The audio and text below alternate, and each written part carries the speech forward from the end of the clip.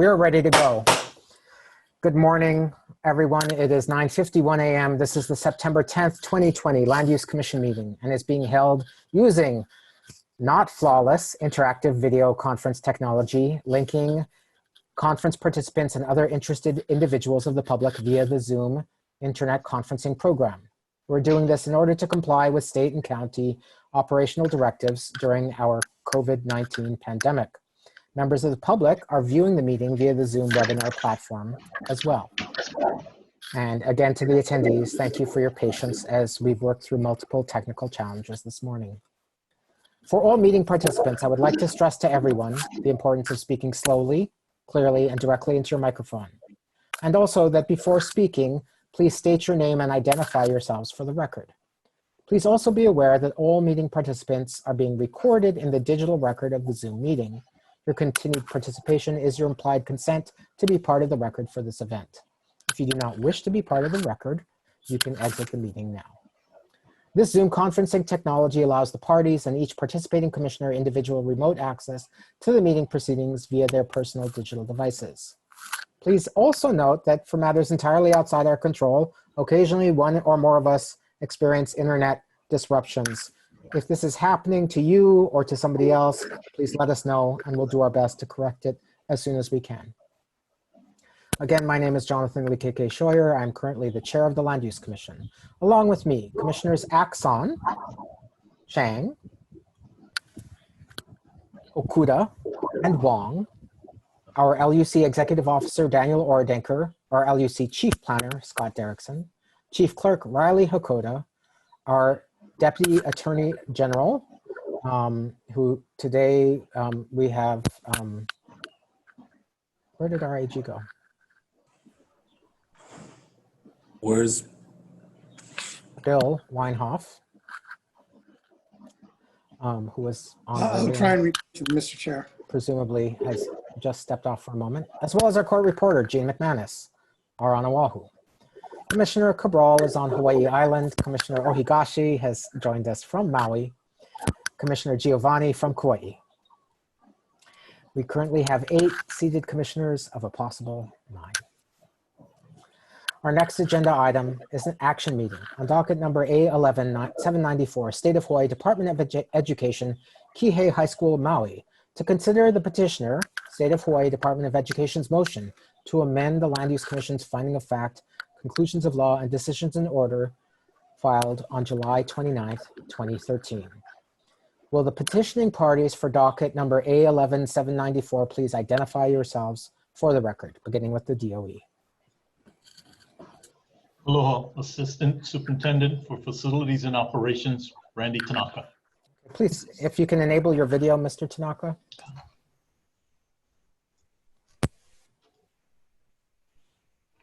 Deputy Attorney General Stuart Fujioka for MoveOn, the Department of Education.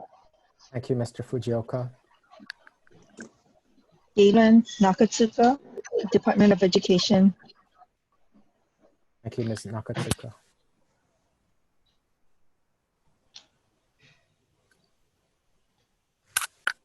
County.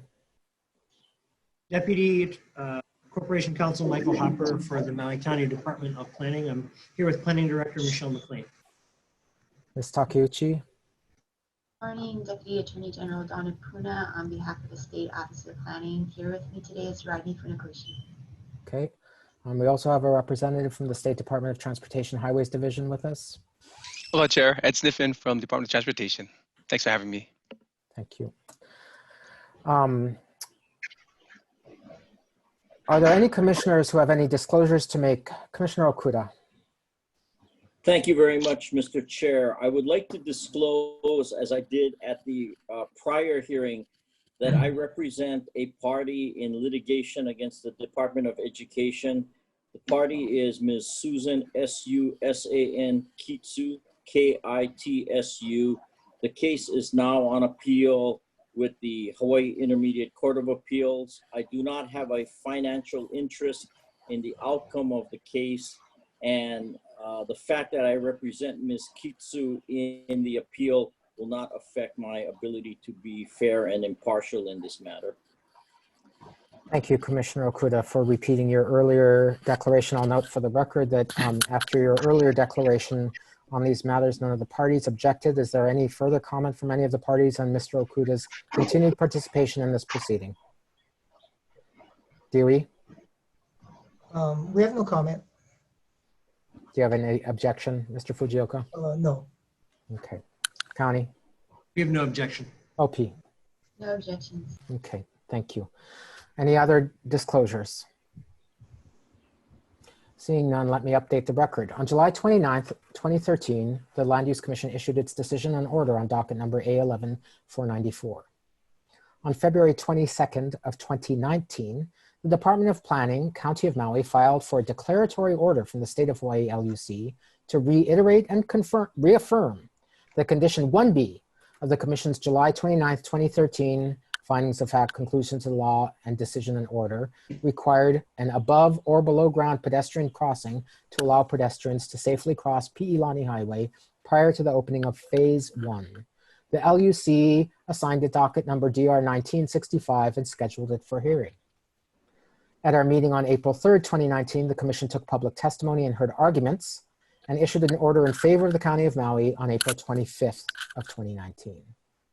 On August 20, 2020, the Commission received the petitioner DOE State of Hawaii's motion to amend the LUC findings of fact, conclusions in law, and decision order filed on this, as well as exhibits 1 through 9. On August 28th, the Commission mailed the September 9th and 10th agenda notice to our statewide Maui regular and email mailing lists. On August 31st, the Commission received the Maui County Planning Department's position statement on this docket. And on September 1st, the Commission received the Office of Planning response to the petitioner's motion. In addition, we have received written comments from the Kihei Community Association, Dr. Mary Trotto, Andrew Beerer, Therese Claty, Randy Wagner, Patricia and Jefferson Stillwell, Natalia Hussey-Burdick, and State Representative Tina Weilberger. In addition, from September 1st through September 8th, we received written testimony from Adele Rugg, Mark Hyde, and Richard Moss. Let me now go over our procedures for today. We will do 2 rounds of public testimony on this matter. First, anybody who is pre-registered will be taken from being an attendee into the room, promoted to be a panelist. You will be given 3 minutes to testify after being sworn in and stating your name and address for the record. Following that, you'll be available for questions from any of the parties as well as the commissioners. Following all people who have pre-registered to give testimony, I will also give the opportunity for anybody who is not pre-registered to provide public testimony on this matter. Following public testimony on this matter, we will admit any exhibits into the record if there's any additional exhibits, and then the petitioner will present their case. After the petitioners presented their case, they'll be followed by the county and then the Office of Planning. From time to time, we will be taking breaks, roughly about 1 hour of active meeting time. Are there any questions from the parties on our procedures for today? Starting with DOE, Mr. Fujioka. No. County? No. Okay, No questions. thank you very much. Okay, we're ready to proceed to public testimony. I'm going to start with the Kihei Community Association. I'm assuming that is going to be, once again, Mr. Mike Moran. Mr. Moran, would you raise your hand using that raise hand function?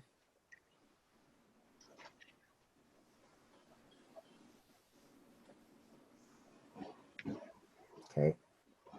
Excuse me. Hi. Ms. McManus. Court Yes, thank reporter.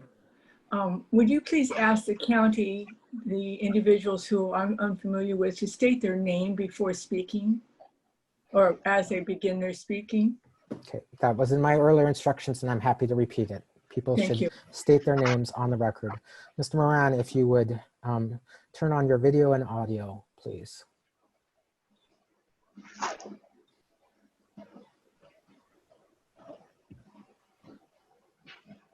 Aloha.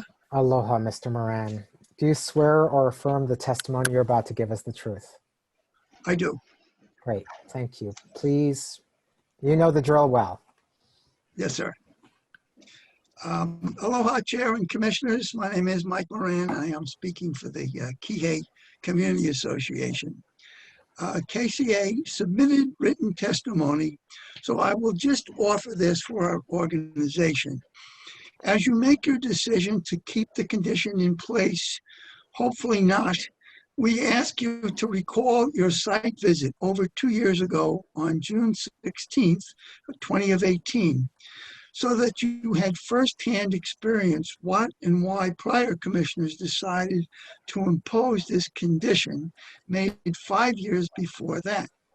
We joined you standing along the edge of the Mauka side of the Pialani Highway, imagining children trying to cross this 4-lane undivided speedway. We ask you to also recall your community convenient evening meeting at the R&T Park in Kihei, just south of the new school site last year. There you heard from the DOE rep, who I believe is present this morning, as well as local elected officials and the parents of potential school students. The moms and dads expressed that as desperate as they were for the school to open, they would rather wait until a safe off-grade passage was finalized for the kids to get to the other side of this speedway.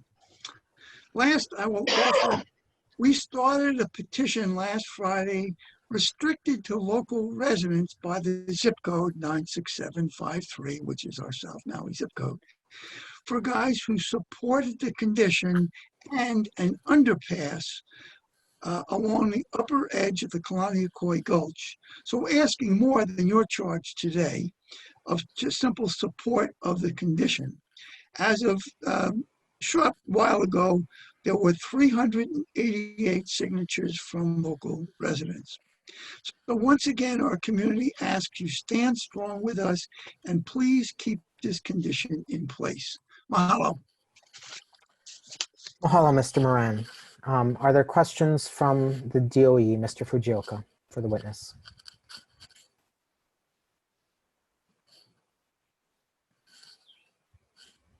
You're muted, Mr. Fujioka. Good morning, Mr. Moran. Is it your position or the association's position that, and are you saying above grade, below grade, or either? Well, we understand that the condition, which our understanding is that's what the commission is voting on. I don't believe they have a choice on it. Our community's choice is strongly for the underpass along the upper edge of the Kalaniakoi Gulch.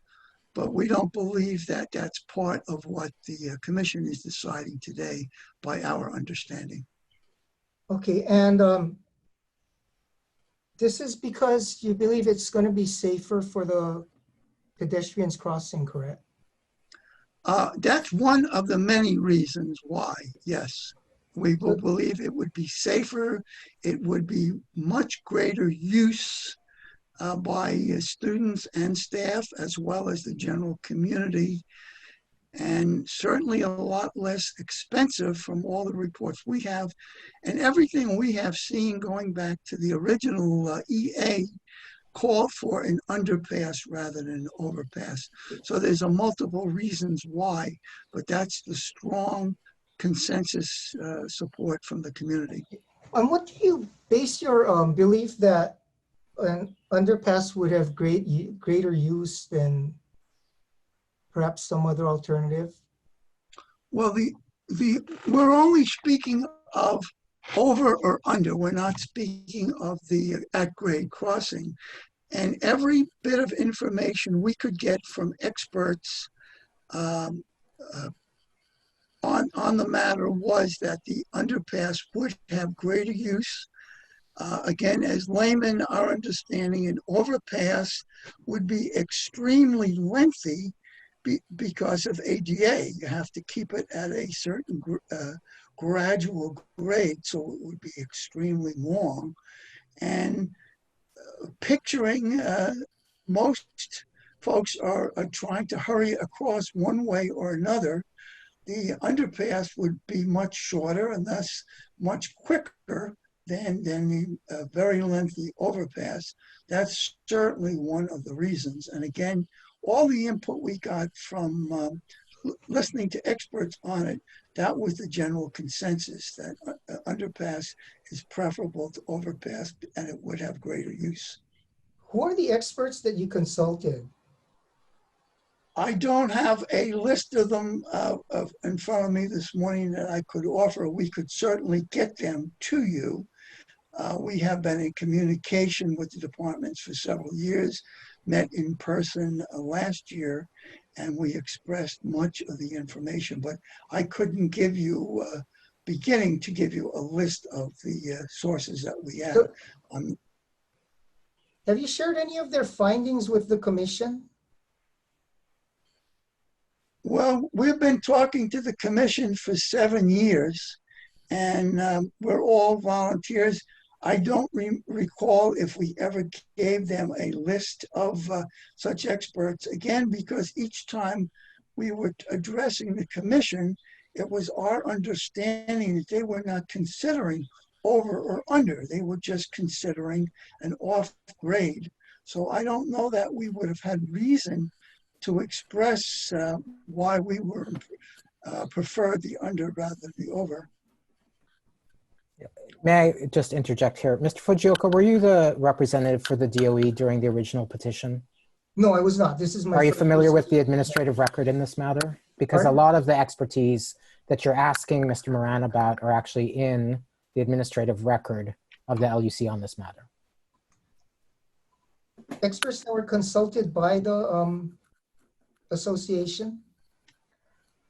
At least in my involvement in these proceedings, the extensive testimony submitted by the Kihei Community Association has included references to expert reports and other materials. So if you're going to ask a witness about what they've provided in the record, it would be reasonable to expect that you'd familiarize yourself with the record. Please continue.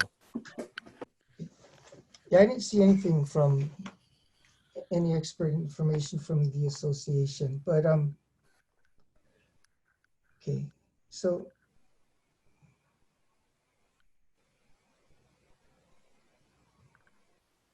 I'm sorry, so on what do you base your belief that the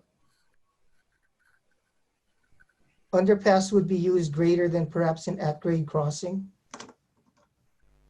Well, I think I just answered that in part by saying that the overpass would be extremely lengthy and therefore would take much more time for a pedestrian or a cyclist to get to the other side. So you kind of expect that most people are looking for the quickest way. And if you give them a long, cumbersome way, they would probably revert to crossing the road at grade level and maybe stereotyping high school students, but we have seen high school students or youth, at least some adults, run across this road to get to the other side where there's no crossing at all, just because they're in a hurry. For several years, the Kihei Charter School was located in the industrial park, which is just north of the site of the DOE high school. And there's a concrete culvert, one of those, big concrete pipes that probably has a 4-foot circumference running under the road. There was a path from pedestrian use running to that culvert. And we asked the charter school, are your kids going through there? And we were told, absolutely.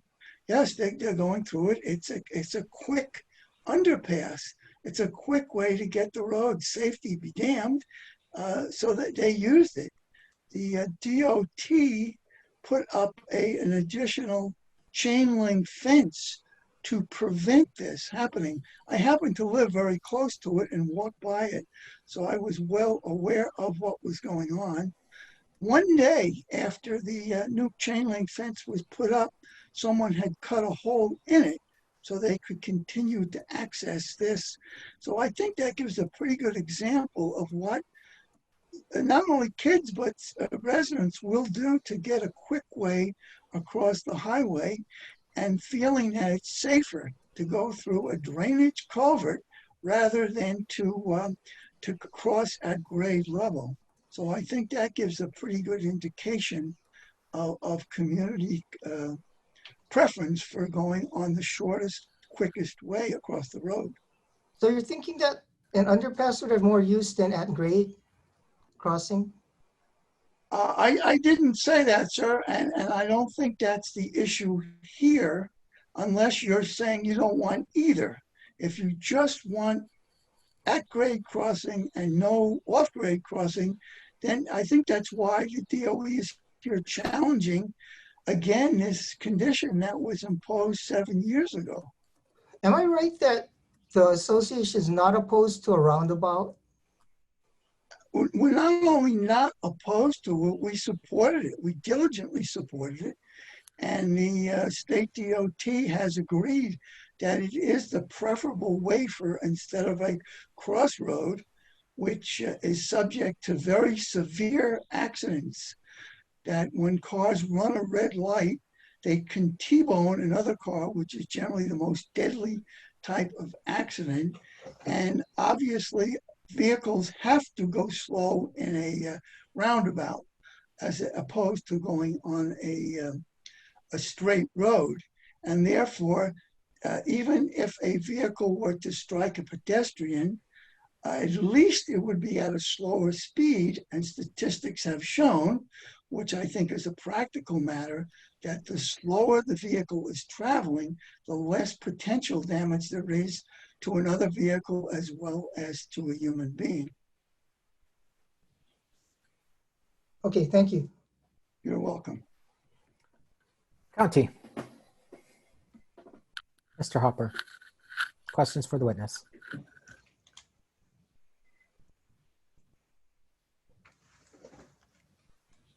Mr. Hopper, your video and audio is off. Sorry, no questions, Chair. Ms. Takeuchi. No questions. Commissioners. Commissioner Okuda. Thank you very much, Mr. Chair. Mr. Moran, this question really just goes to the issue of community engagement and community involvement.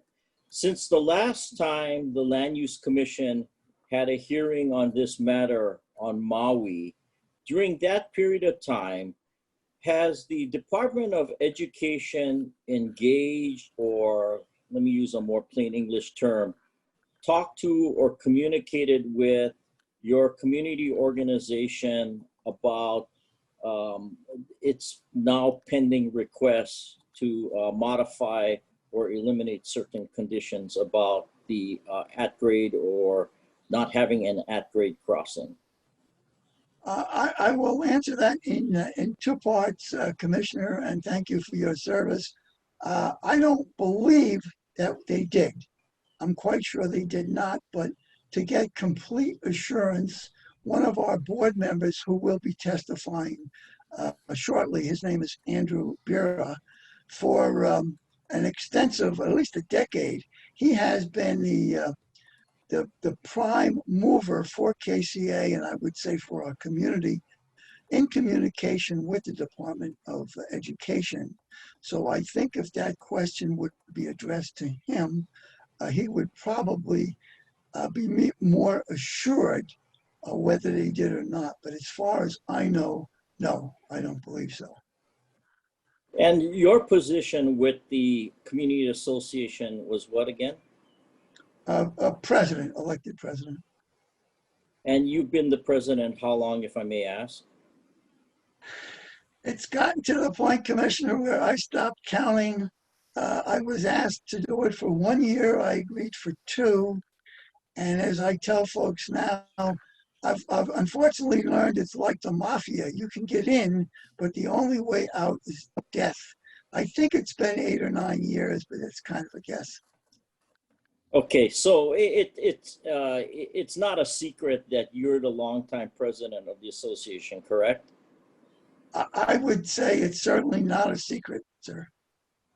And you, since the last time the Land Use Commission was on Maui voting on this meeting, no one from the Department of Education communicated with you, or to use the modern term, reached out to you to try to get your input on this motion that the Land Use Commission is now faced with dealing with. Is that a fair statement?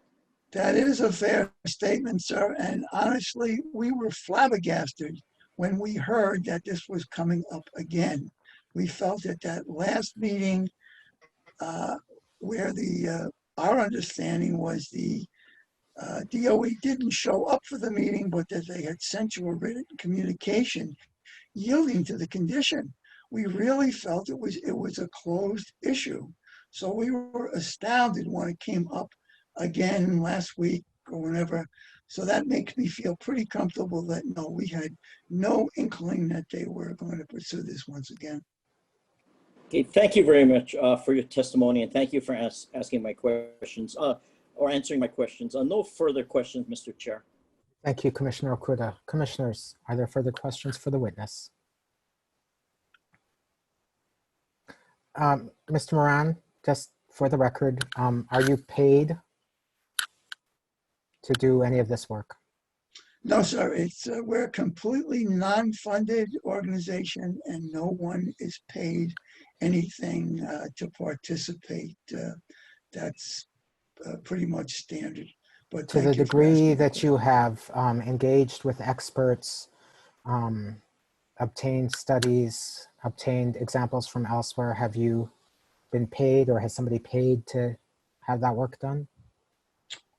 I'll yield. We have more expert testimony coming up. We have another a member of our board, Randy Wagner, who has done a lot of the communications. I know we were not paid anything.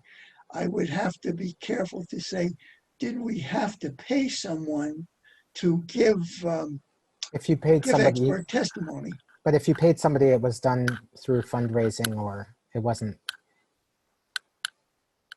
No one. Yes, sir. Yeah, we've been around for 60 years, so we have a little bit of accumulated funding that we very carefully expend on really pertinent issues. And just sorry to state the obvious, you're not being paid to give testimony here today or to be in this meeting today. No, sir, absolutely not. Thank you. Just like you commissioners. I don't think you guys are getting paid anything here. We're being paid double what you're being paid. Yes. 2 times 0, 0. Yeah. Good job. Thank you very much, Mr. Moran. Is there anything further, commissioners? If not, I'm going to move you back to being an attendee. And I'm going to bring up the next listed registered testifier, Ms. Mary Trotto. Wow. Thank you for raising your hand, Ms. Trotto. That's helpful on the long list to identify you readily. When you come in, if you can turn on your audio and video.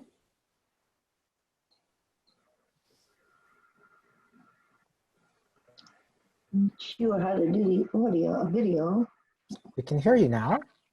Right, that I can see. There should be a little camera icon on your software that shows up when you move the cursor, usually next to the audio function. Start video. Okay. There we go. Yes, I can see you. Do you swear or affirm the testimony you're about to give is the truth? Yes. Okay, please. My name is Dr. Mary Trotto. I'm a resident of Kihei. I'm a retired university faculty professor emeritus, and I'm also on the board of the KCA. Please proceed with your testimony. You have 3 minutes. I would like to talk a little bit about what the high school means to our community, to remind people that it's just not just students crossing the road, but it's the entire community using a high school, which we've never had in Kihei, as a community center, a place where we can go for the arts, for concerts, for plays and entertainment by the students, a place where we can go to see the sporting events and be participants of sporting events as well as spectators, and a place to use a facility like a high school for adult education and a variety of things that the community now will come together to meet at the high school. In that situation, when we have a community building that is on the opposite side of a major highway to most of the people who live on the Makai side of the highway, it would be to our advantage now to put in an underpass that would not only be accessible for the students to use to go back and forth to school, but a greenway through the gulch, a real greenway that would provide bike paths and walking paths and a beautiful landscape where people could go bike back and forth, take their children on bikes around the high school. There would be facilities at the high school for recreation. There would be facilities at the high school for education for the community. I think we can't just look at students passing through this major highway, but it's the entire community going to a high school, and the high school being a vital part of our community. We are a growing community in Kihei. We have the second largest population right now, according to the census. So I think you need to consider that an underpass would really be an ideal way for everyone to cross safely under the Pialani Highway, get to the high school, and participate in all the activities that a high school would offer the community. Thank you very much, and thank you all for all your efforts in this regard for Kihei and the high school. Thank you, Dr. Trotto. Are there questions, starting with DOE?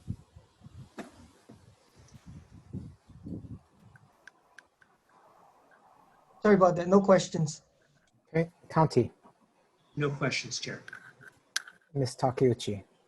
Questions? This has lasted so long, you've moved to the beach from the uplands. Commissioners, Commissioner Okuda, followed by Commissioner Chang. Thank you very much, Mr. Chair. Dr. Trotto, can I ask what campus or where you were affiliated with the university? I was a tenured professor at Long Island University for over 20 years and chairman of the department. Okay, thank you. Same question that I asked Mr. Moran. Did anyone from the Department of Education reach out to you or any members of the community, to your knowledge, since the last time the Land Use Commission was on Maui dealing with this issue? No, I have not been addressed by anyone. In fact, like Mike, I was very surprised that this was coming up again. And I said, I thought this was a resolved issue. And I'm really surprised. I don't understand why the Department of Education is so against working with the community in trying to develop a real way, safe way to get to the high school, which is going to be a really important part of our community. And I don't mean to ask a question which might be an obvious question, but since we are required to make decisions based on the record that's adduced here, let me ask this question anyway. Would you personally have any objection to trying to work something out with the Department of Education? I mean, maybe the parties wouldn't be able to come to an agreement, but at least did you ever have any objection to sitting down with the representatives of the Department of Education with respect to this issue? Absolutely not. In fact, I would love to be able to sit down with the Department of Education and listen to what their thinking is, because I understand what the community thinking is. And I hopefully in that way, we would come to a real understanding of what is needed to access a high school in this Okay, area. thank you very much, Doctor, and thank you, Mr. Chair. No further questions. Thank you, Commissioner Okuda. Commissioner Chang. Yes. Good morning, Dr. Trotto. Thank you so much for being here and your testimony. The only question I have is, do you have any opposition to the Department of Education's proposal before the Land Use Commission to allow the construction of a roundabout instead of the grade separated pedestrian crossing? I'm very much in favor of the roundabout. I have experienced the roundabout on Maui now. I have driven all over Europe, and I know roundabouts are very effective, and especially for the roads coming into Pilani Highway. They would much easier get onto Pilani Highway if there was a roundabout. Okay. Thank you very much, Dr. Trotto. Appreciate your testimony. I have no other questions, Mr. Chair. Thank you, Commissioner Chang. Are there any further questions for the witness, commissioners? If not, Dr. Trotto, thank you very much for your testimony today. I'm going to move you to be an attendee again. Thank you. Thank you for your time. And I will bring in Andrew Beerer. If Andrew Beerer is there, yes. I'm going to promote you to be a panelist. When you come in, please turn on your audio and video.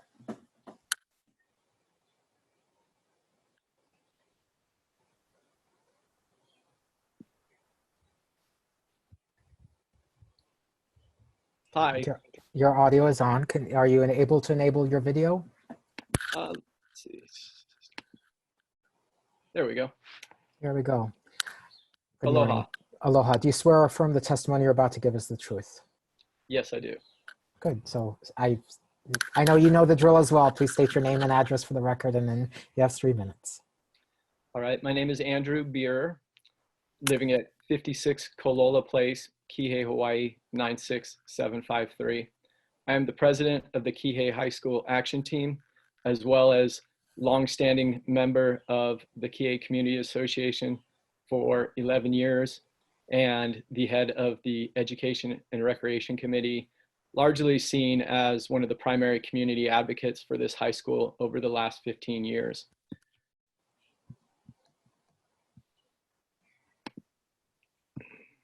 Excuse me. We thank the volunteer commissioners for letting us testify again today and listening to the Kihei community once again. The Kihei High School Action Team testifies in opposition to the DOE request to amend the existing order requiring that a pedestrian overpass or underpass be constructed before the opening of the first phase of Kihei High School.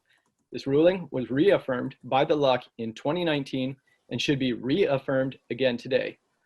Just to clarify, the roundabout does not replace the need for grade separated crossing. We absolutely appreciate the DOT moving forward to implement a roundabout. Although this roundabout will be much safer than a traditional signalized intersection, it still requires everyone to cross at grade. The roundabout does not replace the requirement for a grade separated crossing. Our first priority is safety for all students, faculty, and families who will be accessing the high school.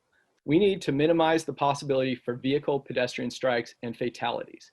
We must provide and encourage pedestrians to use the option of not crossing the highway. A second priority is to maintain an efficient flow of traffic. The less people crossing the highway, the less we stop traffic. The roundabout and underpass together are the 2 best ways to accomplish these goals. A roundabout slows vehicle speeds to a non-lethal level while keeping traffic flowing. A safe pedestrian bike path at the adjacent Waipuilani Gulch underpass will encourage people not to cross at the highway and will help connect our community to future bike paths and the adjacent north-south collector road. The already existing Waipuilani Gulch underpass was recommended in the original EIS for this school, and every study referenced in the exhibits attached to this DOE petition. Furthermore, in its petition, the DOE clings to the flimsiest of data. An outdated traffic study from 2015 estimating a school opening in 2018 across from low-density neighborhoods. This data is obsolete and ignores nearby developments of the past 5 years, including a 200-unit affordable apartment complex that is being finished right across the highway from the school. The traffic study is riddled by bad data. That's 3 minutes. If you can start to summarize, please. Seriously underestimating the number of student pedestrians. The traffic study only measures pedestrian students coming from within a half-mile radius, whereas the current official DOE busing policy reads, quote, students in grades 6 through 12 must reside 1.5 miles or more from the school within their attendance area to qualify for regular school bus service, unquote. So obviously there will be exponentially more pedestrians coming from 1.5 mile radius instead of just a half mile. This is sloppy work citing incorrect information done by consultants who are not familiar with our current community and its needs. Here we are again, 7 years since the original condition. The DOE has now realized that when looking at grade separated crossings, all of the studies cited in their 50 pages of attached exhibits disfavor and discredit expensive overpasses. You can summarize your testimony, please. All of these same studies are, and community representatives recommend looking at the already existing underpass at Waipuilani. The roundabout does not negate the need for a grade separated crossing. The Kihei High School Action Team is respectfully asking the LUC to once again reaffirm its previous rulings requiring inclusion of a grade separated crossing before the school will open. Thank you for your consideration and mahalo for your civic duty. Mahalo, Mr. Bureau, and thank you for your understanding our need to slightly limit testifying time. Are there questions for the witness, starting with Mr. Fujioka? Yes. Good morning, Mr. Bureau. Can you hear me? Good morning. Yes. So you've had a chance to review the DOE's motion and exhibits, correct? Yes. And is it your understanding or position that the reports attached to that motion all favor an underpass? When it looks at the options of an overpass or an underpass, it does appear to me that every report I have seen unanimously points favorably towards an underpass. And that includes the original EAEIS, pointing to the Waipuilani Gulch. That includes the Safe Routes to Kihei High School pedestrian route study, commissioned by the DOE. That was done by Dan Burton. It also includes the traffic study done by Fair and Pierce, commissioned by the Department of Education. As between an underpass and other alternatives such as roundabout, or you're not saying then that those reports were in favor of an underpass? No, I think you're changing the issue. The issue here is talking about at-grade separation. I'm not asking you what the, well. Excuse me, sorry, Mr. Fujioka. I know you haven't participated in these hearings, but our court reporter cannot transcribe two individuals speaking over each other at the same time. So if you'd allow the witness to answer your question before interjecting, that will be helpful to the court reporter. So, please continue, Mr. Beer. So the condition at hand that you're petitioning is to eliminate the requirement for an at-grade crossing. That is very narrowly defined in the legal world. It is not to replace an at-grade crossing with a roundabout. It is not a in lieu of. It is narrowly defined as a condition to provide grade separated crossing. Thank you. So what I'm trying to get at is the reports don't say that an underpass is favorable to or preferable over a grade separate at grade or a roundabout crossing, does it? The reports do not delineate between well, let me just reiterate. We're talking about the preference in grade separated crossings. This isn't a case of does the roundabout absolve the condition for grade separated crossing.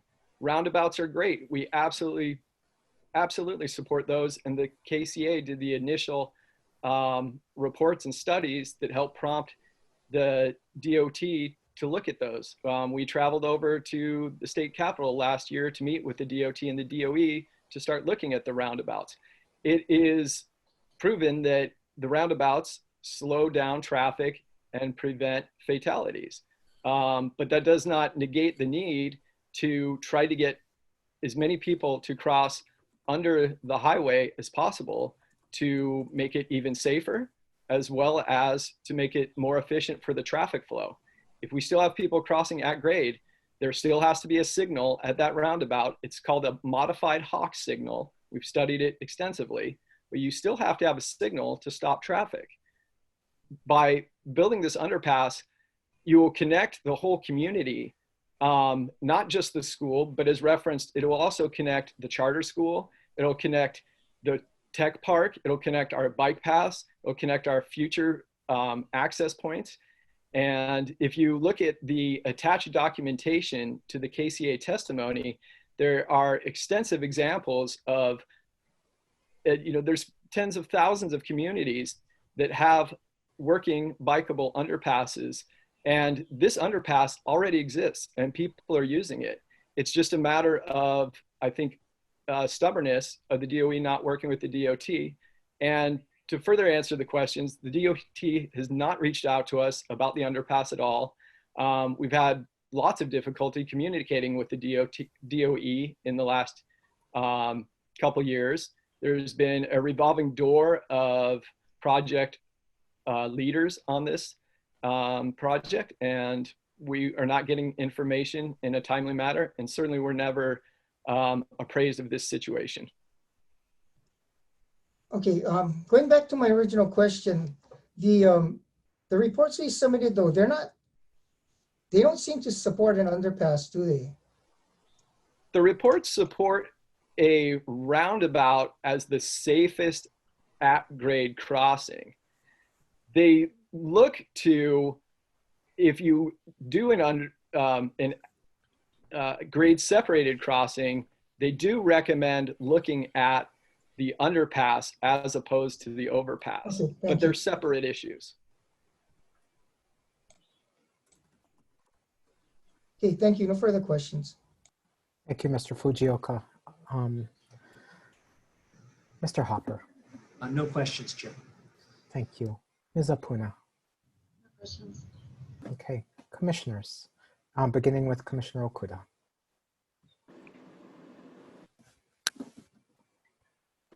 Thank you very much, Mr. Chair. Mr. Beer, you might be the last witness I'm going to ask the somewhat repetitive questions I've been asking. And unless some other witness says that the Department of Education has actually reached out to them regarding this current request to eliminate or modify the Land Use Commission condition about having a non-grade separated crossing. I'm going to assume no one has been reaching out to community members or to witnesses.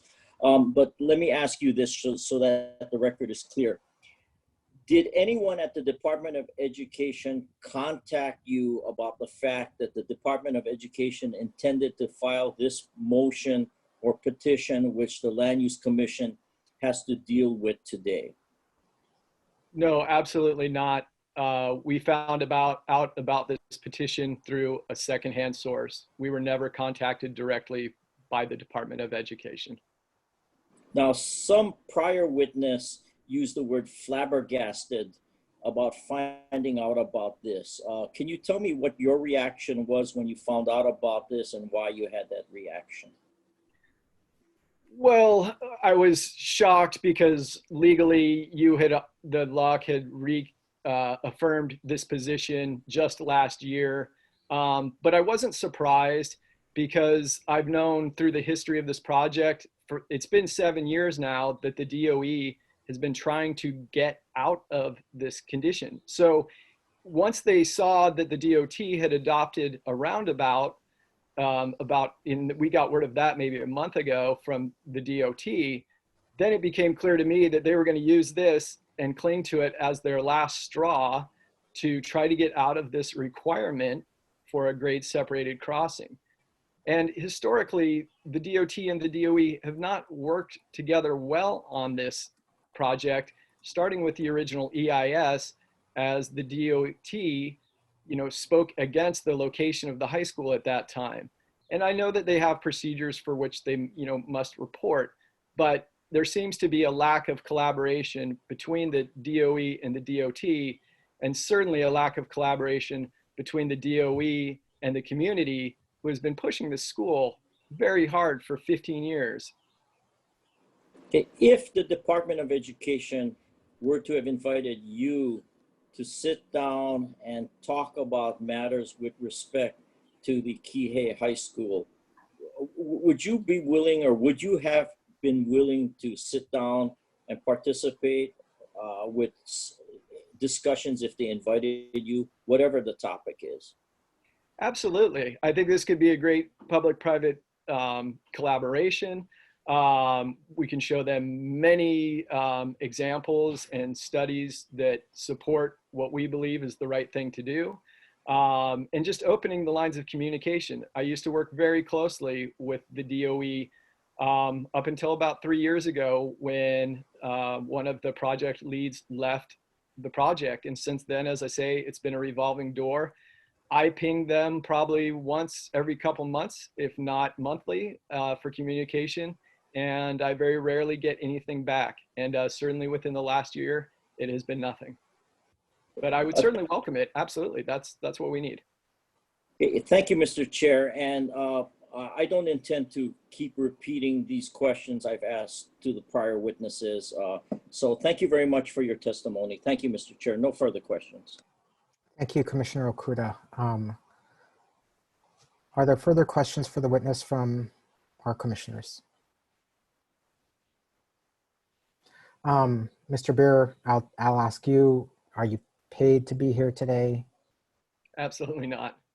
Have you been paid for any of your role in commenting on and being, I think your words, a booster for the establishment of the Kihei High School?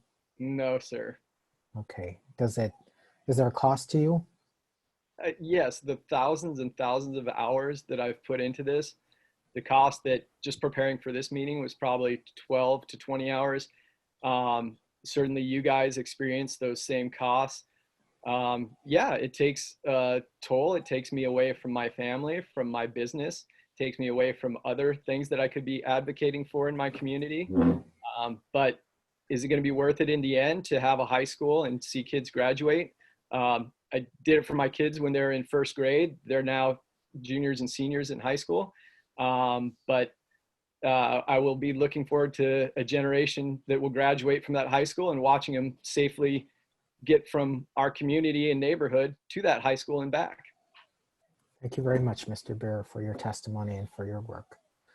I'm going to put you back to being an attendee. Thank you.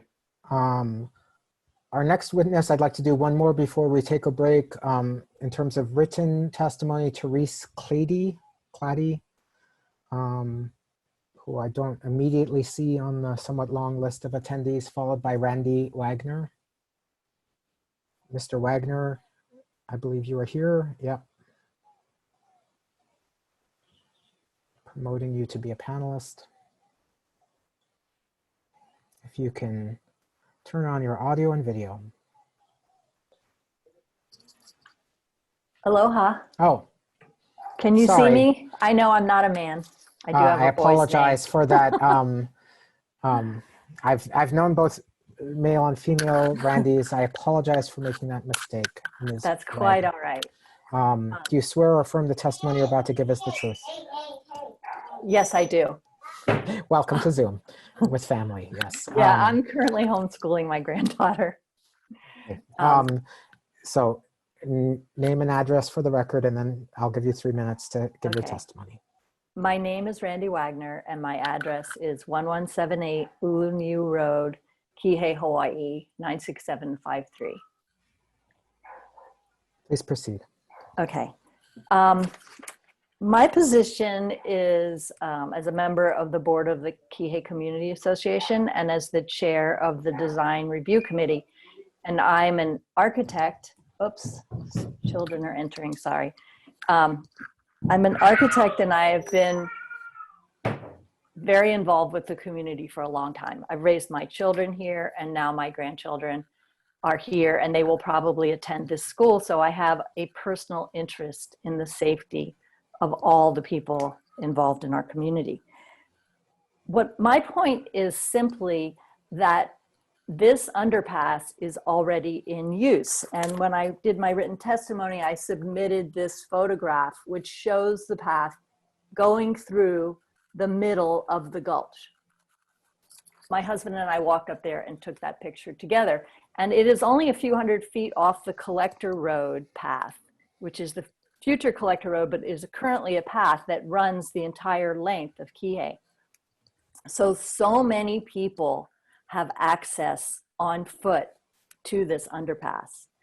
And the very first day that school starts, the underpass will be used by students. There's no doubt about it. So why not make it passable? Why not make improvements? I don't see as an architect that it would be that difficult in this context or expensive to raise the grade on the north side of the underpass. 4 or 5 feet would still allow ample headroom. You could use riprap as a structure under it. So if for some unbelievable rare occurrence, water spread across, it could still use that area to flow through. It needs a railing, it needs lighting, and it needs a sidewalk that continues past the underpass directly to the high school. It's not that hard. There could be bollards in the event that there's high water, which I don't think anyone in the memory of Kihei has ever seen high water on the sides of this underpass. I've seen underpasses that go by rivers and people just don't go. When there's flooding, people just don't go there. There could be supervision if there's flash flood warnings. The risk of passing under the underpass in the event of high water is so much less than the risk of getting hit by a car, even at a roundabout. And I really want to thank the DOT for understanding the need to have a roundabout as the only safe option at the intersection. 3 minutes, if you can summarize your testimony, please. I just want to say that it's going to be used, so let's make it more user-friendly. And I want to keep the condition in place that the LUC put there originally and reaffirmed. Thank you very much. Thank you. Questions for the witness, starting with Mr. Fujioka. Yes, good morning. Which gulch were you referring to in that photo? I'm sorry. Waipualani Gulch. Okay, thank you. Thank you. Maui County. Questions, Chair. Ms. Takeuchi. No questions. Commissioners. Commissioner Giovanni. Chair, can we confirm if that photograph is part of the record or can be made part of the record? Would the witness be willing to transmit that photograph? It is part of the record part of the already. written I testimony? submitted it with my written testimony. Okay, thank you. Sorry, I don't have immediate and full recall of all written materials. sent That's to okay. us. It's part of the written record, Mr. Thank Giovanni. you. No further questions. Okay. Commissioner Wong? Chair, I just wanted to reaffirm that it is part. I see her testimony with the pictures. Thank you, Commissioner Wong. Yeah. Commissioners, anything further? Okay, it is 10:50 a.m. We've been going slightly over an hour from our late start, and I'd like to take a 10-minute break, resuming at 11 a.m. We are in recess. Thank you very much. Ms. Wagner, I will move you to be an attendee. Thank you. Okay. We're back on the record. Our next written testifiers were Patricia and Jefferson Stillwell. If you are an attendee and desiring to give oral testimony, raise your hand. I see Patricia Stillwell there. If you wish to give oral testimony, please raise your hand using the raise your hand function on Zoom. I'm promoting you to be a panelist. When you come in, Ms. Stillwell, if you can enable your audio and video.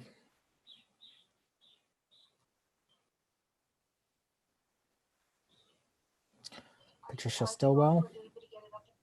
Yeah. So it's not a problem.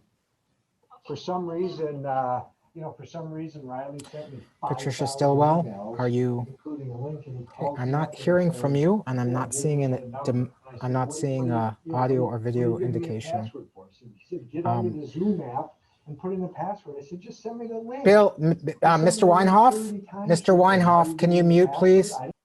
There we go. Thanks. Okay. Last chance, Ms. Stillwell. I've admitted you to the meeting. Perhaps you've stepped away from your computer. I'm going to change you back to being an attendee. Our next testifier would be Representative Tina Weilberger. Ms. Weilberger, if you, yep, thank you. I have admitted you to be a panelist. If you can enable your audio and video. Good morning. Good morning, everyone. Thank you all very much for your time and attention to our concerns here in South Maui. My name is Tina Weilberger. Sorry, Representative, if I can swear you in first. Oh, go ahead. Do I you swear. swear or affirm the testimony you're about to give us the truth? I do. Thank you. Please continue. My name's Tina Weilberger. I am South Maui State House Representative, and I'm testifying today in support of the Kihei Community Association's position and their agenda regarding the Kihei High School that they've worked on for over 11 years.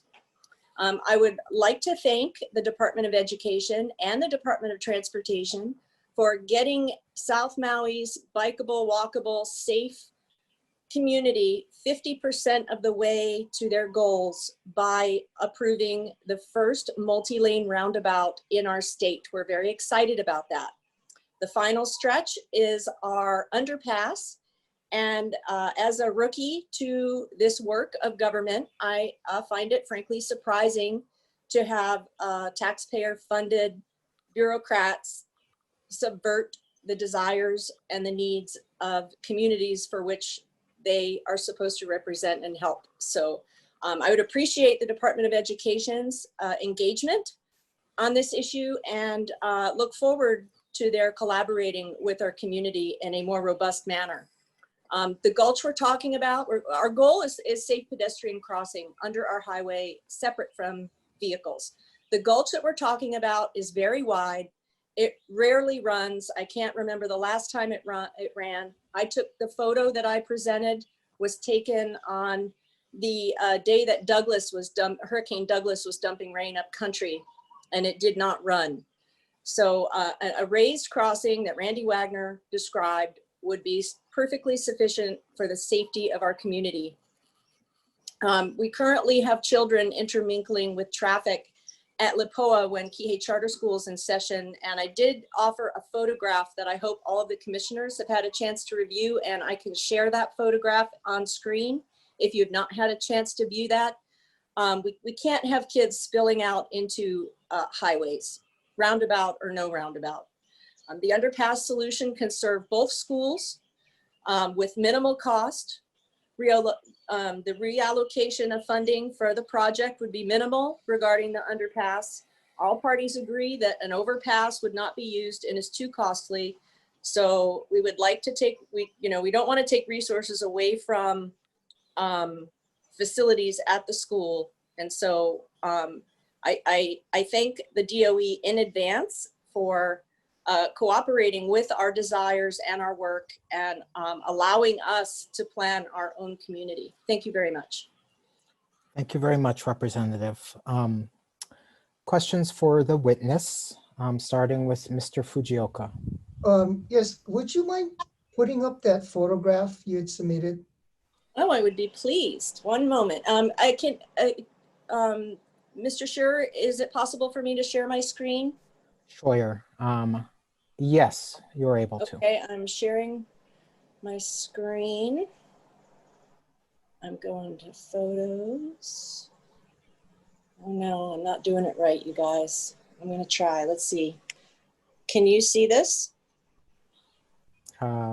We can now see your image. Oh, you just see my picture. Okay, I'm not doing it right. Let's see. I'm gonna try to. Can anybody walk me through share screen while I admit to being?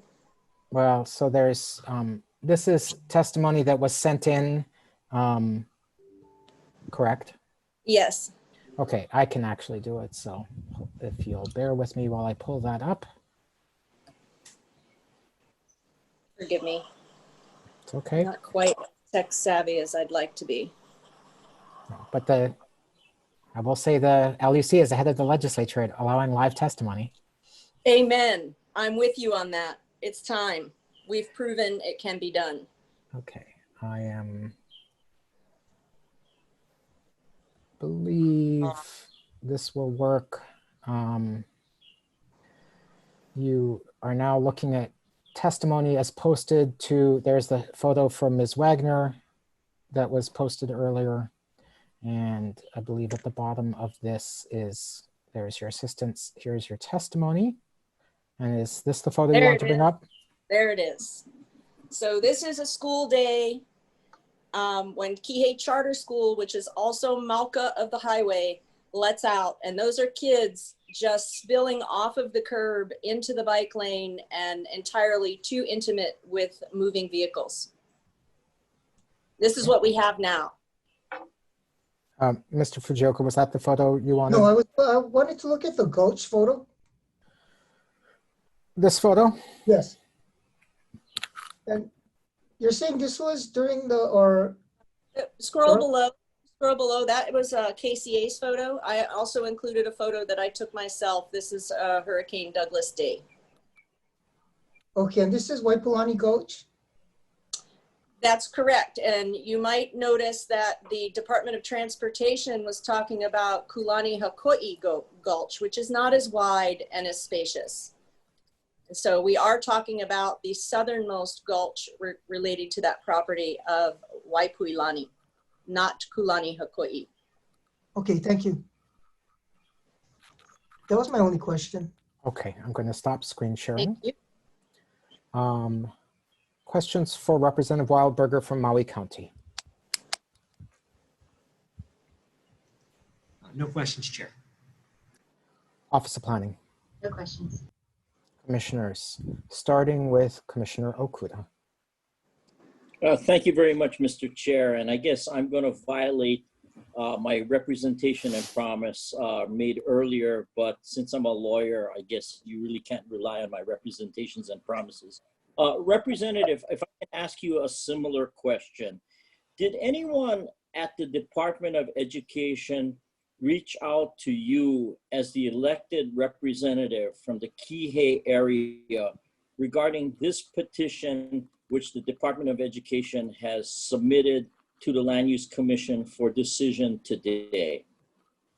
No, in fact. And I'm glad you decided to ask me, because just yesterday I received an email from the South Maui liaison staffer from the mayor's office inquiring about why there hasn't been any work on that parcel since early spring. And my office sent him a timeline of our actual attempts to engage with the Department of Education on a variety of subjects about this project.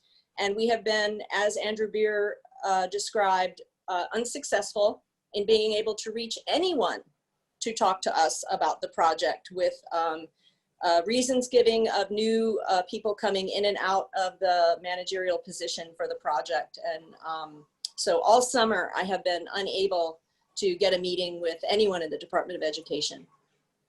So in other words, even though you are the duly elected representative representing the area, the Department of Education has not communicated to you with respect to this matter to your satisfaction. Would that be a fair statement? That is a very fair statement. Not to get too far off topic here, but as the elected representative for the Kihei area, does this lack of communication or lack of engagement concern you in any way?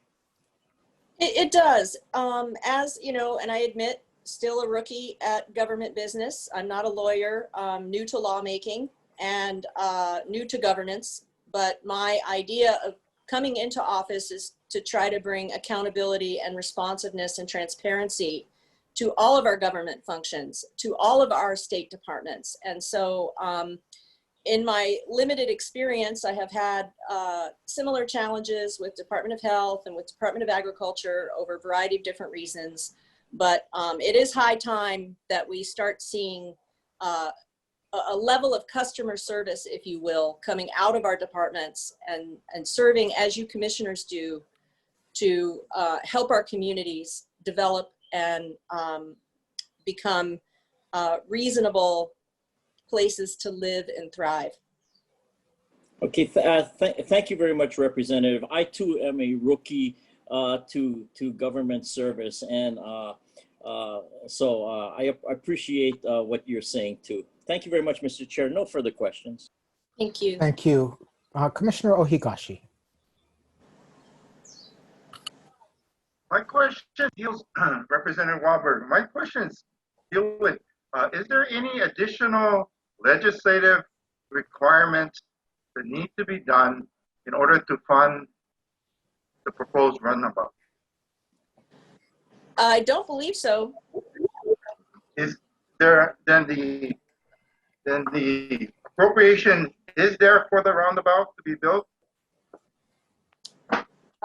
They had funding for the traffic signal that was going to be put in there. And so that funding that would have been used for a conventional intersection with signal can then be used for the roundabout, which should be less costly. So would that inquiry, would that go to the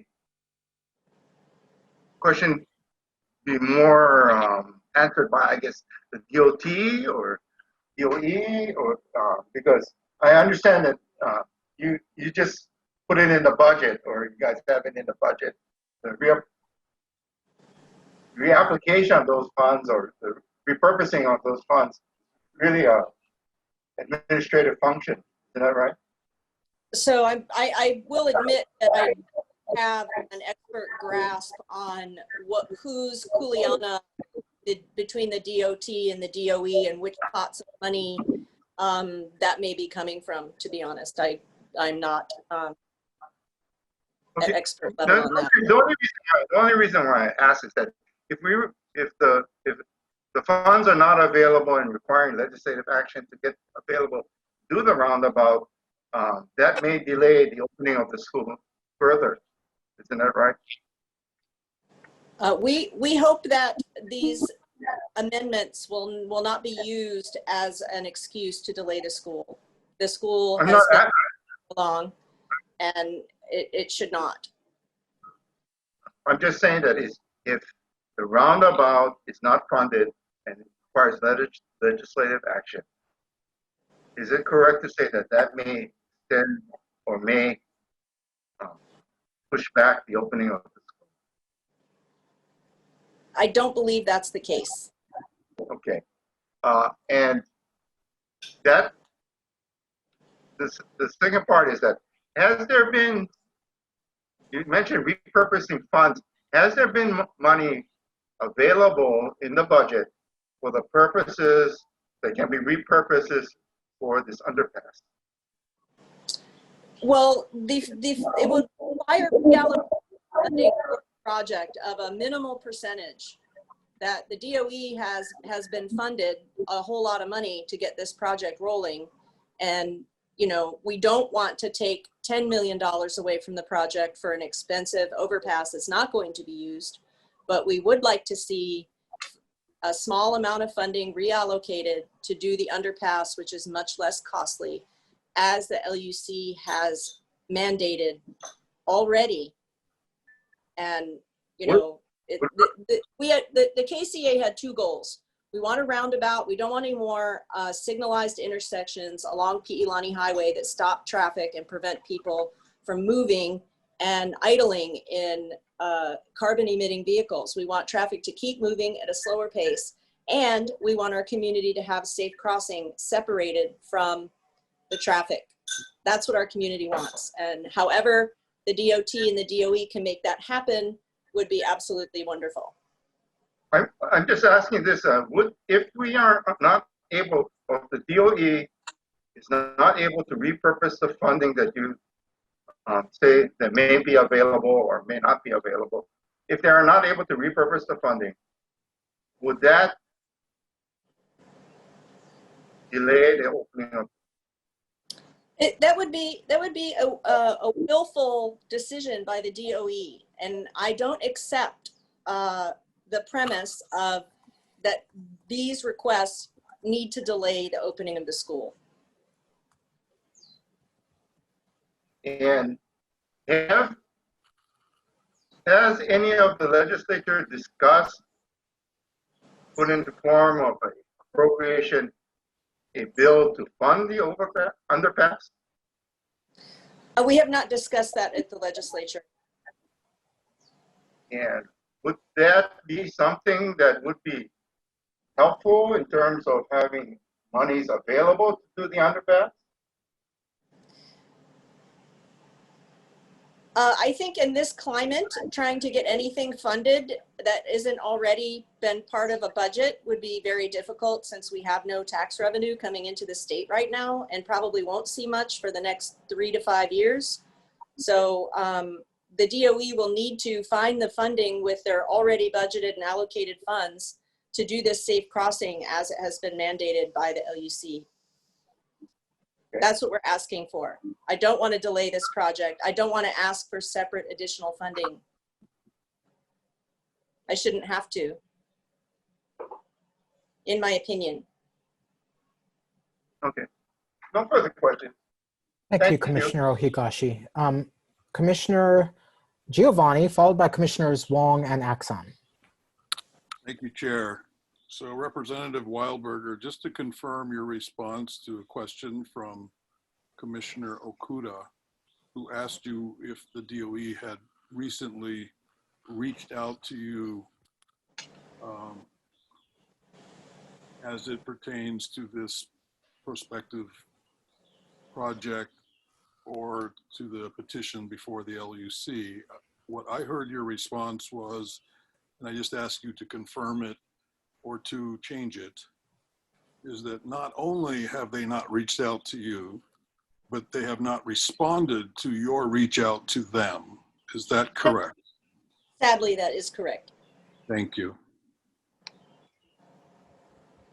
Anything further, Commissioner Giovanni?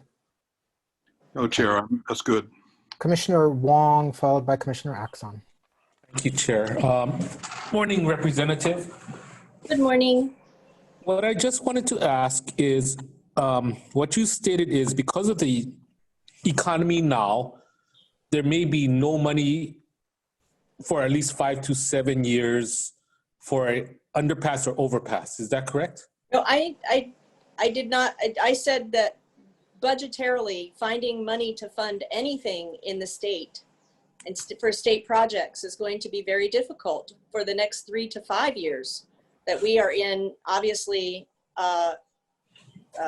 revenue abyss right now where we do not have any state revenue coming in.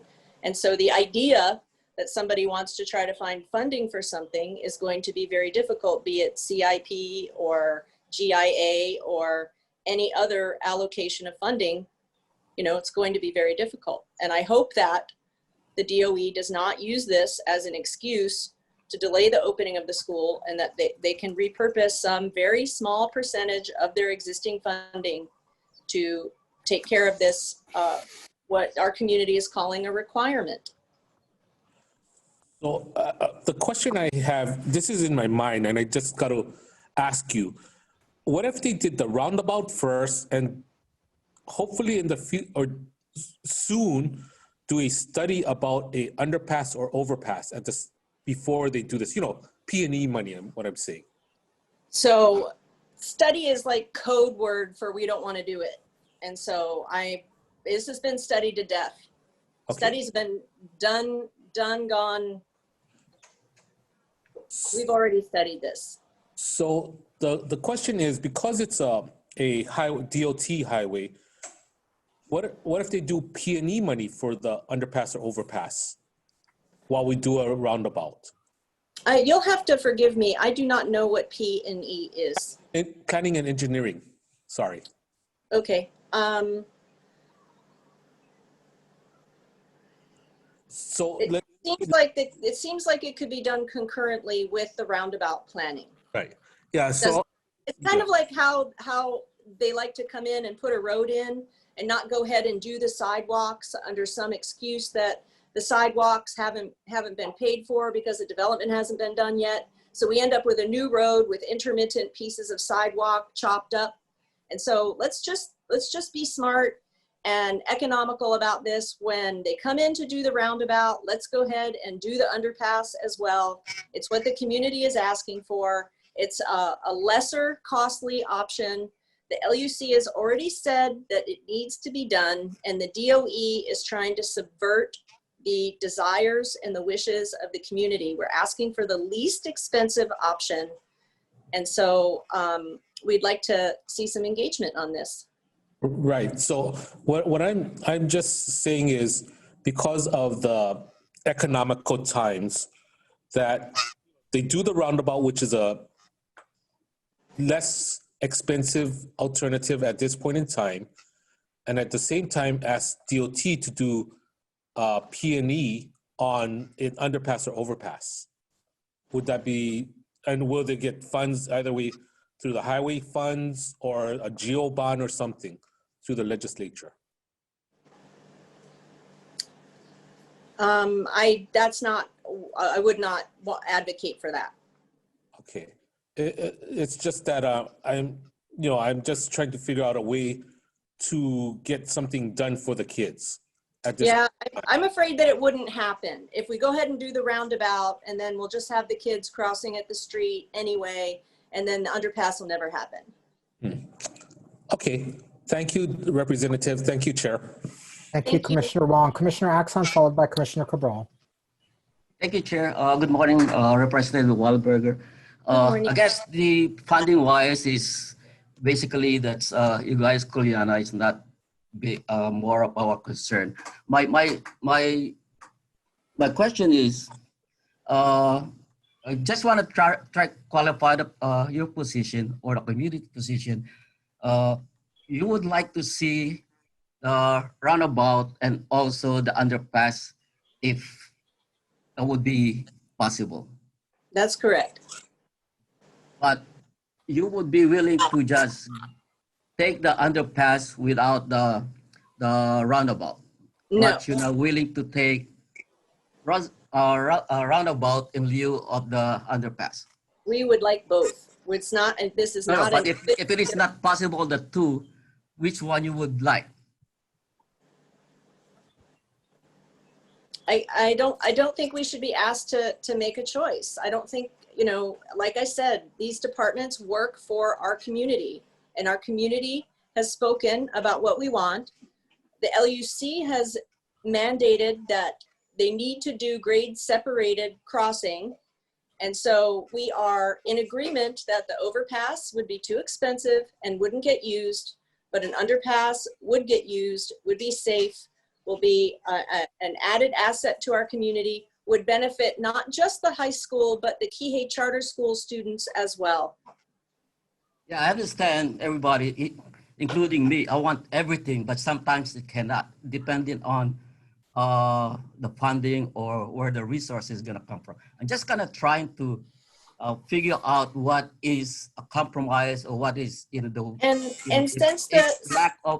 lack of funding, maybe later on we have the full funding for everything, but at this point, especially with these economic times, I just want to kind of see, if there's a compromise there, So I would suggest, and I'm not an expert or a contractor or someone who does project management, but since, as I understand it, that the cost for doing a signalized intersection is more expensive than doing a roundabout, I would perhaps suggest that the savings between those two options be used to fund the underpass.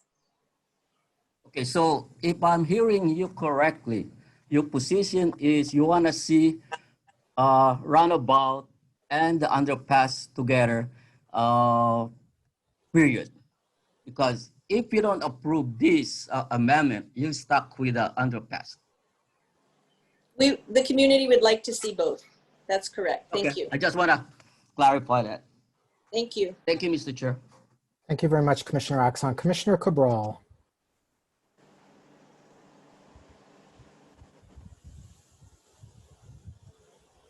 No, I'm okay. My fellow commissioners have asked all the questions I could think of. Thank you very much. Okay, commissioners, anything further for Representative Weilberger?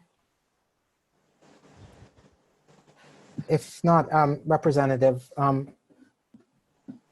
you understand, I believe, based on your testimony, that the requirement of an above ground or below ground pedestrian crossing was an original requirement of the LUC. Is that correct? That's my understanding. I'm late to this game, but just joining and trying to get up to speed with KCA's advocacy. So presumably, in my mind, when with the good work of Maui representatives and senators and the DOE, when the original allocation of funds was given by the legislature for the building of the Kihei High School, presumably the DOE requested funds sufficient to actually build the signalized intersection as well as the required underpass or overpass per the LUC's entitlements? I would assume so. I don't have the funding spreadsheet in front of me, so I can't speak to those numbers with you right now. I'd be happy to look for that data and share about it some more in a later time. What I'm trying to understand is, like, either they asked for the sufficient amount and it turned out to not be enough, or they didn't ask for the sufficient amount, assuming they might ask for it later, or they didn't ask for the sufficient amount, not intending to actually do it in the first place. I don't know which one it is. I don't pretend to have a great grasp on our state procurement process with only 2 sessions under my belt. It's something that I would love better understanding of. Is the specifics of this, what happened, something that would be uncoverable by a legislative audit? Perhaps. Okay. I don't have Can I ask you, is that Swinging Bridges behind you? It is Swinging Bridges, yes. Beautiful, wonderful. Cheaper infrastructure. Currently I have closed. nothing further. Is there anything further, commissioners? If not, thank you very much, Representative. Thank you all very much for your service and your time today. Mahalo. Okay, I will make you an attendee.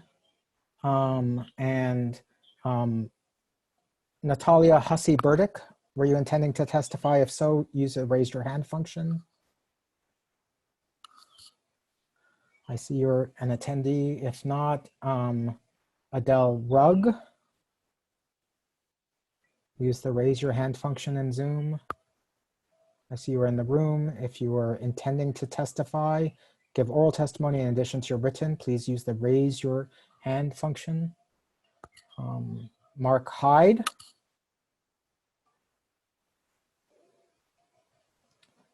Richard Moss.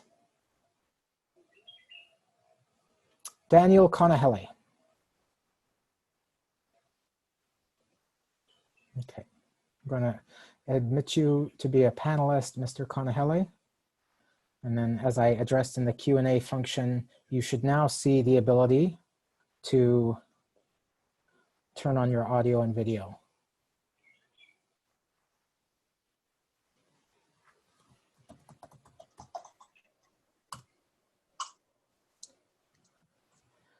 We can hear you. Can you enable your video, please?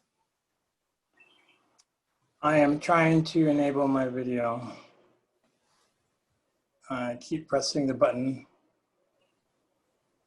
and it's not allowing me to do so. I don't know why. So you see the start video button?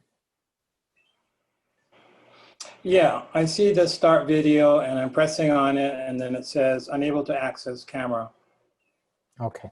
And then press There might OK. be a software setting that you have that disabled that ability for future Can I reference. proceed with this oral video? You can proceed with just video? audio. I'm going to swear you Okay. in.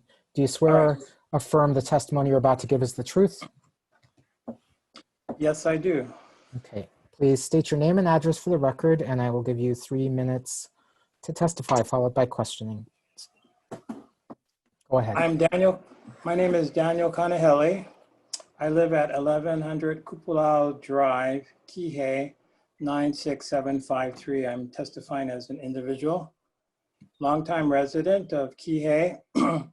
I support the above and below grade condition that currently exists. In fact, I was at the meeting in 2013, the LUC meeting, when that was approved as part of the district boundary amendment. I was a youth leader in Kihei for 10 years working with scouts. Many of my scouts attend elementary school, intermediate school, and in high school in there, in Kihei and in town. And so I have an interest in their safety.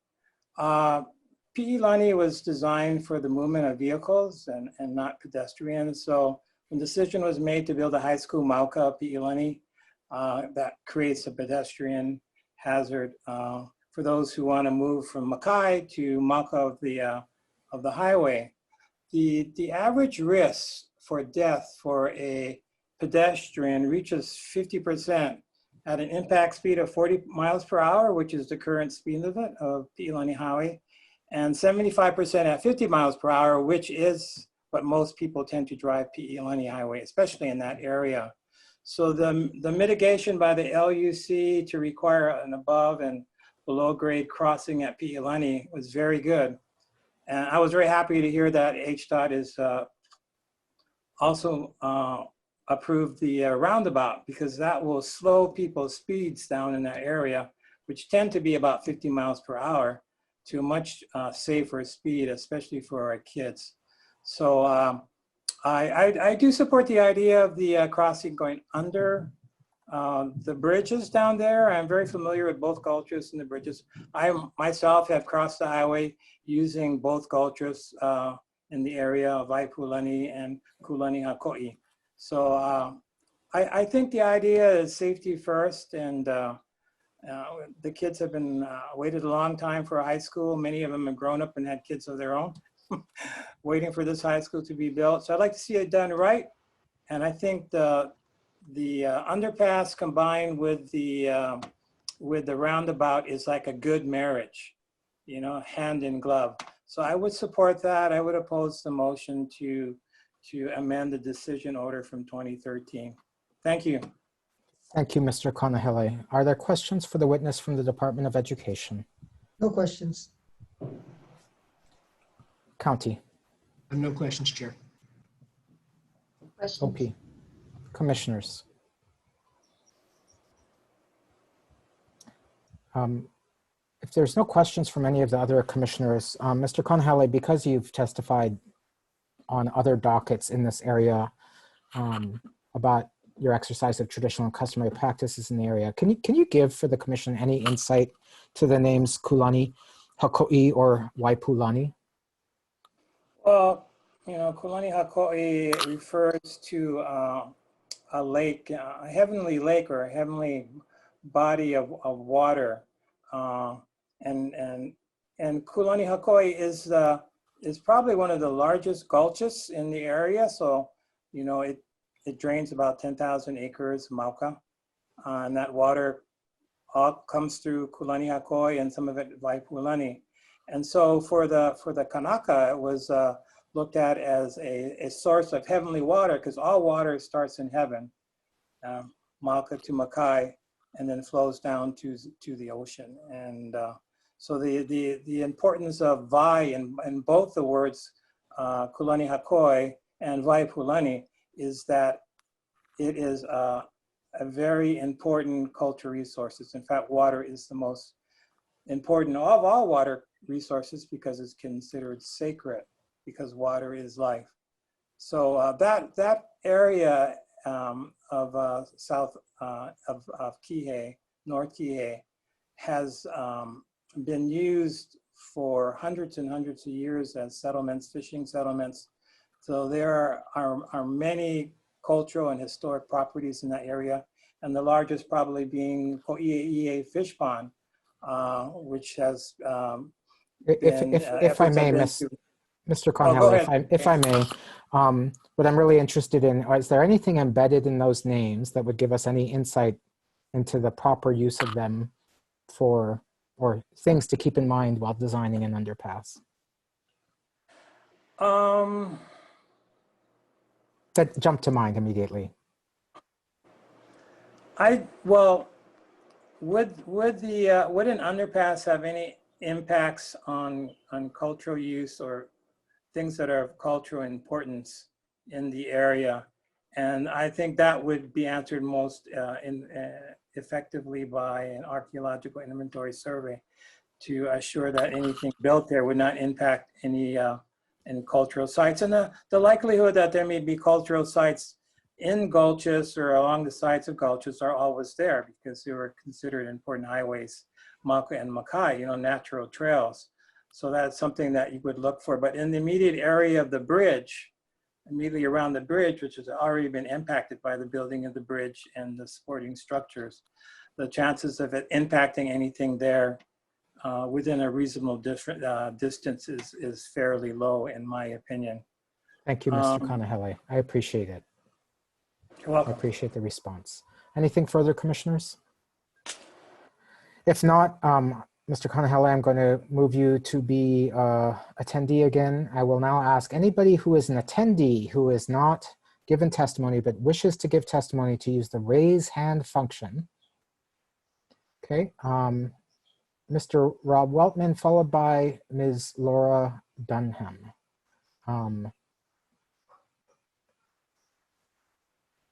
I'm going to promote, and you can keep your hands raised, actually, it's helpful to me. I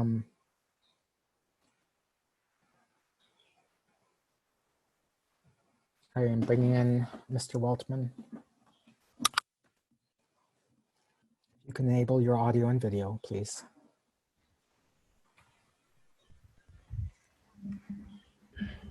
Good morning. Morning. Do you swear or affirm the testimony you're about to give is the truth? I do. Thank you. Please state your name and address for the record, and then you'll have 3 minutes to testify, followed by questions. My name is Rothman, and I live at 188 Weilberger Place in Kihei, 96753. And I'm speaking today for the Kihei Community Association on item A11794. Mr. Weltman, I'm sorry. For some reason, the audio was radically sped up. I have no idea why. If you can deliberately speak slowly. Okay, start over. My name is Rob Weltman, and I live at 188 Weilberger Place in Kihei, 96753. I'm speaking today for the Kihei Community Association on item A11794. Aloha kakahiaka ina lalo ki komikina ho ohana aina o kamoko aina. Ulbaka Weltman ko inoa a he lala vau o ka pula o ko o ka ahahui o Kihei Community Association. My understanding of the reasoning behind the 2013 Commission condition requiring a grade-separated crossing before opening the new Kihei High School is that the community does not want its children killed or injured in traffic on their way to school. And that has not changed. The community still does not want its children killed or injured in traffic on their way to school. Replacing the planned intersection at the highway with a roundabout is a good decision, and that's one that the Kihei Community Association has worked long and hard for. It will slow traffic while keeping it flowing and reducing the frequency of accidents. And those are 3 objectives which would be hard to combine without a roundabout. It is also safer for pedestrians than a signalized intersection, but nowhere near as safe as a grade-separated crossing where the kids do not face traffic at all. Again, the community is not asking for a lower number of children killed or injured on the way to school. It still wants no children to run the risk of being hit by a car at the highway. The Commission acted in the interest of the children and the community of South Maui in imposing the condition in 2013, and nothing has changed since then to justify abandoning the condition. That's what I was going to say, but I just want to add, after listening to the discussion, that I'm a little surprised that there's debate now about building the roundabout or timing of the roundabout, because I believe that the item on the agenda is whether or not to rescind the condition for a grade separated crossing. And as I've indicated, I believe that that conditions could remain. Mahalo no oko ho'oloheana ka ko'oana. Mahalo. Questions for the witness, starting with DOE. I have no questions. County. Mr. Hopper. No questions, Chair. Office of Planning. Questions? Commissioners.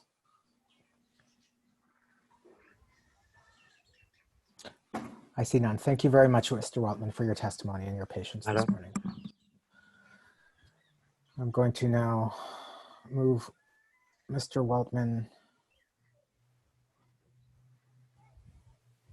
to be an attendee, and I will promote Laura Dunham.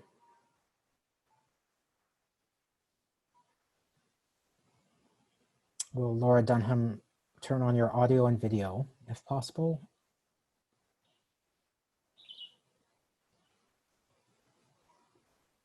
Good morning. Good morning. Can you hear me? I can hear you. Do you swear or affirm the testimony you're about to give is the truth? Yes, I do. Okay. I think you know the drill. Aloha kako. My name is Laura Dunham. I am a 33-year resident of Kihei, Maui. I'm a parent and I'm a community networker. My testimony today is in support of the Kihei South Maui High School underpass. The United Nations has published 17 World Sustainability Goals to decrease the effects of climate change on Earth. Our state of Hawaii has embraced 6 of the UN goals. One of them, Smart Sustainable Communities, increases the livability and resilience in the built environment through planning and implementation at the state and county levels. Hawaii Green Growth monitors Hawaii's progress towards the UN goals. This organization also monitors Hawaii's progress on 100% renewable portfolio standards by the year 2045. The Aloha Plus Challenge goals are the most aggressive in the country. Hawaii is making steady, on-target progress, displayed by the Hawaii Green Growth website dashboard.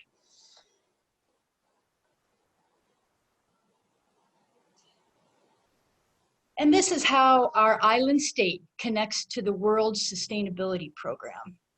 Hawaii has a continued opportunity to grow smart, clean, and livable communities through planning and implementation. The addition of a walkable underpass to the new Kihei South Maui High School allows all of us to partner together on a small, yet very important step, build more resilient communities which produce less greenhouse gas emissions and noise. Rather than counterintuitive thinking, together we can continue our progress. Together in our small ways, we work to decrease the effects of climate change. Together we can take another step to promote, approve, proud of Hawaii. Let us continue to increase livability and resilience in the built environment through planning and implementation. I support the underpass walkway to the Kihei South Maui High School. Thank you for your time. Thank you very much for your testimony. The witness is available for questioning, starting with the DOE. No questions. Thank you. Thank you, Mr. Fujioka. Mr. Hopper? No questions, Chair. Ms. Apuna? No questions. Commissioners? Seeing none, Thank you very much, Ms. Dunham, for your patience with us and for offering your testimony to us today. We My appreciate pleasure. it. Thank you.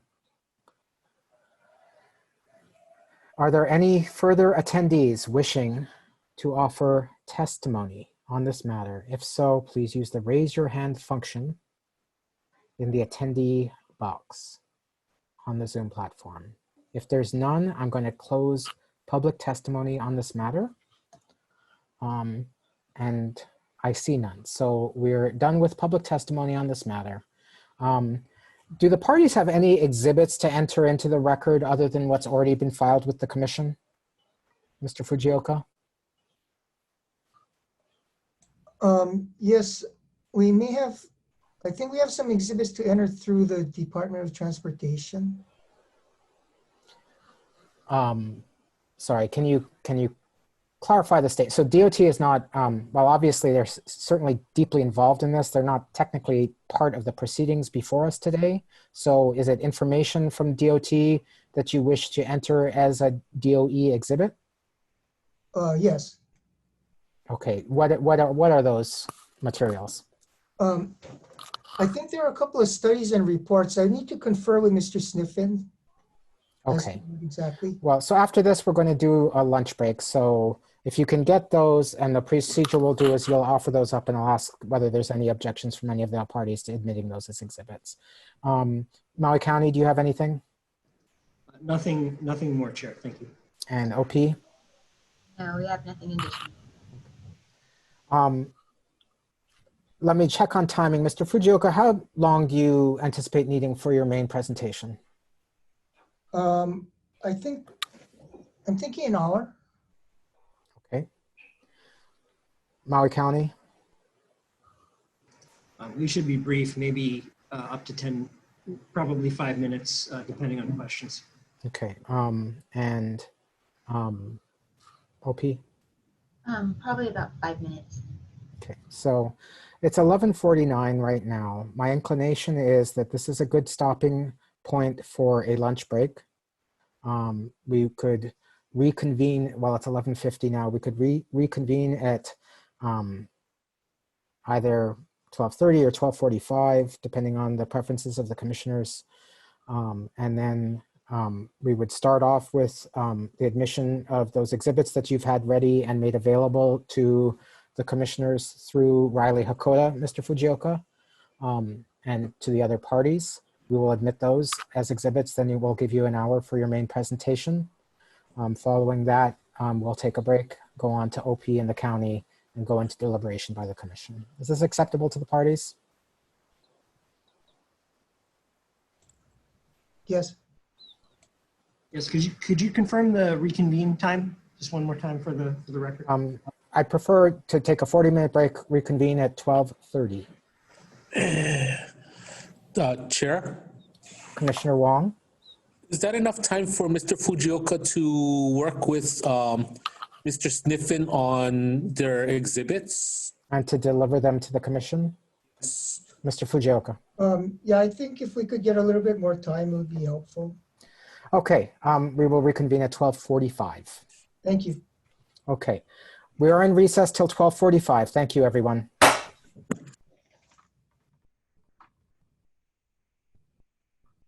We have the parties here. Okay. We're back on the record. We left off with taking a longer than usual break because DOE stated that they had some exhibits they want to place into the record. Mr. Fujioka.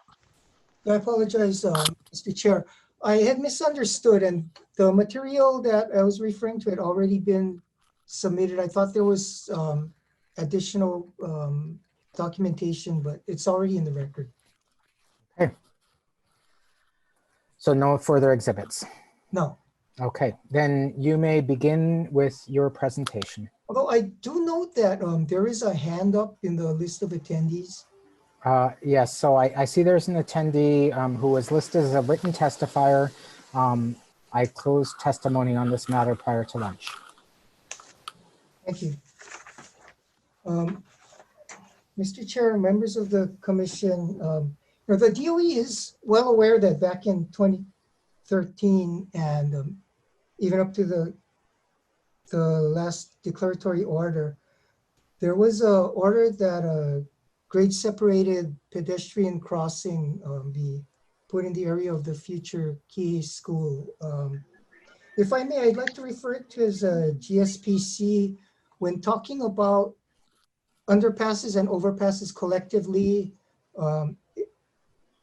And if I could use the word underpass when referring to such, or overpass when referring to an above ground Okay. crossing. GSPC, grade separated pedestrian crossing. Yes, thank you. So, going back to the 2013 order, I think there may have been an unintended latent inconsistency in that original condition because it called for both the GSPC and a pedestrian route study. But unfortunately, what had happened is the pedestrian route study indicated that the GSPC is usually a last resort or a long-range solution.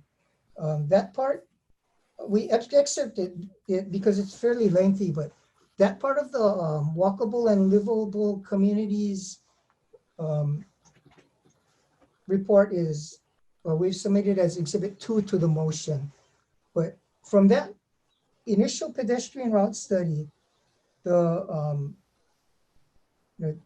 were other studies commissioned by both the DOE and the Department of Transportation, such as Fair and Piers, which is our Exhibit 4, and WSP Exhibit, which is our Exhibit 8.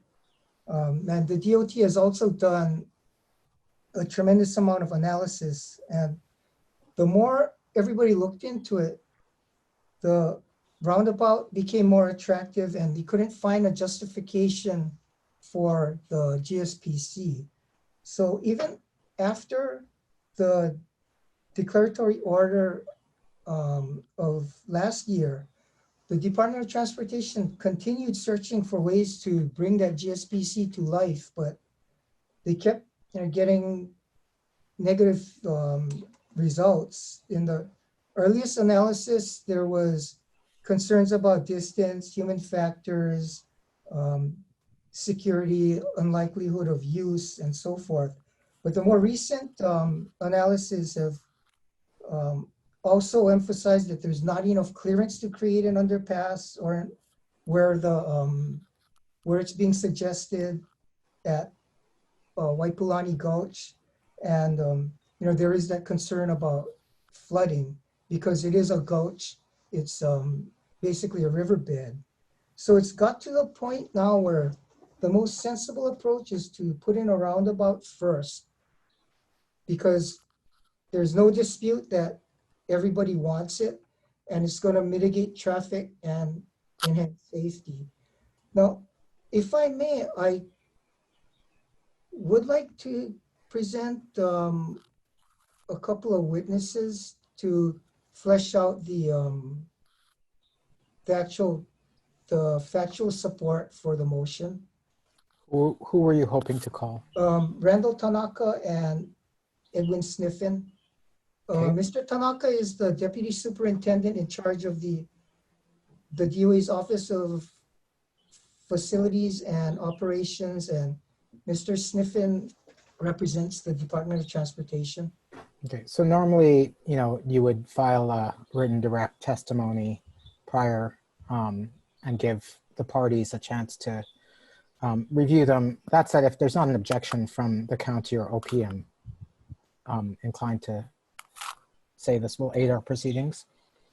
Is there any concern, Mr. Hopper? No objection. Objection. Okay. Sorry, once again, you were a little soft. No, not Mr. Hopper, Ms. Takeuchi. Oh, sorry. No objection. Thank you. Okay, who did you want to call first? Let's have Mr. Tanaka. Okay, and you have enabled your video and audio, Mr. Tanaka. I will swear you in. You understand also, just to be clear, Mr. Fujioka, we need to make the witness available for questioning by the parties and the commissioners, correct? Yes. Okay. Do you swear or affirm the testimony you're about to give is the truth, Mr. Tanaka? Yes, I do. Okay, thank you. Please proceed on your direct, Mr. Fujioka. Please state your name for the record. Hello, my name is Randall Tanaka. And what is your position currently? I am the Assistant Superintendent of the Office of Facilities and Operations for the DOE. And when did you assume that position? January 24th of 2020, this year. Okay. Are you familiar with the order requiring the construction of a GSPC in the area of Kihei, or the anticipated area of Kihei High School? I have become familiar with it as much as I can in the last month and a half. Clearly, my onboarding with the DOE has been an interesting journey up to this point. A lot of things that we're doing, a lot of things that we need to adjust and correct for. So we've been on that process for the last, 6-7 months, and I've become more familiar with the Kihei High School project. Okay. Now, since becoming the assistant superintendent, what have you done in terms of complying with that GSPC requirement? So the first step I took was to look from our project management and our planning department on what our commitments are to getting this school. I looked a little bit from a historic standpoint and how we got to this place, and try to understand the grade separation options to cross from the Makai side to the Mauka side to where the school will be. I've taken a trip to Maui to look at the particular location. I also on that trip looked at Lahaina Luna, Maui Waena, and we spent some time with the mayor's office and chief of staff to get an appreciation of not only the county of Maui and some of the concerns. Also, I am in ongoing discussions with the two CASs on the island that take care of the schools on the on Maui, Lanai, and Molokai. Sorry, for the record, CASs? I'm sorry, Complex Area Superintendents. They really are the mid-level management over the schools in their grouping. The principals report to them, and they're kind of the part of the management team. I apologize for the interruption of your witness, Mr. Fujioka. I just wanted to make sure that our court reporter could accurately capture what the witness was stating. And can you describe for us your interaction with the Department of Transportation on this pedestrian crossing matter? So I'm sure as Niffin can attest to that our relationship with the DOT is much more robust than in past situations. I think we fully realize that we're part of the community and not just the DOE. So relationships with traffic management, with road access, rights of entry, play an important role in how we work within our communities as a statewide Department of Education. Okay, so at present, what, if anything, are the issues with constructing GSPC in that area? From the evaluation I've made, there were 3 considerations, but initially only 2. The lack of a better description, the overpass and the underpass. And more recently, the roundabout. And considering those 3 options and the timing of which we want to open the school or need to open the school, the option that I looked at that seems to be most favorable in 2 primary ways. One is to get crossing safely across the highway, and traffic, modulating the traffic so we can kind of reduce the speed on that highway. And the roundabout seems to be a very good solution. When we looked at the other two options, the overpass, which is a little problematic for the DOE. What we do is we manage schools, the four corners of the real estate that schools are on. But to manage that kind of crossing, we, from what I understand, we're going to be required to lock it and maintain it. That's not what we do well, and not our core business. And then the underpass, which is problematic in different areas, and Mr. Sniffen will explain that out. And then for me, it's the ability to open the school on time, and what's the option that is most favorable to that. Any delays cost us more money.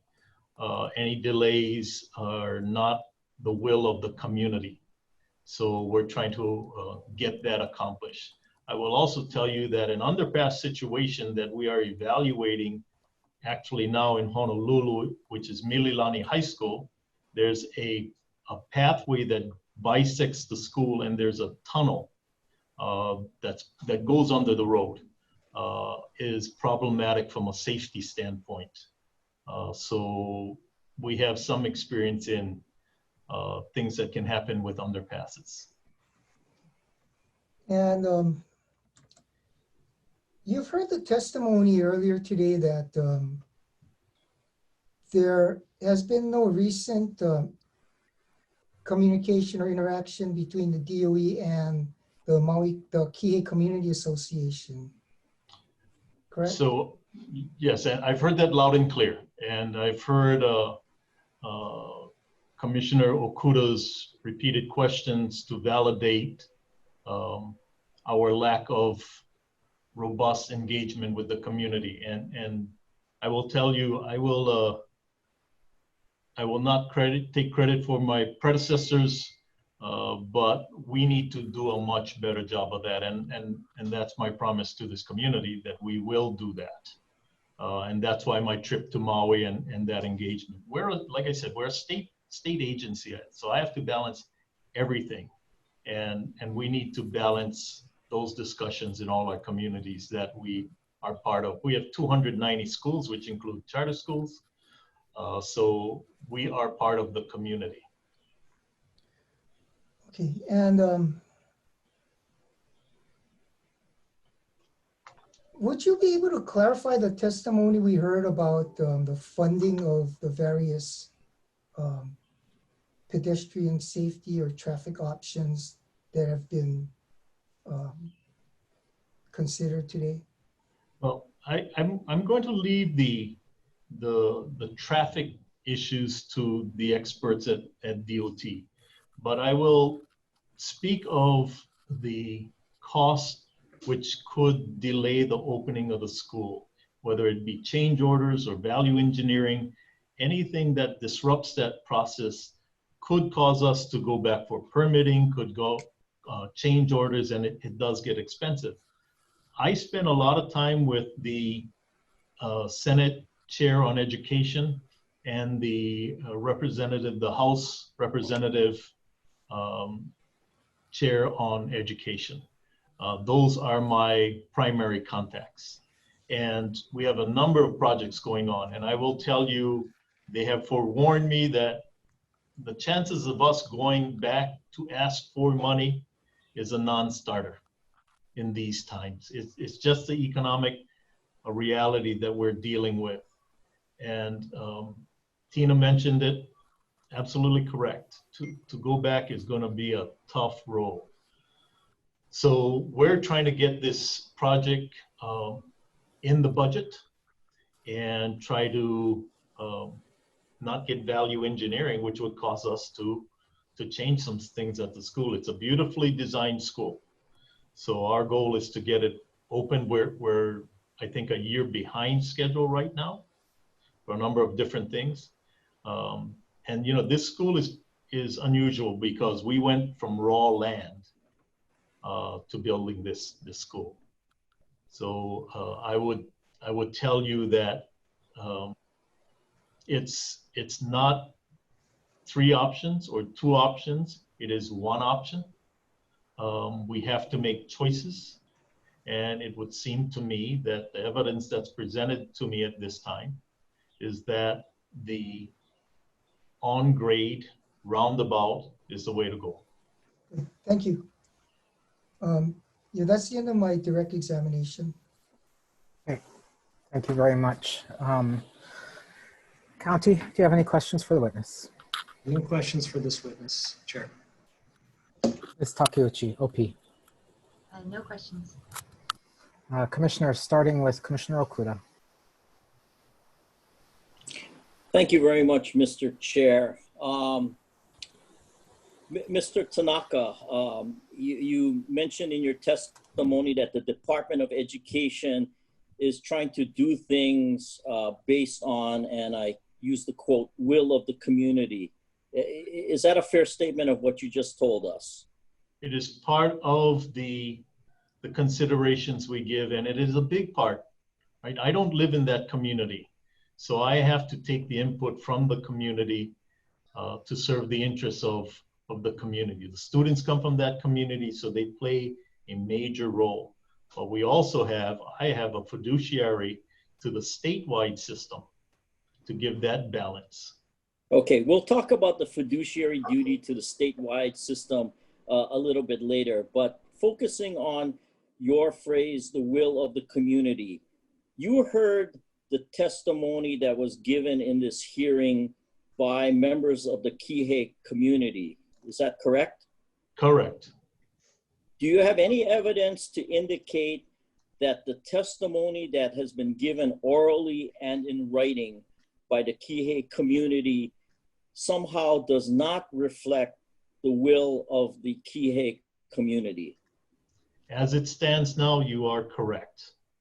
What is the will of the community regarding a grade separated crossing? I think that's a difficult answer, because from what I heard, they want both. They want the roundabout and the underpass. And that is an economic decision. So when Commissioner Edmond asked the question, if you had to pick one or the other, what would you pick? And the response was both. Unfortunately, that's not the economic reality. Well, I'm sorry, I don't mean to cut you off. Go ahead. No, go ahead. No, so part of the will of the community is that roundabout, and that I believe we can fulfill. The other part of it is really a funding question.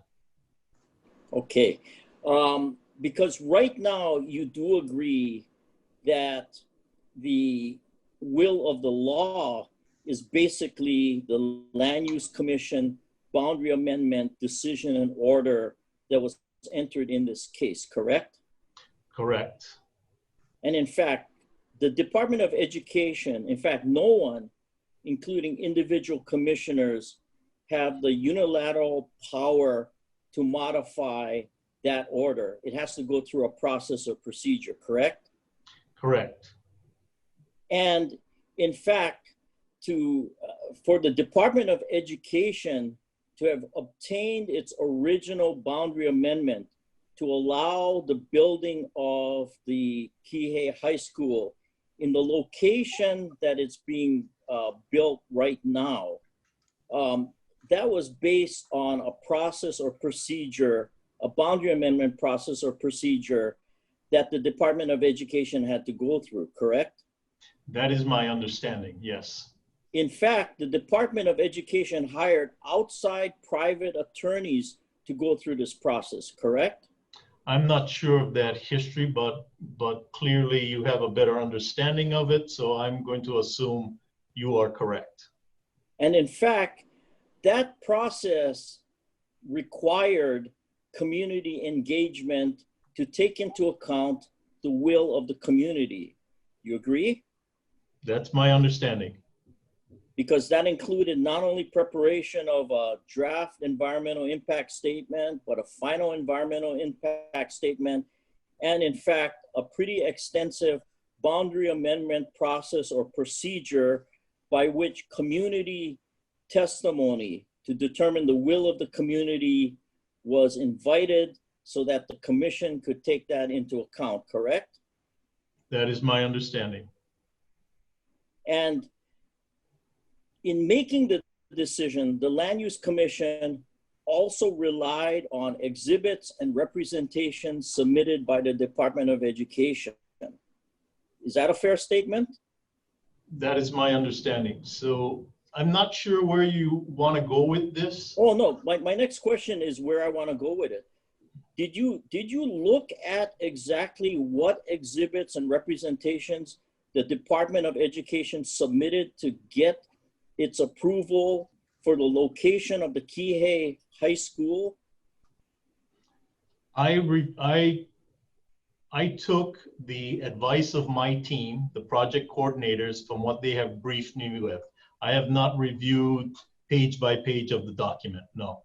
Okay, because since, and I don't think it requires a review of every single page involved because we're dealing with the grade separated crossing, but isn't it true that the Department of Education submitted what was identified as Exhibit 30 to the to its petition? It was a document titled "A Policy on Geometric Design of Highways and Streets," and in fact, it was an excerpt from that document, and it specifically had section 4.17.2, grade separated pedestrian crossings. And the part that the Department of Education submitted to the Land Use Commission to get its boundary amendment stated in part, and I quote, "A grade separated pedestrian facility allows pedestrians and motor vehicles to cross at different levels, either over or under a roadway, period. It provides pedestrians with a safe refuge for crossing the roadway without vehicle interference." Were you aware that that is what the Department of Education submitted to the Land Use Commission in an exhibit to obtain its boundary amendment approval? Verbatim, I was not aware of that, but I will take your word for it that that's what it states. And does that sound like a reasonable or fair statement of what a grade separated crossing accomplishes? At the time that was put together, right, it was probably a very true statement. Where we find ourselves today, or in the last couple months, that the Department of Transportation has had a better implementation of roundabouts throughout the state. They know it better. Like I said, I'm not the transportation expert, but what they have presented seems like a reasonable and workable alternative to what has previously been proposed. So based on that information we have today, that's the option we're presenting. Will the absence of a grade separated crossing make it more safe or less safe for pedestrian safety? As I am not the transportation expert, I will defer to the Department of Transportation. But generally, what I have read, it is more safe. Okay. So in other words, the Department of Education here is advocating a position which in fact makes the crossing of students or students crossing the highway less safe. No, I wouldn't say it's less safe. Based upon the information that we've worked and understood from the Department of Transportation, it is not less safe. Well, if it's not less safe, then will the Department of Education agree to be responsible for any death or serious bodily injury incurred by a student crossing the highway? And I don't think this is a funny question, Mr. Tanaka. I'm sorry. No, I'm not trying to make, go ahead. I'm sorry, go ahead. Yeah, so my question is, and this is a serious question. Yeah. Will the Department of Education, since it's advocating this position, agree to be responsible for any injuries or death including serious bodily injury of any student injured crossing the highway because there is a lack of a grade separated crossing. Mr. Chairman, Mr. Chair, this witness, I'm sorry, Commissioner Okuda, this witness doesn't have authority to make that representation on behalf of the state, and I have to make an objection on behalf of the Attorney General. This witness can give his own opinion, but he's not bound by it, and he's not entitled to accept liability on behalf of the state. Mr. Commissioner, would you like to phrase the question in a manner in which the witness is able to respond to it? It could be, for instance, are you aware of any problems in or manner in which the state could so indemnify, or something like that? Okay, well, thank you, Mr. Chair. I disagree with the Deputy Attorney General's position. And if even though the Deputy Attorney General here is the one advising the Land Use Commission, if he's going to instruct the witness not to answer, then he should instruct the witness not to answer, and I can go on to my next question. I'm instructing him not to answer if that's the position. But now, sorry, Mr. Weinhoff, I am a bit confused because you're our counsel, not his counsel. He has counsel for the state of Hawaii, Mr. Chair, and the state of Hawaii is not going to admit that it's liable for this thing. That's not a proper question, and we can. I'm going to call a 5-minute recess. 5-minute recess.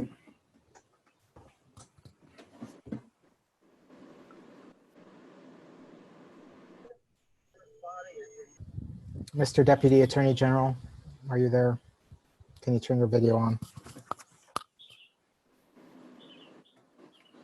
I am, Chair. Thank you. Thank you, Mr. Weinhoff. Mr. Okuda, you're prepared to move on to a final question? Yes, Mr. Chair.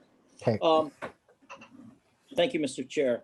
Mr. Tanaka, when the Department of Education submitted its budget request or requests to build the Kihei High School, did it include a request for funding of a grade separated crossing as was required by the Land Use Commission order?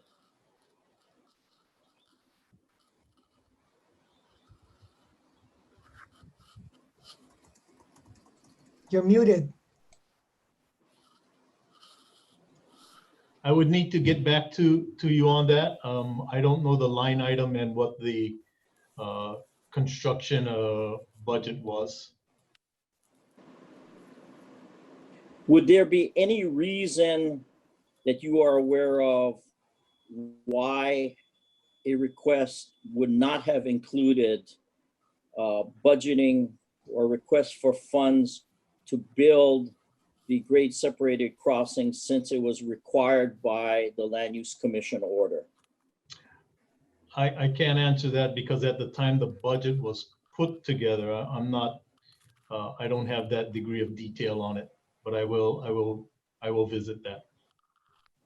Since you have been giving testimony about certain cost benefits or availability of funds or not, did you believe it would have been prudent for you to check into whether or not this item has already been budgeted for? Commissioner Okuda, you said you had one more. Okay, I withdraw the question. Thank you very much, Mr. Chair. Okay, Commissioner Ohigashi. Thank you, Mr. Chair. Mr. Tanaka, I think you laid out 3 different scenarios. 1, above grade, overhead, 2, underground, and 3,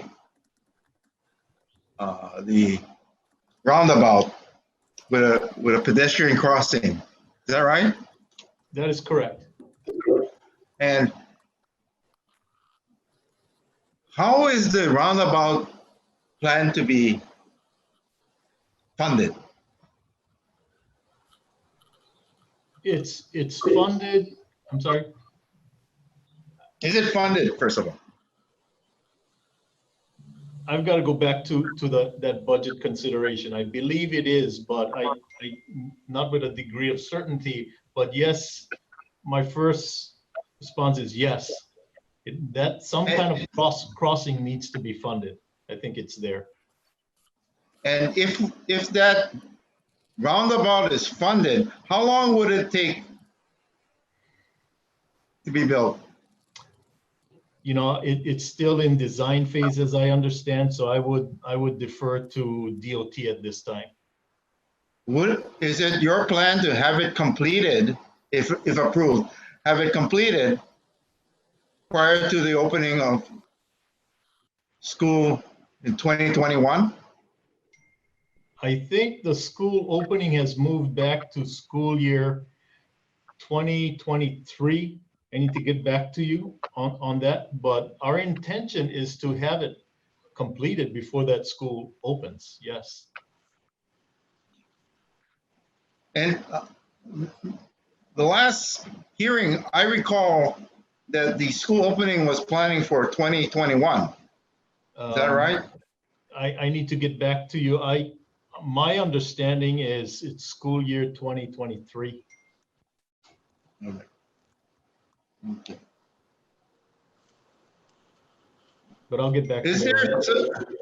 Is there sufficient funds to do the underground portion? I don't believe available so. Now. I don't believe so. When you say you don't believe so, is it because the total amount of funding has been exhausted, earmarked, taken up?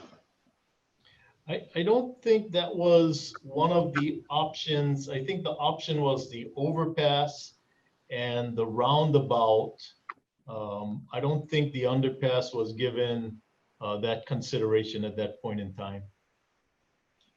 If it wasn't given consideration, how would you know the cost and whether or not there isn't sufficient funding to complete the underground? Well, I don't know the cost of what the underpass is going to go. We have a budget, you know, but that's a DOT. I would defer to DOT on that. Well, you're asking us, it's there, Mr. Tanaka, Mr. Tanaka, you're asking us to modify a condition in a land use commission DNO that requires you to either do an overpass or an underpass. It doesn't require you to do a roundabout, but you want to change that to do a roundabout because you feel that that's most reasonable and the most, I guess, monetarily, it's the most thing that it's the best thing that you can do at this point in time. Shouldn't we have an idea of what the cost would be for the underground and whether or not, and if you don't know the cost, how can you say that there's no funds for it?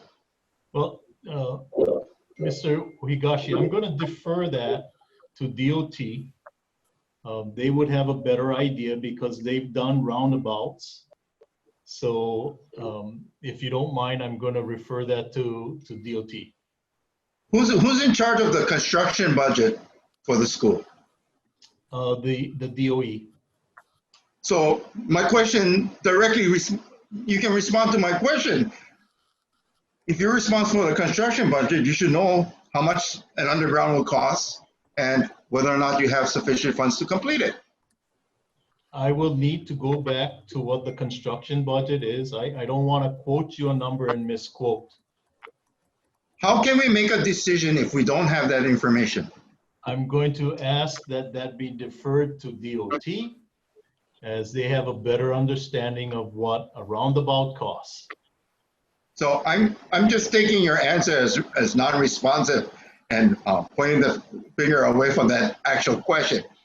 Well, so I think that I think let me put it this way. I think that in order to show good cause, we should have the actual cost of all of these three options and the availability of funding today Because you're telling me you have funds today to do the roundabout, and I'm assuming that that's because DOT has the funds to do it. No. But as part of the Sorry, excuse me. I just want to make sure that one person at a time. Mr. Tanaka, I will make sure you get full time to respond to the commissioner's comments, okay? Thank you. So please continue, Commissioner Ohigashi. In order for me to make an intelligent decision, whether to allow this to go forward or to allow the roundabout to be used in exchange for the underground, we should have that kind of information so that we know that it's a cheaper and doable option. Don't you think so? Right, and if you give me 15 minutes, I will get the answer from our construction people right now. Well, if I may, given the way this hearing is going, there will probably be a time when we are talking to Mr. Sniffen and the expected questioning of Mr. Sniffen where you should have that opportunity, Mr. Tanaka, and I would allow Mr. Fujioka to recall you at that point. Thank you. Is that okay, Commissioner Ohigashi? That's fine with me. I just want some answers rather than pointing a finger at somebody else. When you say that,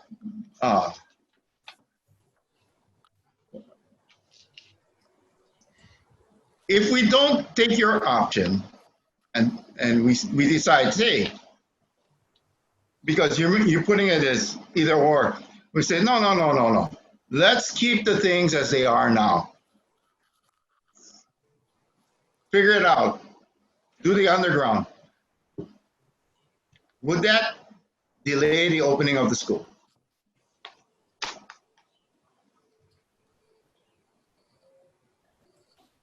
My guess is yes, it will.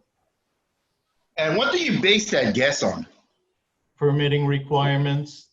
We probably have to do an environmental assessment because it's a waterway.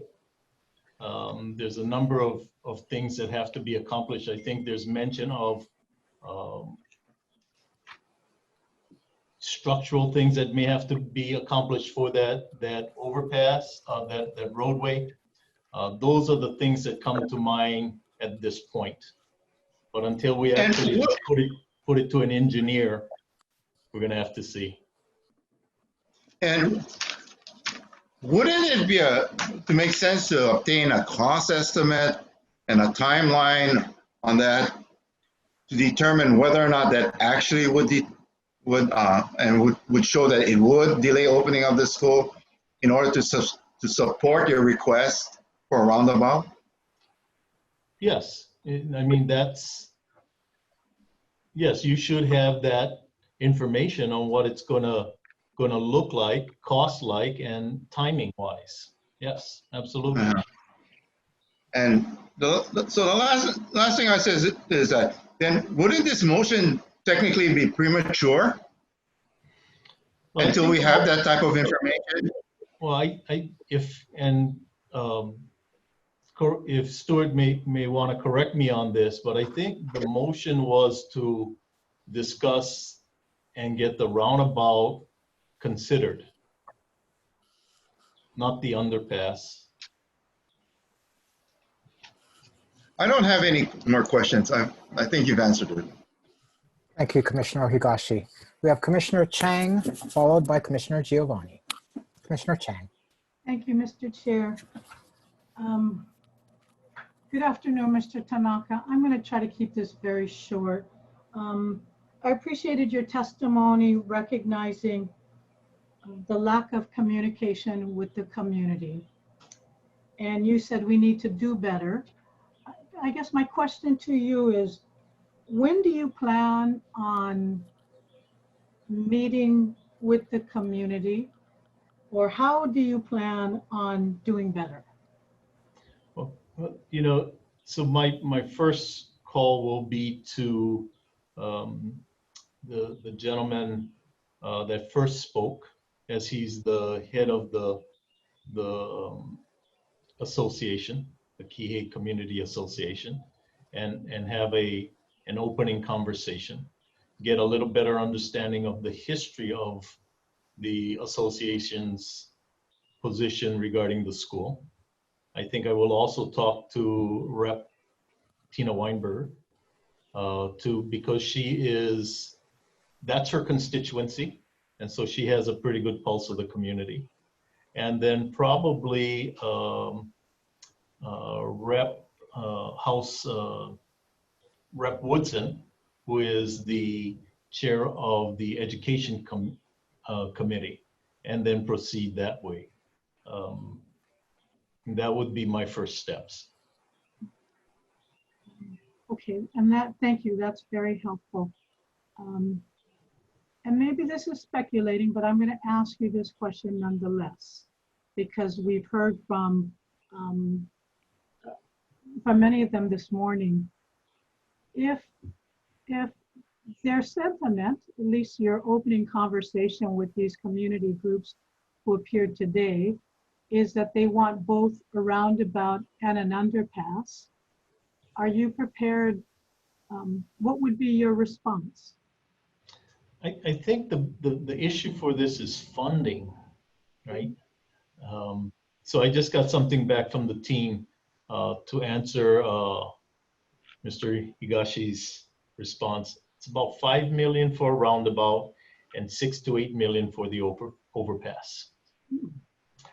They didn't give me numbers on the underpass.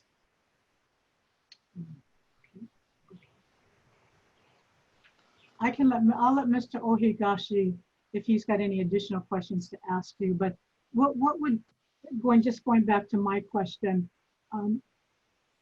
can you answer what if they want both, if the community, you survey the community and they said, no, we want both. We want the roundabout as well as we want the underpass. Are you prepared to answer that? I think we need more information on the underpass. Okay, okay, that's fair enough. Thank you very much for your response. Thank you. Thank you, Commissioner Chang. Commissioner Giovanni, followed by Commissioner Cabral. Thank you, Chair. So first of all, I'll yield my time to Commissioner Ohigashi if he had a follow-up question for this witness. Commissioner Ohigashi.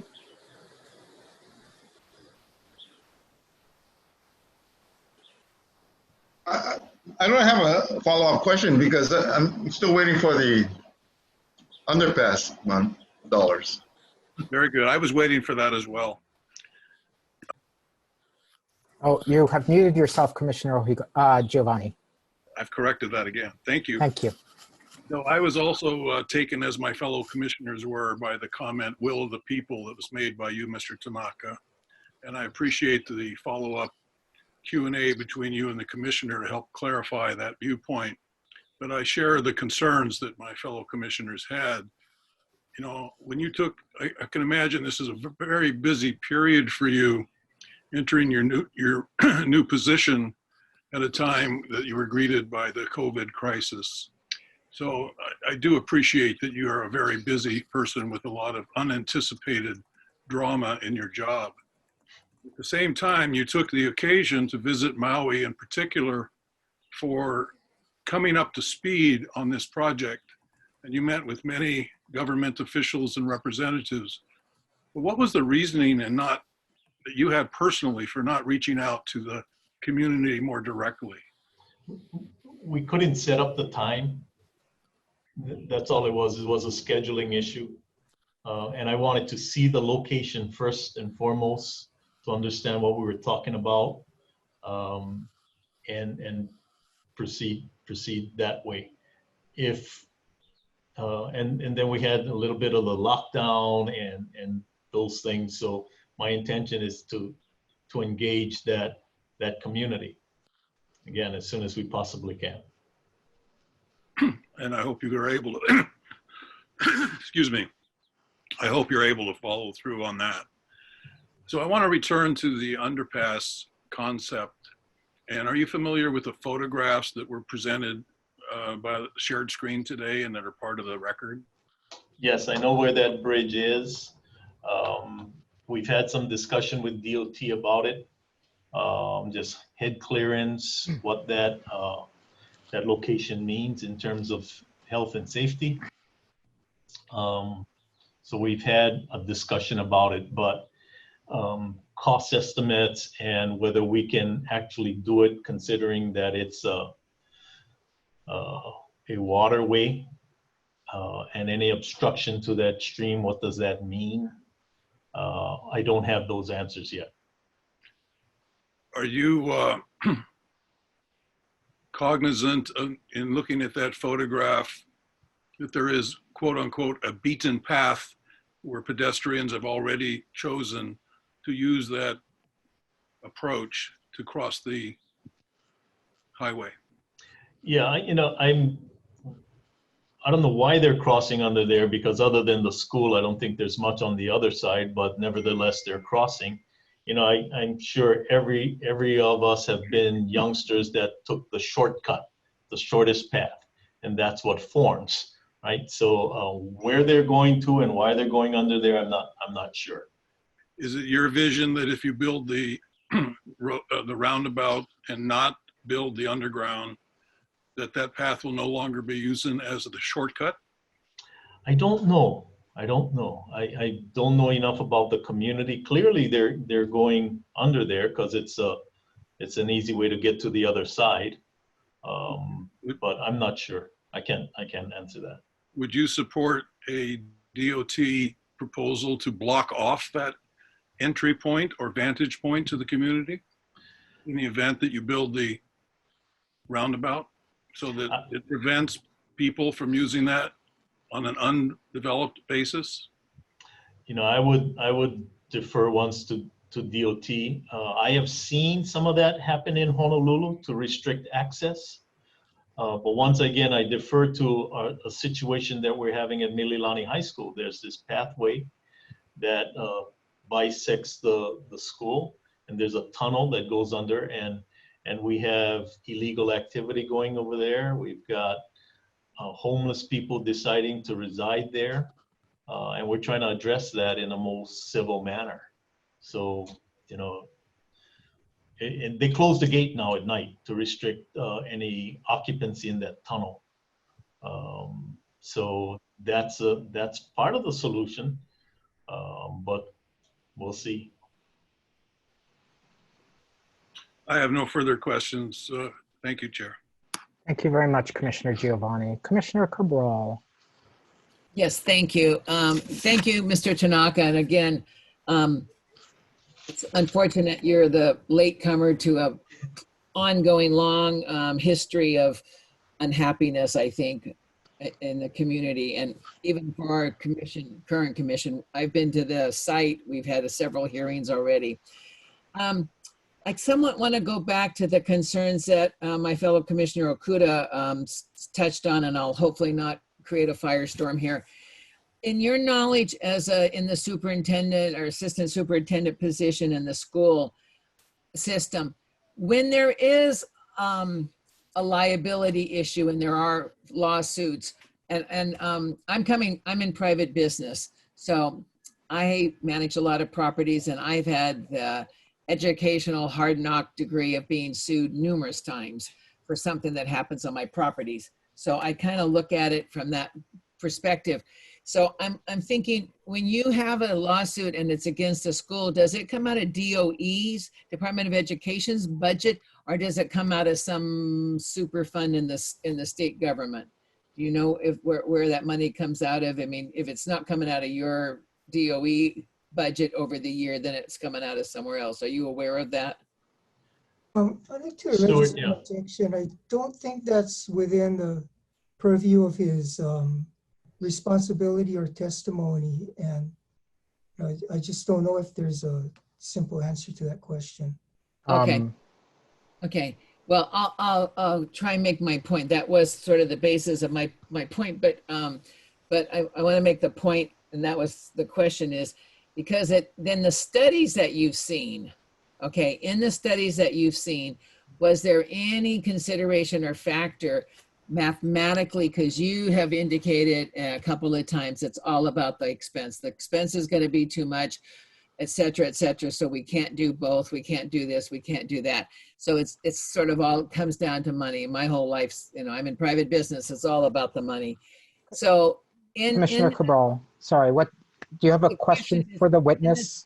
In the studies that you've seen, was there any type of expense put in there for liability expenses, for lawsuits, et cetera, for unfortunately probably the death of a child or something, if you don't have some kind of a safe method for them to cross the street? And the witness may answer, I don't know, it's outside my area of expertise. Okay. Thank you, Chair. That's exactly right. I don't know. Okay. Okay. Okay. Well, and then I do want to also kind of comment. You referencing the concerns and the liabilities of a tunnel, and I actually had that same concern when we were talking underground. That was always my vision because I manage properties. I deal with lots of homeless people every day, and so I was concerned about that too, because that is clearly an attractive location for all kinds of problems, all types. But I was very happy to see the photo that was brought up, because that's a very open air situation with and I understand it's a waterway and there'll have to be things done to it to make it accessible. But I can see it, you either go wide or you go deep with water. I'm in Waikeuka Hilo. I live with water. So I'm just kind of wanted to make sure you realize there's not a direct correlation between the tunnel and the photo that we saw of that open air under the roadway.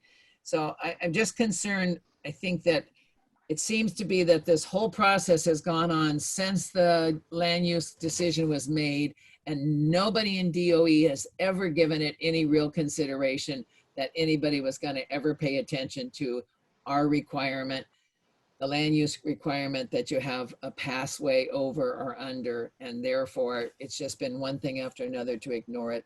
And I have a problem getting around that. But I'm sorry you can't answer our questions, and I don't know if somebody else in the future witnesses is going to be able to have that information. So again, sorry you're catching all this heat, but thank you very much for serving our school system. Thank you, Commissioner Cabral, very much for your questions. I have questions for the witness as well, but we are in need of a recess. I will mark before we go into a 10-minute recess reconvening at 2 that I don't want to prejudge where my commissioners are at, but I would observe that given the tenor of the questioning and the number of questions that the commissioners have, and the number of commissioners asking these questions, that if I was predicting where things would go, deferral would be a best case option for the motion right now. So I would invite the DOE to think about that during our 10-minute recess. We will reconvene at 2 o'clock.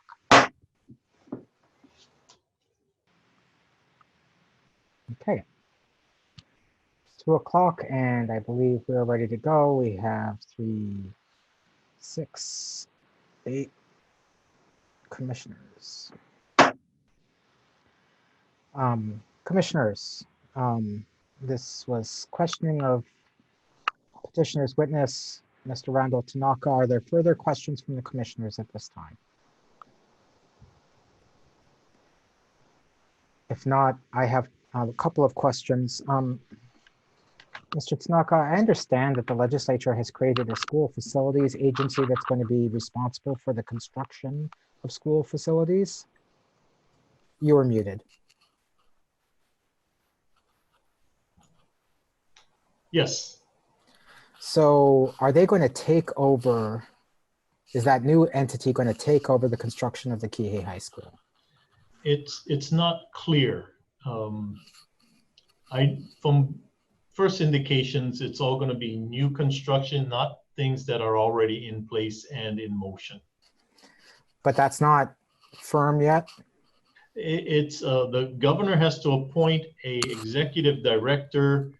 There's rules that they have to write, and then I think the governor has to approve what projects they select. So I asked the question because there was an expressed concern in some of the public testimony about the sort of constantly changing points of contact. And so it raises the concern with me that, you know, you've done a great job at representing, you want to work with the community and you want to see this project through, right? But are we hearing from you now and then in a month, it's not actually you who's involved, it's some new employee of a new entity? How do we have any assurances about that? I can't give you any assurances of that. This is in the governor's hand and the authorities' hands. I have had discussions with both Senate and House Chair on Education. The bill becomes law on September 15th. And there's still more discussion. They say they've got to refer back to the committee notes on what the intent of the law was as they designed it. But there's still a lot of questions about it. So I'm sorry, Chair, I can't give you an answer on that. I don't know where they're going. All I know is it becomes law September 15th. But you believe that any representation you make here would be binding upon that new entity? Or if you can't say that, that's, yeah, you don't know. I don't know. I don't know. Okay. That's fine. I like to look at the big picture on things. And, you know, we're focused on traffic studies right now and the manners of crossing, the manners of moving cars and facilities opening. But I want to look a little bit wider. What will make for a successful Kihei High School? How will we know that we've had a successful Kihei High School built and operating? I think opening, given the amount of time that it's taken to do this, I think opening is critical because the community has been waiting for a very long time for this. And whether it's the bureaucracy or whatever it is, I think we need to open this school. And everything we can do to get and meet the schedule, we should do. And we're trying like mad people to do that. And part of the discussions we are having today, which are good discussions, I don't mind the cross-examination and the hard questions, and I'll answer it to the best of my ability. But I think it galvanizes the community. I think there was a lady that spoke about it's not only a place for education, but it's a community center and athletics. So I think that helps bind a community. So opening that school on time is critical. And these things we talk about, overpass, underpass, grade separation, it all contributes to the on-time performance and opening of the school. I think that's critical. I guess I'll just respond that I think that for me, the relationship of a community to its school is probably the best predictor of its success. And that while I don't think I heard anybody said, please delay opening, you know, everybody wants this open, but how we get there, the foundation that we lay and the relationships that we lay between the community who have been astoundingly clear and consistent over decades about their expectations around this, sets the foundation for this school, you know, for 100 years to have a good relationship. The physical school and the institution it becomes with the community that it's really supposed to be growing from.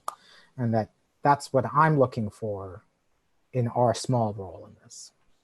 I have nothing further. Is there any further from the commissioners? If not, I'm going to offer the opportunity for a redirect to Mr. Fujioka. Seeing none, Mr. Fujioka, do you have any redirect? You're muted. Before we took that recess, the chair had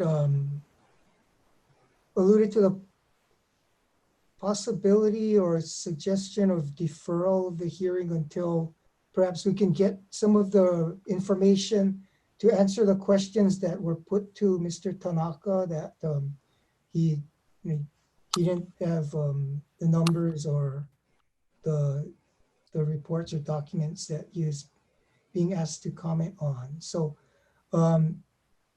if I were to make a request, would the commission want me to finish my redirect before making such a request? If the DOE is ready to make a request to defer consideration of its motion or withdrawal of its motion, that could be considered immediately.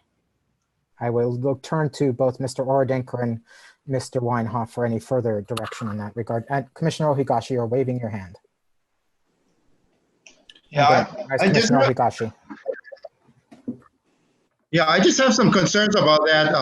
I'd like to hear from the DOT before we determine if there should be a deferral so that we can get, hopefully we can get, if there are any questions that the DOT needs to answer, that we could get that information also.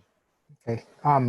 Commissioner Chang, you're nodding your head in agreement? Yes, I am. That was going to be my request as well, that if DOE does make the request, since Mr. Sniffen has been here, I would like to hear DOT's testimony. Okay, so to be really clear, I'm not I agree with that too. Thank you, Commissioner Axon. To be really clear, I'm not trying to cut off things, and I think another option available to the DOE would be to indicate that they'd love to have the consideration of Mr. Sniffen's testimony as well as any redirect of Mr. Tanaka, but your intention is not to have the commission make a decision today, but then ask for a deferral for further proceedings. That would also be, if I understand our administrative rules correctly, the commission, a party to a commission proceeding can make a motion at any point during the proceedings, and that was partially what I was trying to raise. Mr. Chair, just a point of Mr. clarification. Orodenker, thank you. Deferral is a possibility. Withdrawal is not. Once a pleading has been filed under our rules, and the hearing has begun, then we have to see it through. You can withdraw prior to the hearing, but you can't withdraw once the hearing is undertaken. But you can ask for deferral. Thank you for that clarification, Mr. Orodenker. Motion by the party for deferral would come in what form? An oral request that said? An oral request for the commission to defer. The commission can, either the chair can grant that on his own, or the chair can ask for a vote from the rest of the commission with regard to accept the request for deferral. Okay, but Mr. Weinhoff, you are muted. Okay. Am I unmuted now? Yes, you are. Oh, okay. So I, of course, agree with Mr. Orodenker. My only concern would be from a sunshine perspective, if there's members of the public who are wishing to testify, we certainly, now that the matter has been opened and put in sunshine, we certainly would want to make sure that those folks would have the opportunity to testify at some point. Anyway, thank you. We could, at a rescheduled hearing, we could allow for public testimony again. Yeah, I think that's true. Yes, sir, Chair. Okay, so Mr. Fujioka, would you like to continue with your redirect and continue what seems to be the commission's inclination to at least hear from Mr. Sniffen prior to making any motion?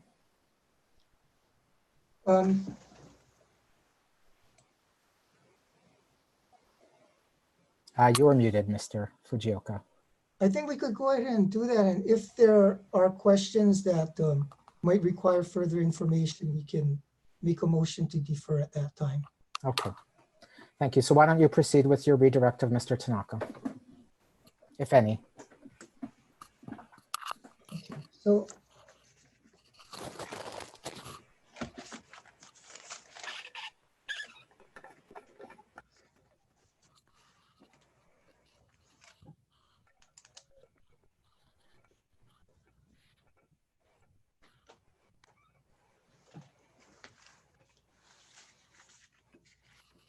all right, Mr. Fujioka? yes. Oh, sorry. So in terms of going back to the community, you had mentioned contacting the president of the Kihei Community Association, correct? You're muted, Mr. Tanaka. Thank you. Yes, I think that's the starting point as he represents the organization in his position. I think that's the starting point. And is that to say you're amenable to discussing, even if we do proceed, you are allowed to proceed with a roundabout at this point. Are you willing to keep discussions open as to what any and all other safety measures or pedestrian safety measures in the area? Absolutely. I mean, if we can't listen to the community, right, and we need to take this opportunity. I don't see it as a negative. It's an opening to have those kinds of discussions. I mean, that's what we should be doing, in my view.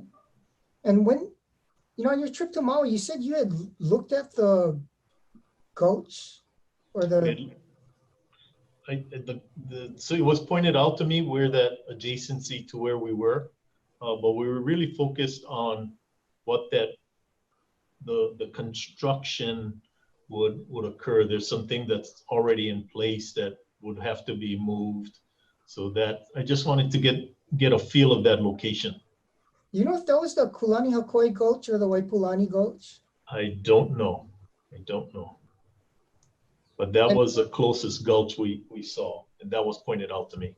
And if people are going under the highway at that point, you said you don't know where they were going? Well, I don't know where they're going to come out.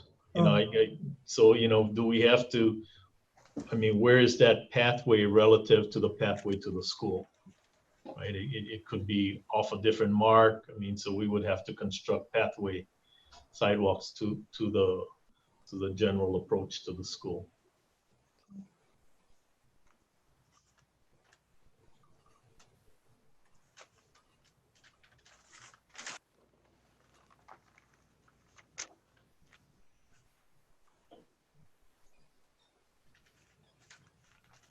Okay, going back to your question about the will of the people or the will of the community, correct?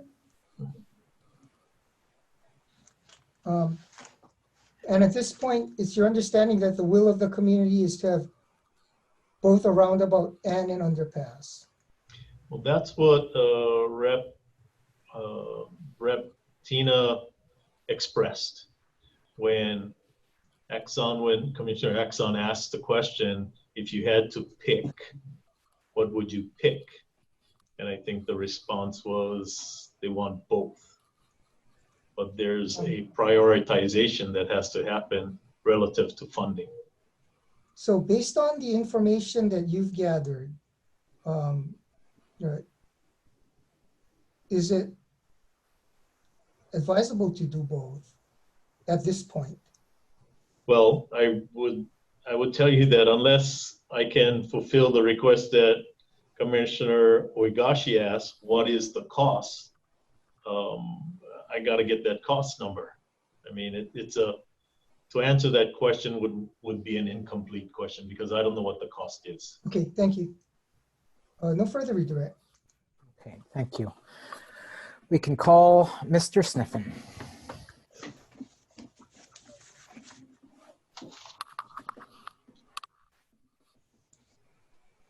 You can enable your audio and video. Great.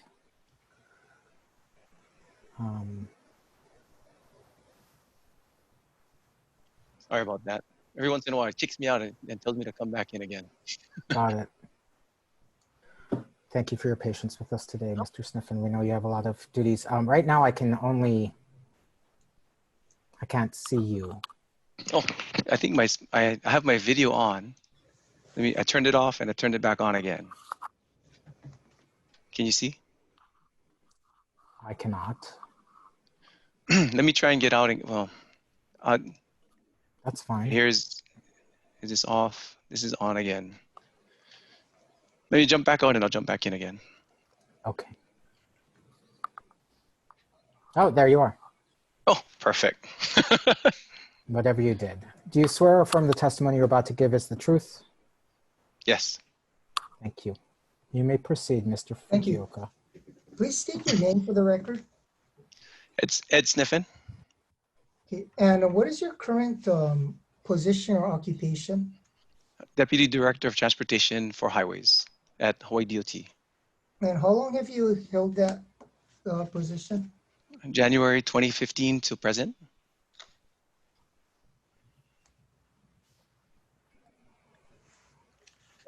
Okay, and you're familiar with the area in which there's a plan to build Kihei High School? Yes. And are you familiar with the order requiring or calling for a grade separated pedestrian crossing in that area? Yes. And are you familiar with the order that was I guess entered by the commission in 2019? Yes. What has the Department of Transportation done since then with respect to the design or construction of a grade separated pedestrian crossing in that area?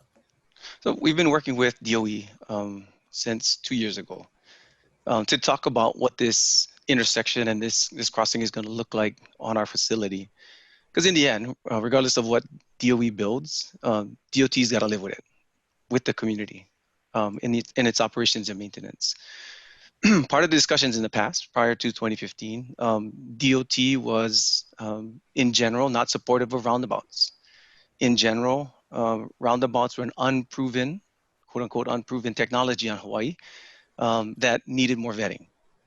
Since that time, when I came in 2015, we pushed a roundabout into the system on the Big Island in the Keapoho area, the old government road. That was the #1 fatality site at intersections in the state. So we built a 3-legged roundabout in that area. That's the first single-lane roundabout we built on our system. Prior to me coming on in DOT, the DOT's policy was there can be no multi-lane roundabouts until a single-lane roundabout was built on the highway system. So we built it out there. We studied it, we vetted it, we made sure that it worked. And then we started looking for other sites that we could push other roundabouts to. There are 3 others that are going up on the Big Island now. There's one in Kauai that's planned. There's a bunch on Oahu that the city had already done. There's one that we're considering. And on Maui, we're looking at this as being our first multi-lane roundabout.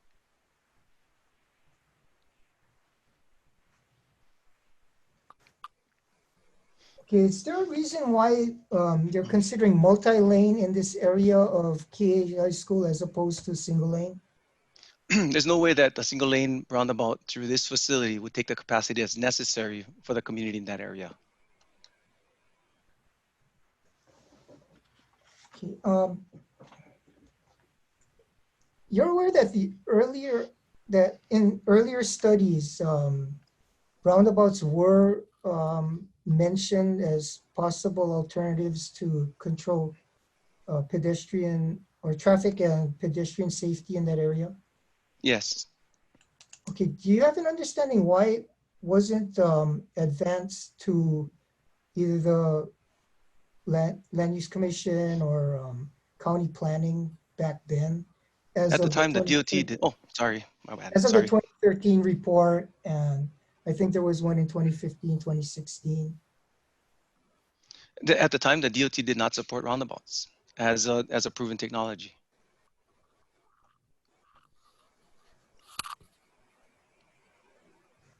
And since then, there's been a body of knowledge and experience gained. Is that a fair statement?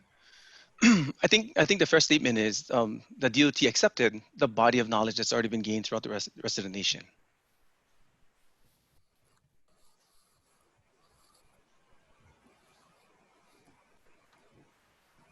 But the DOT also had an opportunity to test it on its own system. And would this be the first multi-lane roundabout in Hawaii? Yes.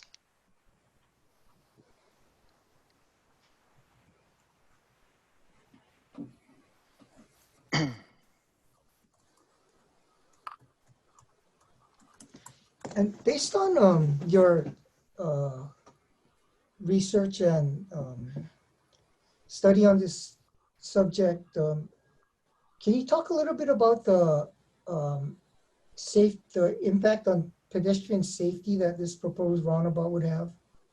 Yeah, so based on national studies and our information for the roundabouts that we have in the system in Hawaii, both county and state, roundabouts reduce pedestrian crashes by 95%. That's the intent. It also reduces high critical crashes by 98%, mainly because the roundabout geometrics slow cars down sufficiently to make sure they're not going through the intersection at more than 15 to 20 miles per hour. Currently on the system, if you look at the 85th percentile speed, or the speed at which 85% of the vehicles travel on that corridor, it's about 48 miles per hour. Posted speed limit is 40. So our intent with the roundabout in this area is to slow traffic down significantly in the area of the school. And there would also be crosswalks, is that correct? That's correct. So once the vehicles slow down to 15, 20 miles per hour, you're thinking there'd be a greater likelihood they can stop for the pedestrians? Absolutely.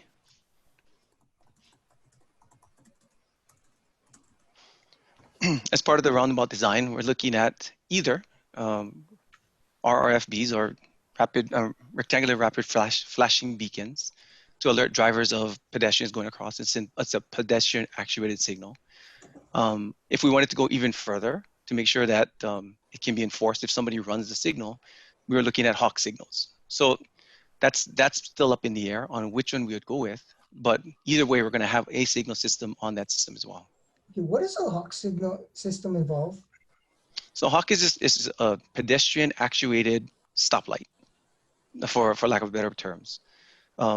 For rectangular rapid flashing beacons, it's a warning. It's a yellow flash warning. A hawk has green, yellow, red.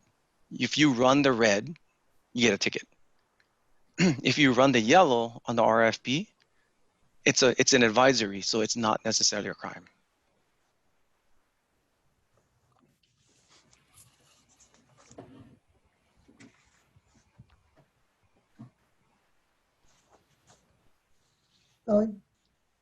Comparison to a grade separated crossing in that area, let's talk about a possible underpass. Have you information about which is safer or which is more effective? So grade separations will take away the conflict between pedestrians and motorists if they're utilized. So first, let me address an underpass. The consideration for an underpass at either of the two gulches will never be supported by DOT. In general, and if you look at our exhibits that we submitted on page 8 and 9, those facilities were built to provide hydraulic flow below it in the event of a 100-year storm. And if you look at those two figures, you'll see that the freeboard, or the space between the top of the 100-year storm and the bottom of the bridge, ranges from 2.5 to 3 feet. Of course, that's not sufficient height for a pedestrian underpass. So in general, that underpass has to go above that 100-year storm, but below the deck. That would require significant adjustment to the structure itself or to the land itself to increase the hydraulic opening. Either way, it's going to be really expensive. So I think when Randy was asked the question about the cost, he doesn't have one because they never gave one to him. Again, the reason for those openings under the highway are to pass hydraulic flow in the event of 100-year storms. Now, one might say, hey, it's only a 100-year storm, so we got to assume this once out of every 100 years. That's not the case. In the past 5 years, we had 3 100-year storms come through. So overall, from the engineering perspective, an underpass in those two locations will not be supported. Did you hear the testimony about recently there was the Hurricane Douglas, and there was not much water coming through? I heard, but one observation. I mean, if I put in one observation to justify my report, it would be thrown out as non-substantial. That one observation doesn't do a hydraulic study or a hydrologic study. Definitely, it informs, but it's not a study.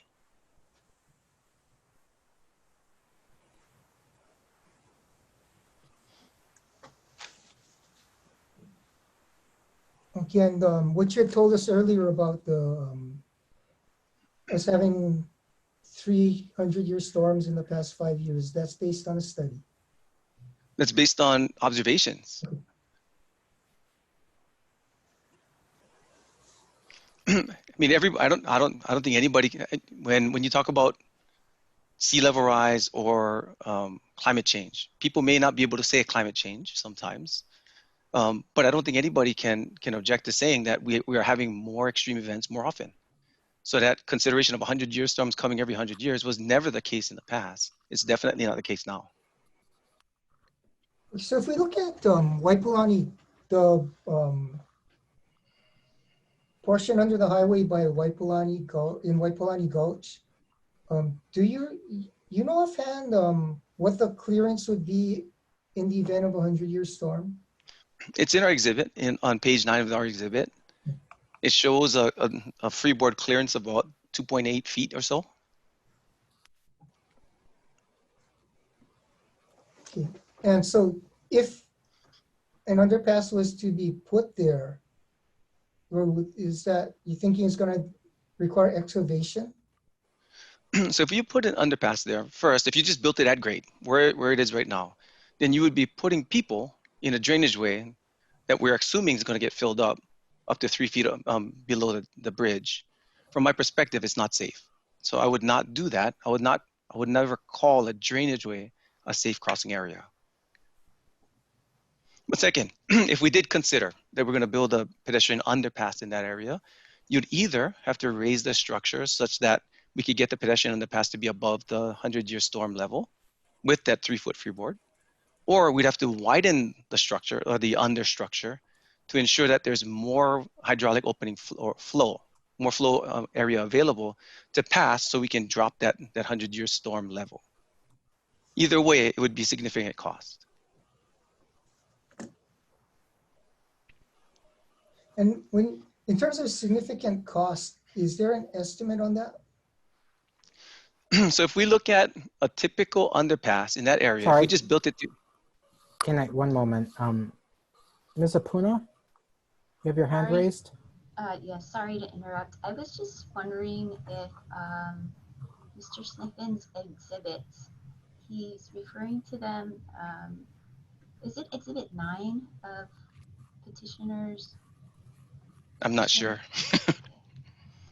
It's helpful for the record if we know what you're I can put it up on my referring to. screen. I can put it up on my screen if you want. But Yeah, it is part of the motion? Yeah, look, is that exhibit 9? Or is that exhibit 8? I think it's exhibit 9. Sorry. Mr. Fujioka? Okay, let me, Normally when witnesses appear in front of the LUC and they refer to exhibits, they refer to exhibit number and page number. okay, my screen got minimized. I'm trying to get back to.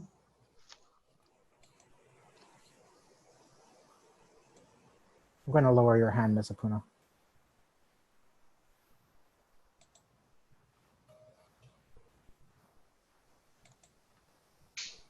Excuse me, Chair.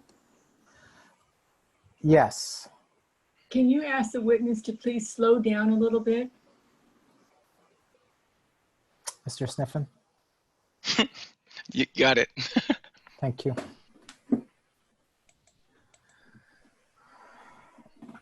Okay, Mr. Fujioka, you're pulling up your exhibit. I'm attempting to, but my screen is minimized and I can't. Okay, here we go. Exhibit 9. Okay, this should be exhibit 9. Is this, can everybody see it? No, it has not opened yet, or if it's opened on your computer, it is not. We are simply seeing your file structure. Do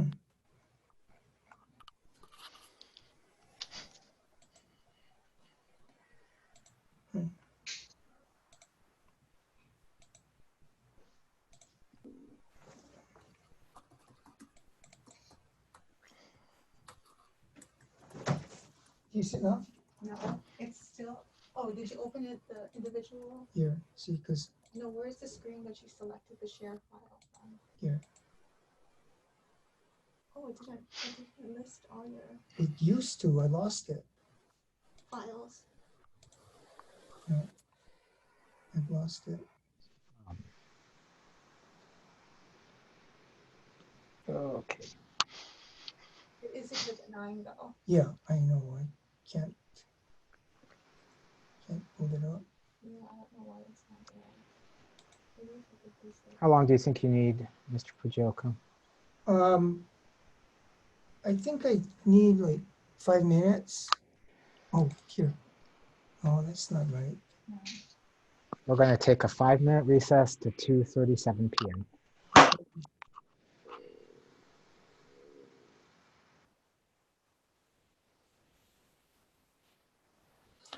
I have pulled up the exhibit.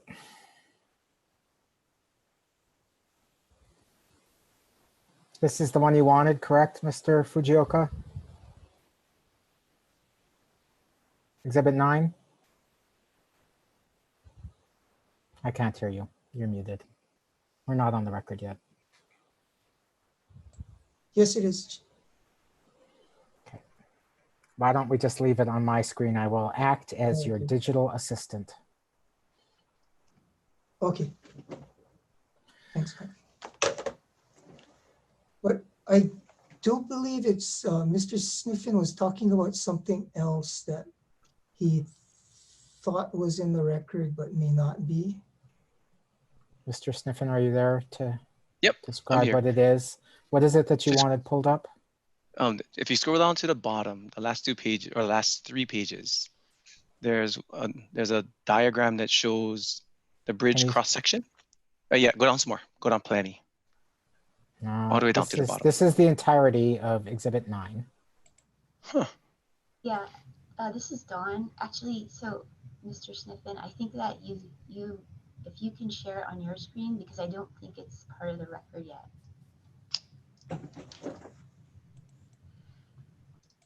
In which case it would need to be admitted as an exhibit. Which I thought, well, okay, we have 2:37. Let's go back on the record. I'm going to stop screen sharing. Are you able to pull up the document that you want to pull up, Mr. Sniffen? I'm going to share right now.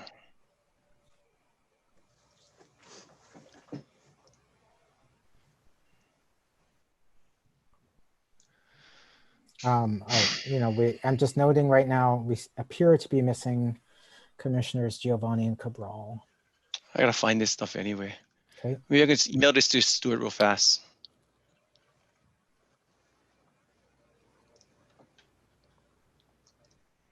Okay.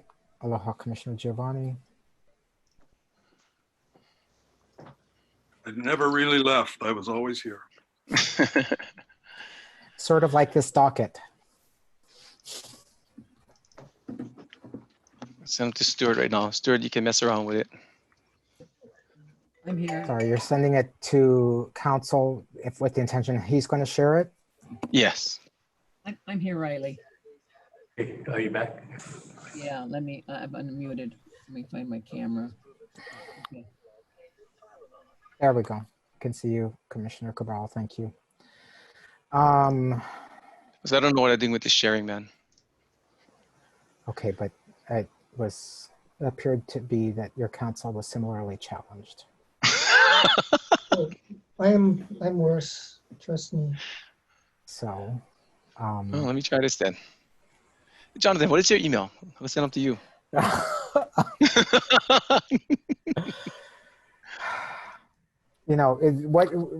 This is necessary for you to respond to this question?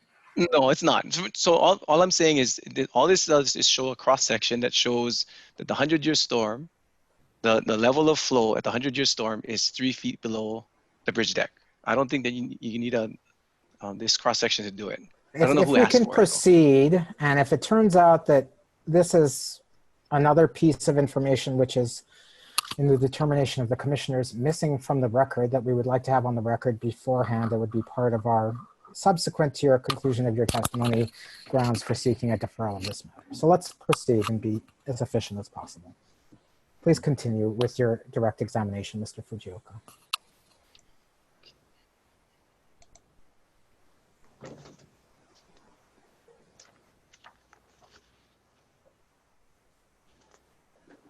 I'm sorry, I think where we left off, we were talking about the possibly adjusting the flow of the water under the highway.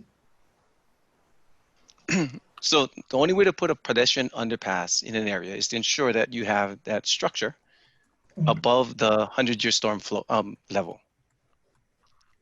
At this time, that level is 3 feet below, 2 to 3 feet below the deck, which means that we would either have to raise the deck to provide the 8 to 10 foot of headspace that's necessary for a pedestrian overpass to be under the structure itself, or we widen that structure to increase the excavation below the highway to increase the hydraulic area to reduce the height of the 100-year storm flow. Okay, and care to venture a guess as to the cost of either? No, not at all. Again, if we did an underpass, a typical underpass that would take ramps down to an area that's 10 feet below the bridge deck, it would be $6.5 million.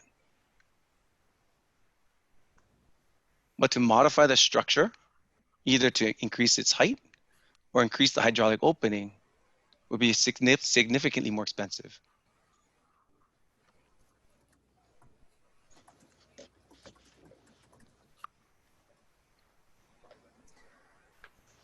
And as far as you know, is this a DOT expense or a DOE expense?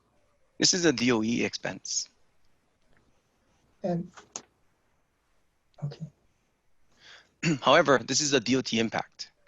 So during the construction, if there is an underpass that's going to be built, to either increase the height of the structure or widen the hydraulic opening, there's going to be impacts to the highway. That's what we'll be looking at. Mm.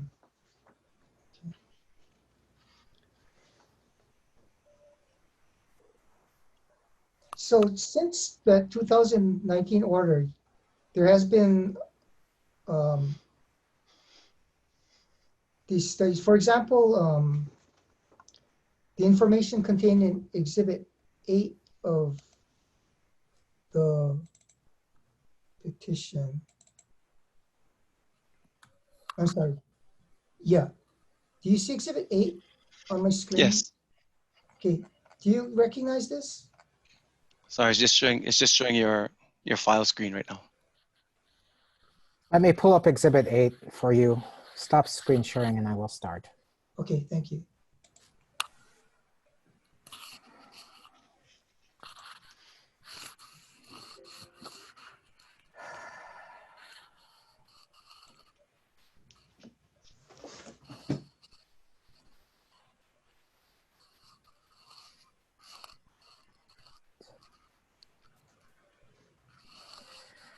This is the document. Yes, thank you. Where do you want me to go to? Next page. Okay, thank you. Are you familiar with this study, the traffic evaluation, Kihei High School intersection? Yes. Okay, there's a date of June 2020, correct? Yes. So this was done after the 2019 declaratory order? Yes. Yes, it was okay. And Exhibit 9, if the chair would be so kind to display that document. Are you seeing it? Yes, I see it. Thank you. That, if it could be scrolled down one more page.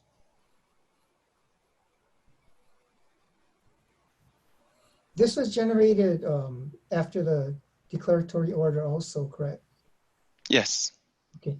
And you've been, much of the conclusions and information you've been providing is in fact contained in this report, isn't it? Yes. And would it be possible to scroll all the way to the bottom of this document?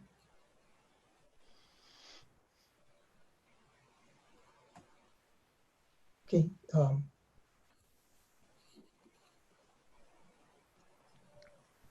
Yeah, okay. That is the bottom of the document that was delivered to the Okay, Land Use thank you. Commission. Yeah, that was, yeah, I just wanted to make sure that was the end. Thank you. You can put the Are you document. done with the document? Yes, yes, thank you.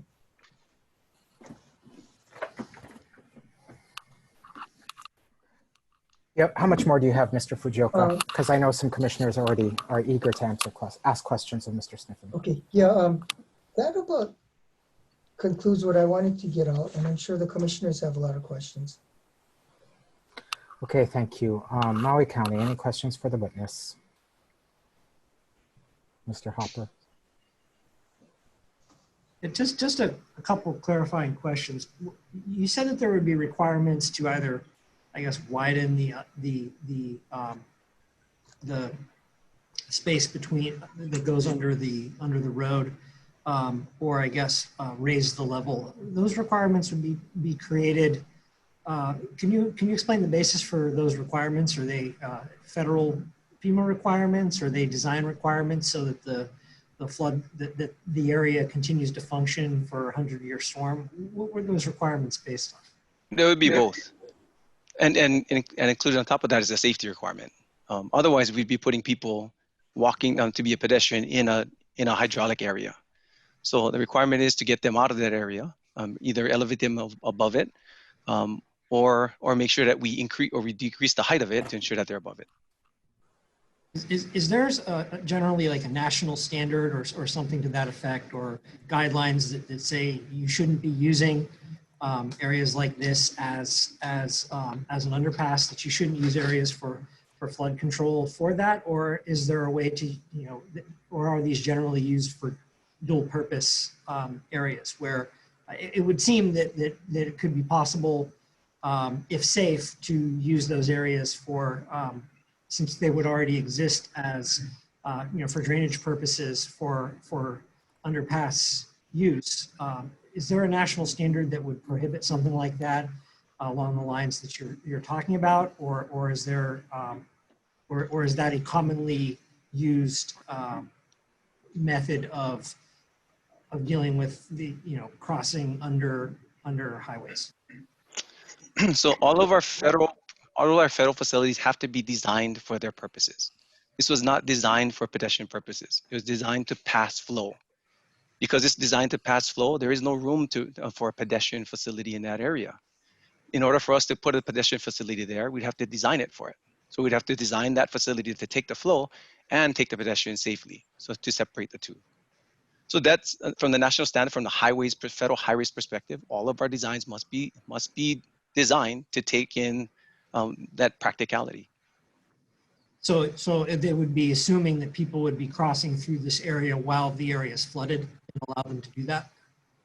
It would be assuming that they'd be crossing that area and there's a potential that a flood could affect them. Yes.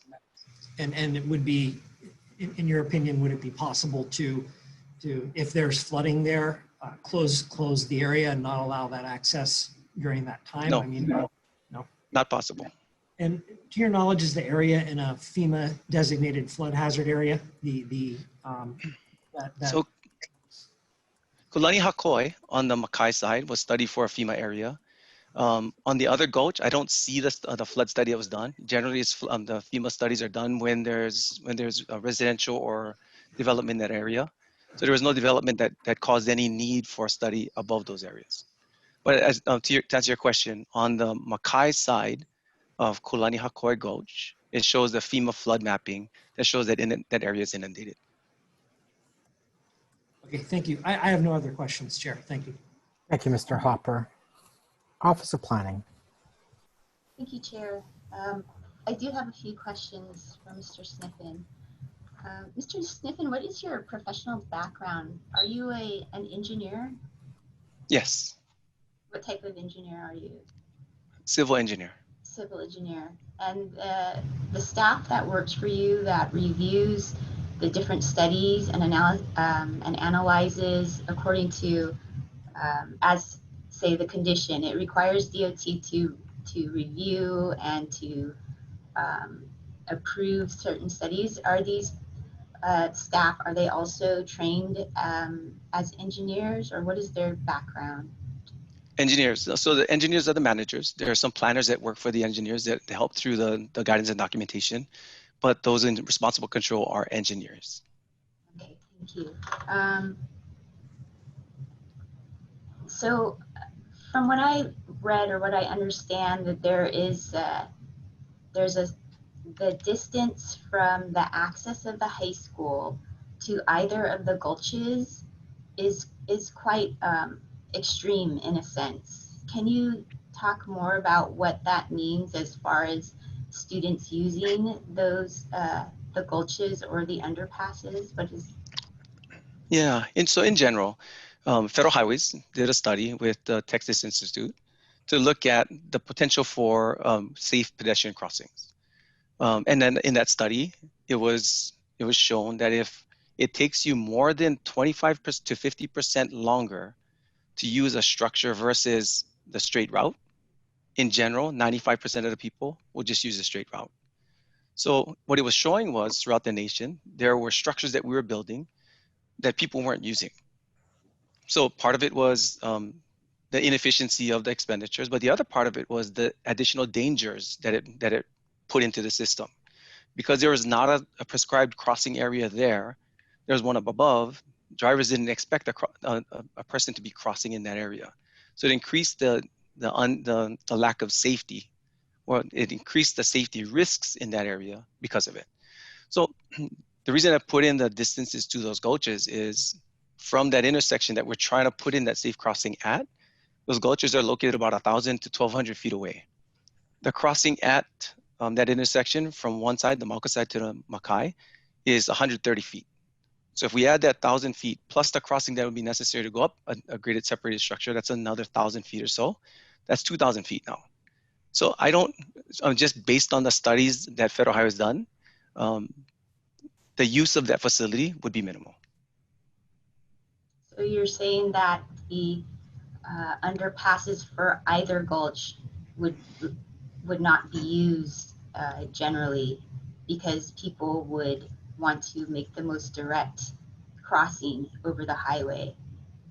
If we are looking at the driver being the school, Kihei High School, or the destination, then yes, that's exactly right. They would rather look at a crossing that gets them directly to their destination versus going 1,000 feet out of their way. Thank you. And so will an underpass slow the traffic on Pi'ilani Highway? No. So during its operation, no. During its construction, absolutely. But for the long term, it will not. No, it will not. And then as far as the roundabout, once the roundabout is installed, will DOT provide some type of education to the community as far as how to use the roundabout, since I understand it to be a new technology for the community? Yes. So when we rolled out our roundabout on the Big Island, we put out instructional videos to that community first. Then we sent it out on our DOT website and on our social media pages. We would do the same. We would offer the training at different high schools if necessary as well. I have no further questions. Thank you. Thank you, OP. Commissioners, I have questions from Commissioners Giovanni, Ohigashi, and Wong.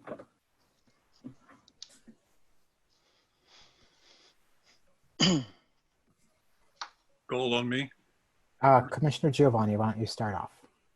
Thank you, Chair. Thank you, Mr. Sniffen. Appreciate the additional insights and the engineering perspective. In the absence of an elevation drawing showing the clearances on the record, do you recall what the current clearance is under dry conditions? I'm not sure. I can check though. Let me look at it real quick. If I disappear from you guys, let me know, okay? How long do you expect to take this? I'm going to pull it up right now. Okay. I'll pull it up right here. So the elevation difference from the bottom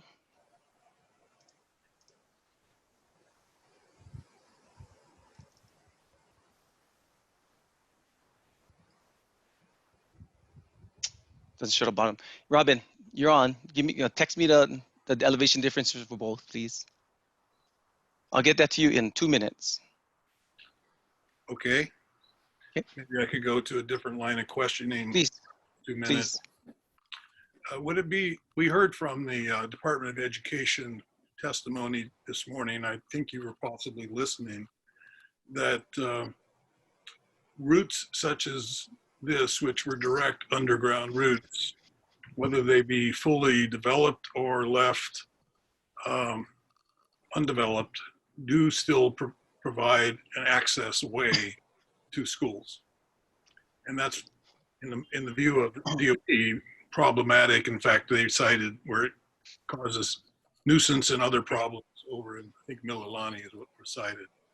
So to mitigate those potential problems, they said they would chain link or put some type of barrier across its entranceway, probably on both sides of the tunnel or the theoretical tunnel. Would it be DOT's position that those are not allowed or allowed to be installed by virtue of the fact that this is a hydraulic throughput for a 100-year storm?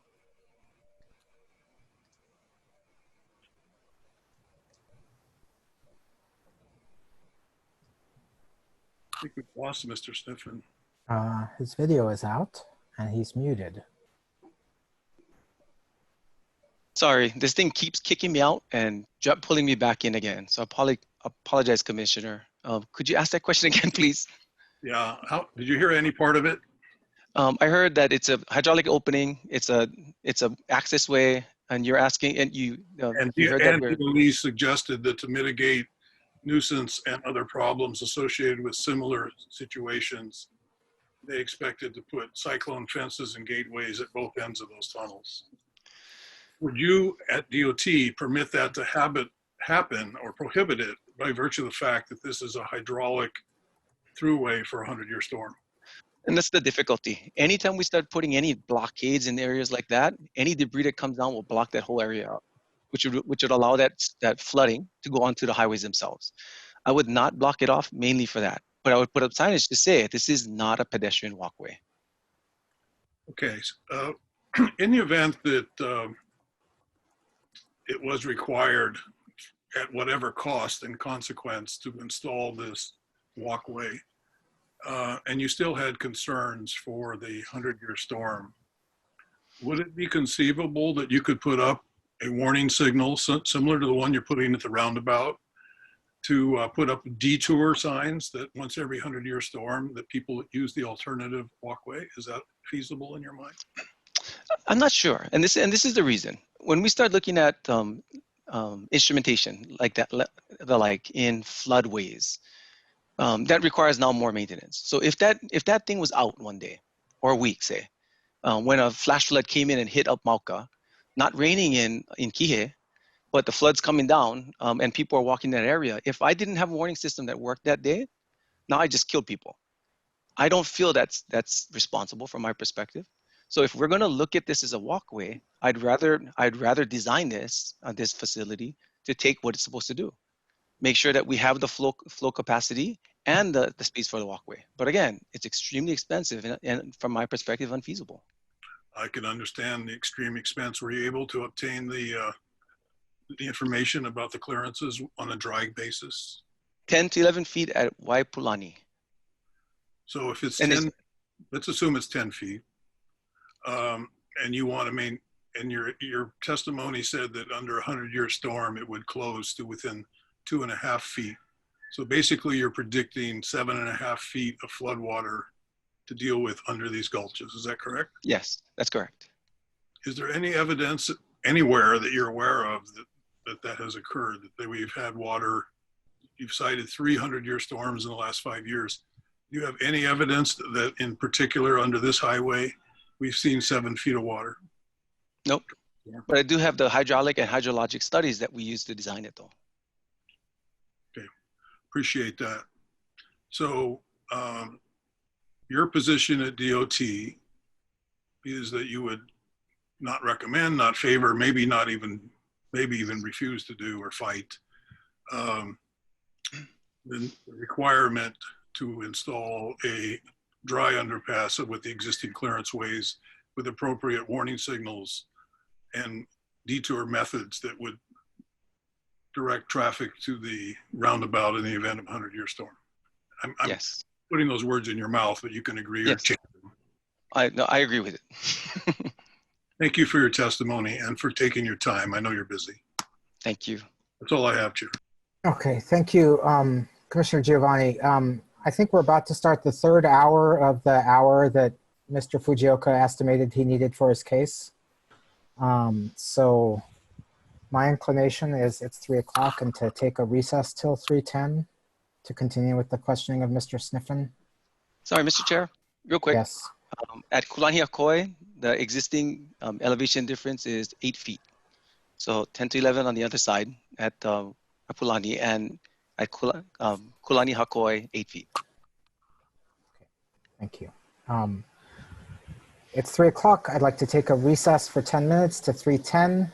We'll continue with the questioning of Mr. Sniffen and then consider if DOE wishes to make a motion.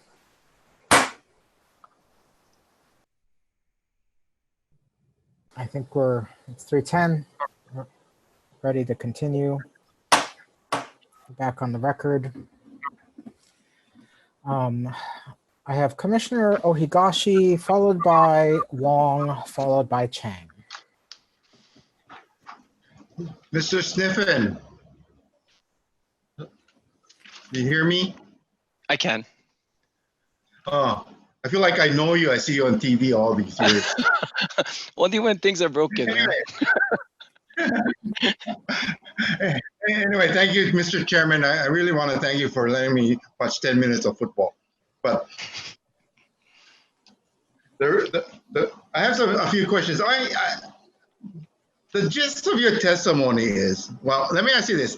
The highway and the, I guess the gulches and the causeway are under DOT control, is that right? Yes, that's correct. And DOT has the exclusive determination as to what can go on the highway, under the highway, next to the highway. Is that right? Well, we have the authority under our jurisdiction to make sure that we protect the health and safety of that facility and its users. Yes.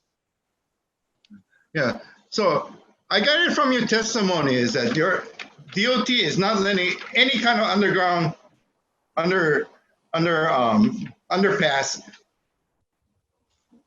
in this area. Is that right? That's correct. From my perspective. Oh, sorry. Go ahead. And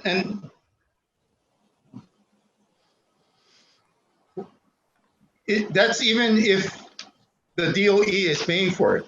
Is that right? So what I said was I wouldn't allow any underpass in the area that would put people at risk.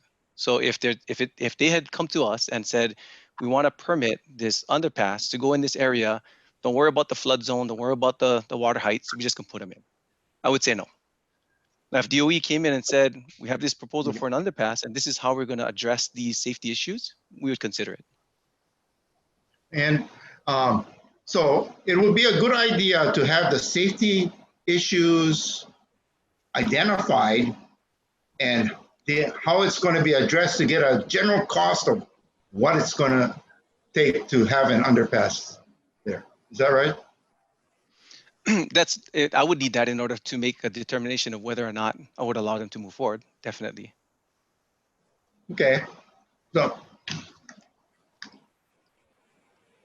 but you've already agreed that the roundabout and the signaling and the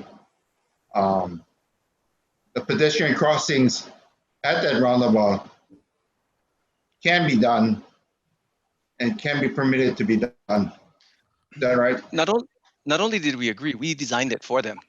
So when we worked with DOE, when we looked at what is best for that facility, DOT came in and got involved. We designed that facility for them to ensure that it could work throughout that area. We were looking at both the safety aspects and the operational perspectives through that corridor. Do you make any determination between what is more safer, the roundabout or the underpass that is being proposed? The roundabout is by far safer. And this is coming from different perspectives. If you're saying that 100% of the people will use the underpass, of course, given that it's outside of the flood zone, that we reduce 100% that conflict between vehicles and pedestrian, then by far that grade separation is safer. But that's not what we're getting. When we look at the data nationally and we look at it locally, 90% of the people are just not using the overpasses. You look at Pro City, right? Pro City area, get those nice overpasses or those pedestrian bridges. They go over the facilities in that area. Nobody uses them. The only people who go up there, they want to take pictures and shoot downwards. So when we're looking at the facility, there's a safety risk that comes in because where drivers are assuming that pedestrians are using the structures, they're just darting across the road. I tried to forget my time that I lived in Honolulu for a little while.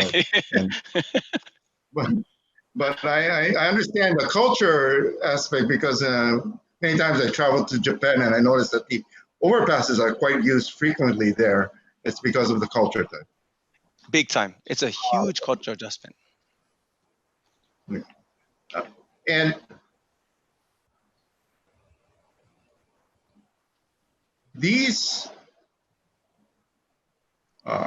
remedial or these measures like the roundabout, that's, you're saying, is totally funded by the DOE? Yes, that's correct. Okay, no further questions. Just to add to that, Commissioner, when we looked at the design, if the DOE had built a signalized intersection in that area, it would have been $2 million. Real simple. Just follow the existing geometry, put in the signals in that area. It's real easy. The roundabout that we designed for them, We lost you, Mr. Sniffen. Audio and video.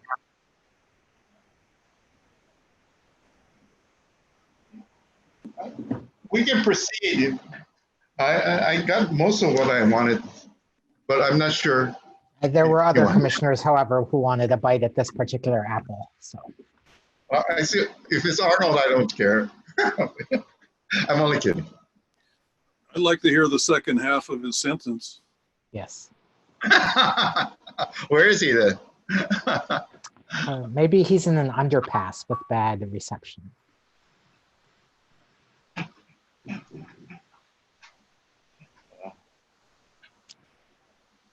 Mr. Sniffen, when you manage to come back on, it would be great.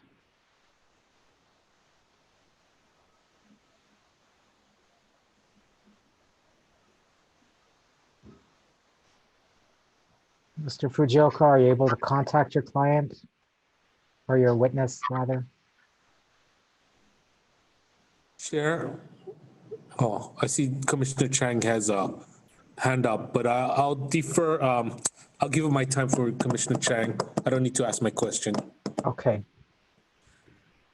So Commissioner Chang followed by Commissioner Okuda when we have a witness. And I'll try to be very short.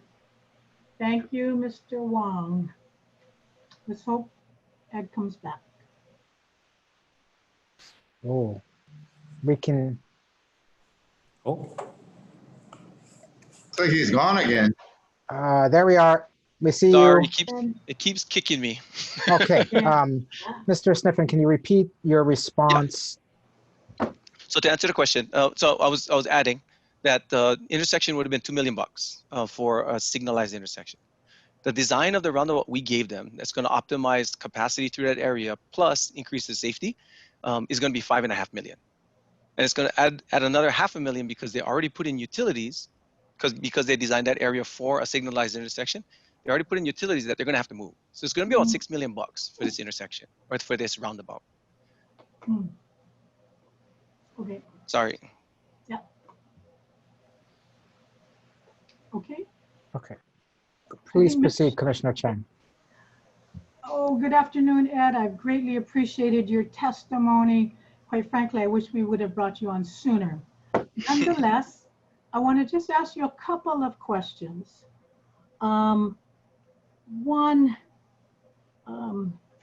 when in 2019, when LUC made its determination, about the overpass and underpass, DOT had not rendered well, let me put it this way. DOT's present position was not known to LUC or DOE in 2019 when LUC made its decision. Is that correct? That's correct. That's correct. So now you have more information and you are confident that this is now your position, that the underpass, that the roundabout is the most safe and efficient measure at this time. Absolutely. Okay. The other question I had, you know, quite frankly, we heard a lot of community people, and Mr. Tanaka even acknowledged that DOE needs to do a better job of communicating with the community. And I think you might have even heard some of the comments.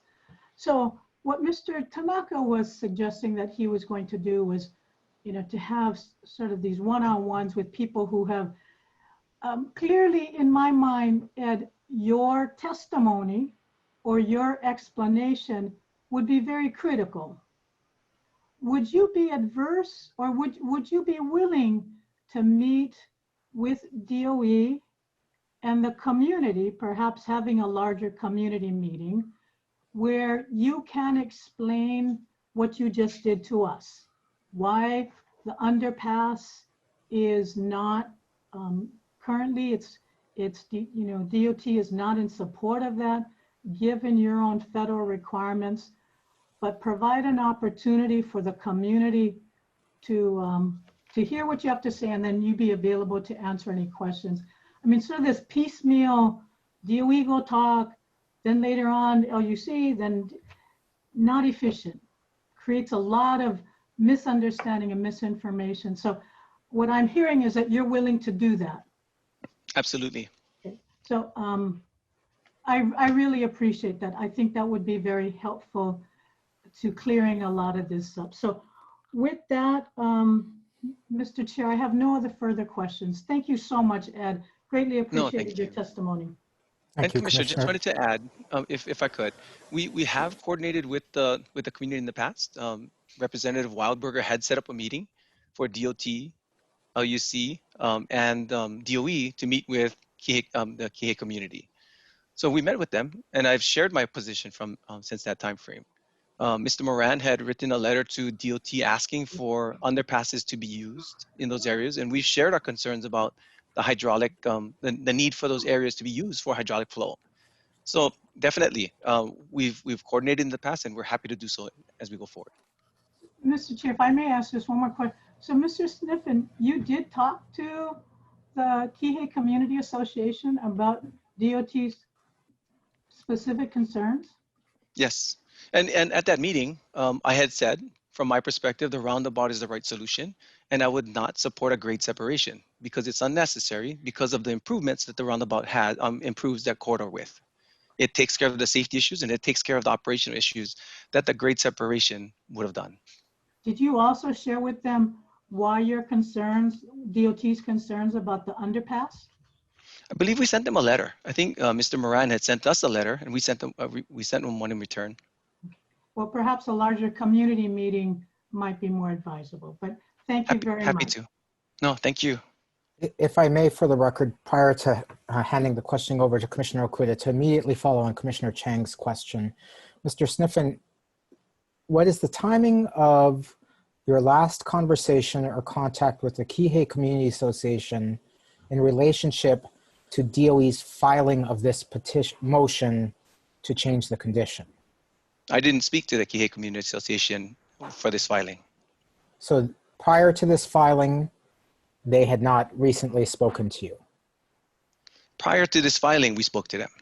After the filing was done, we did not speak to them. How far before this filing?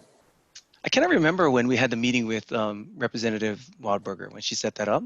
And I can't remember when we sent out the letter. I'm not sure. But it was a matter of like a year versus like a couple months. So what I'm trying, thank you. I'm trying to get to the understanding the witness's surprise that this motion was filed in relationship to the responses you just gave. Commissioner Okuda, thank you for your indulgence of my interjection. Well, thank you, Mr. Chair, and thank you, Mr. Sniffen. Congratulations to you on your H3 COVID testing, and thanks from the community. It's actually related to a follow-up comment or question that I have to Commissioner Chang.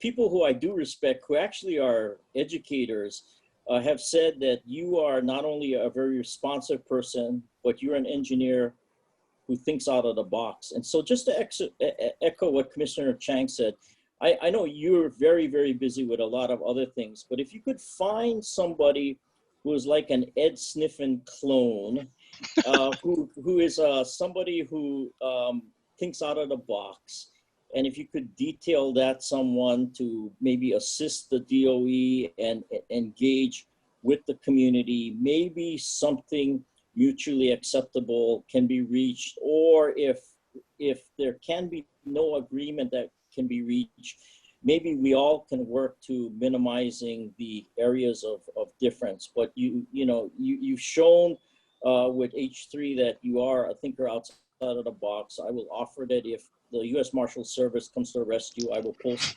bond for you.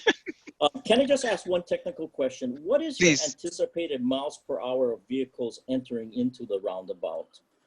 In general, when we start looking at what we have at on Big Island at Old Government Road, we have 15 to 17 miles per hour entering into the roundabout.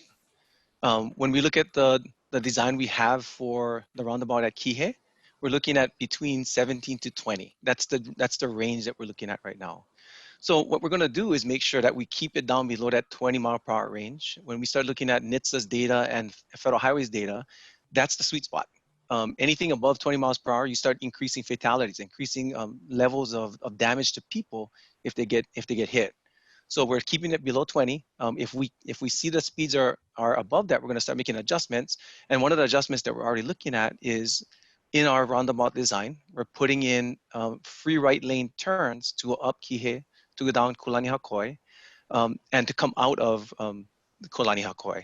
In those free right areas, we don't want anybody just taking off and zooming out. So we're going to be putting in raised pedestrian crosswalks in that area to ensure that they cannot go faster than 17 miles per hour going over those portions. Those are the adjustments that we make. So based on your professional opinion, you believe you can get that type of reduction on vehicle speed entering the roundabout, even though it seems like this is a high-speed, straightaway type of highway? Yes, and you're going to see it slow down tremendously. Part of the discussions that we had with Robin, he's on the call right now, he's the district head on Maui. When we start seeing our highway turning more into a destination, places with large destinations, and schools are the big ones. Once we start having that and the land use changes, the intent of the highway starts changing now. In the past, we started looking at freight movement and commerce and the like, getting people to goods and services. Once you put a school there, now it's livability. So that whole corridor speed is going to be adjusted down to 35 immediately. You might have already seen that the signalization along that corridor has already changed to start slowing vehicles down in different areas, all set up to ensure that when this high school is in, that we can slow everybody down into that corridor. Okay, thank you, Mr. Sniffen, and thank you for your service to the community. Thank you. Thank you, Commissioner Okuda. Commissioners, further questions for Mr. Sniffen? Commissioner Cabral.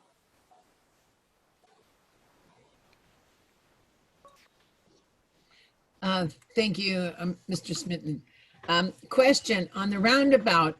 What are you going to put in the center of the roundabout? The trees or plants or a statue? What's your schedule? What are you going to put in that visually in the center? That we want to raise it up a bit to make sure that nobody's going to blow right through it. But we work with the community usually to see what they would like to see in it. In the Keaupahoa community, they wanted like a sign or kind of an entryway into their area.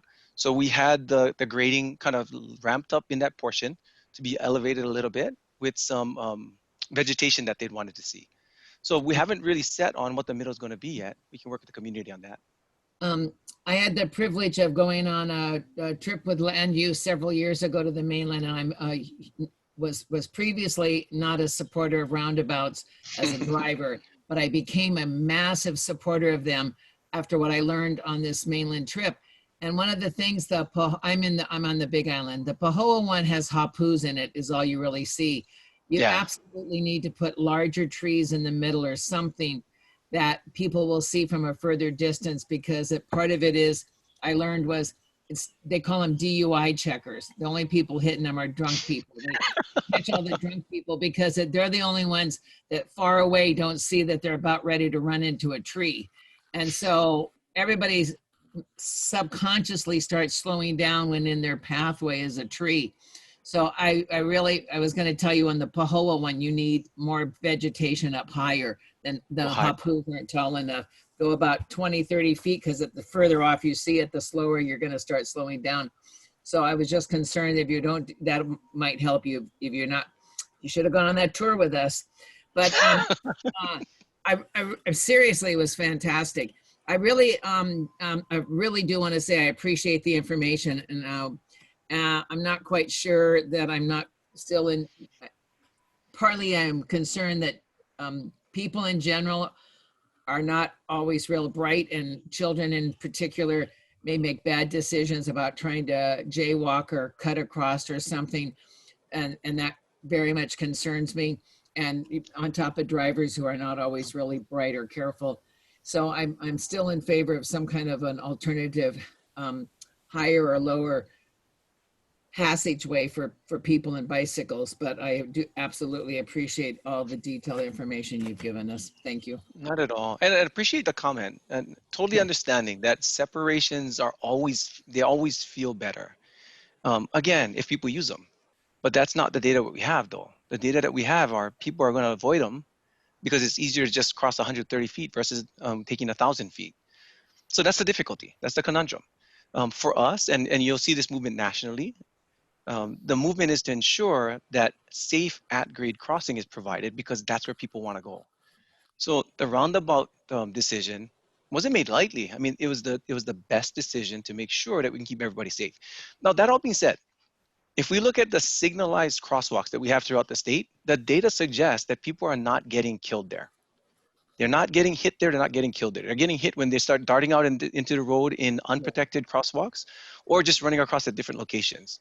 So I would be fine from a safety perspective having a signalized crosswalk there. That being said, there's still a huge opportunity for T-bones if people are not paying attention. There's huge opportunity for a kid to just walk off the curb and potentially get hit by a high-speed vehicle. We're using this roundabout as the opportunity to be the buffer on this whole corridor. That's the intent of it. That's why the roundabout's there, to make sure we have a start, a 15 to 20 mile per hour start for everybody along that corridor.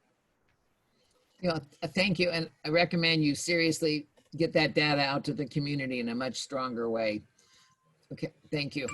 Commissioner Giovanni, followed by Commissioner Ohigashi. Thank you, Chair. Very quick, Mr. Sniffen, under the scenario that the roundabout is the only way to cross the freeway and the high school is in full operation, what is the estimate of the number of pedestrians that would be crossing per day? You know, I think Randy has those numbers, and I think they ran them through our scenarios. So I apologize, I don't have them. But when we did that, we made sure that we could run the capacity of pedestrian crossing, especially at start of school time and end of school time, with the peak flows that come through those areas. So to answer your question, we looked at the modeling to ensure that we had capacity sufficient for both the drivers and the pedestrians. But again, even if we didn't, I would tell the drivers, too bad. Because once you put a school in that area, once you put a school off the Mauka side of my highway, then moving freight and goods and services is no longer my priority. Once you do that, it's them. It's the pedestrians. So if I got to put in hawk signals to make sure that everybody stops and can be ticketed if they run it, that's what we're going to do. I want to make sure that we keep those people safe. And I know that an at-grade crossing that people will want to use is the safest way to do it. So in the scenario that it actually results in a significant adverse impact to commerce on that highway, because you're taking the priority of the children's safety first, you're not worried about having to come back before this land use commission and getting approval to put in an underground later to accommodate that problem? Absolutely not. In other words, you're prepared to take the heat. Oh, always. Yeah, I used to live in that world. Thank you. That's all, Thank John. you. Commissioner Higashi. Okay. Mr. Sniffen, so did you run the scenarios as Mr. Giovanni indicated, where it would be 800 students for the first phase and 1,600 students for the second phase? Yes. Would it be prudent then to indicate that the second phase, that we should have a study or have it reviewed in the before the second phase is entered into, in order to determine how well this roundabout is working and whether or not additional remedial measures are necessary? I think that's excellent. From our perspective, so just as a government perspective, I would hate for any of my highway projects to be built, ready to be used, but have to be delayed for usage because of some other purpose. When I talk to the project staff at DOE, they're looking at a 2022, 2023 timeframe that they could finish the school, but they'd have to delay it until 2023, 2024 if the pedestrian overpass has to be built prior to school opening. From my perspective, we know that our studies show that from a safety side and from an operational perspective, we know that the roundabout will work, at least in the first phase. So I would love to see us be able to put the roundabout in, because we're going to finish it by next year. That's the intent. We're going to finish up the design and construct this by next year to be ready for 2021, 2022 if DOE is. From there, we can study it from there. We can start operating it from there and seeing how it works before school even starts. When school starts, I would love to be able to see what it looks like. And I know, I'm very confident that it'll work through that first phase. And during that time, we can always look at the potential or need for a pedestrian overpass in the future. Are you in contact with the DOE as to whether or not you'll do it in front of Baldwin High School? Because that is a major highway, and we only have signal lights across a 2-lane highway. That's the most similar thing I can think of that is to Kihei. You know, what we're looking at it, no, but you know what we were looking at Baldwin, seriously. When you start looking out there and the usage, because the kids, they don't walk at one place, right? They kind of spread throughout. So we're looking at, and we did this in Kihei, that's why. We put in 5 raised pedestrian crosswalks along that whole Kihei Street corridor to make sure that wherever the kids cross, they would be protected. What it also did was slow the traffic down significantly. So all the kupuna that are walking across the street, they don't even worry about running anymore, especially during the late night hours. So it had a significant effect on the corridor to make sure that everybody slowed it down. For us, when we try to do things, we're making sure that we try to change the culture, right? We talked about the culture. If you see one signal light flashing when somebody's crossing, your culture is gonna be, you're gonna look for the signal. If not flashing, I'm just gonna go whatever speed. I put a raised pedestrian crosswalk there, and you hit it at 35 miles per hour the first time, you will never do that again. So you change the culture immediately, right?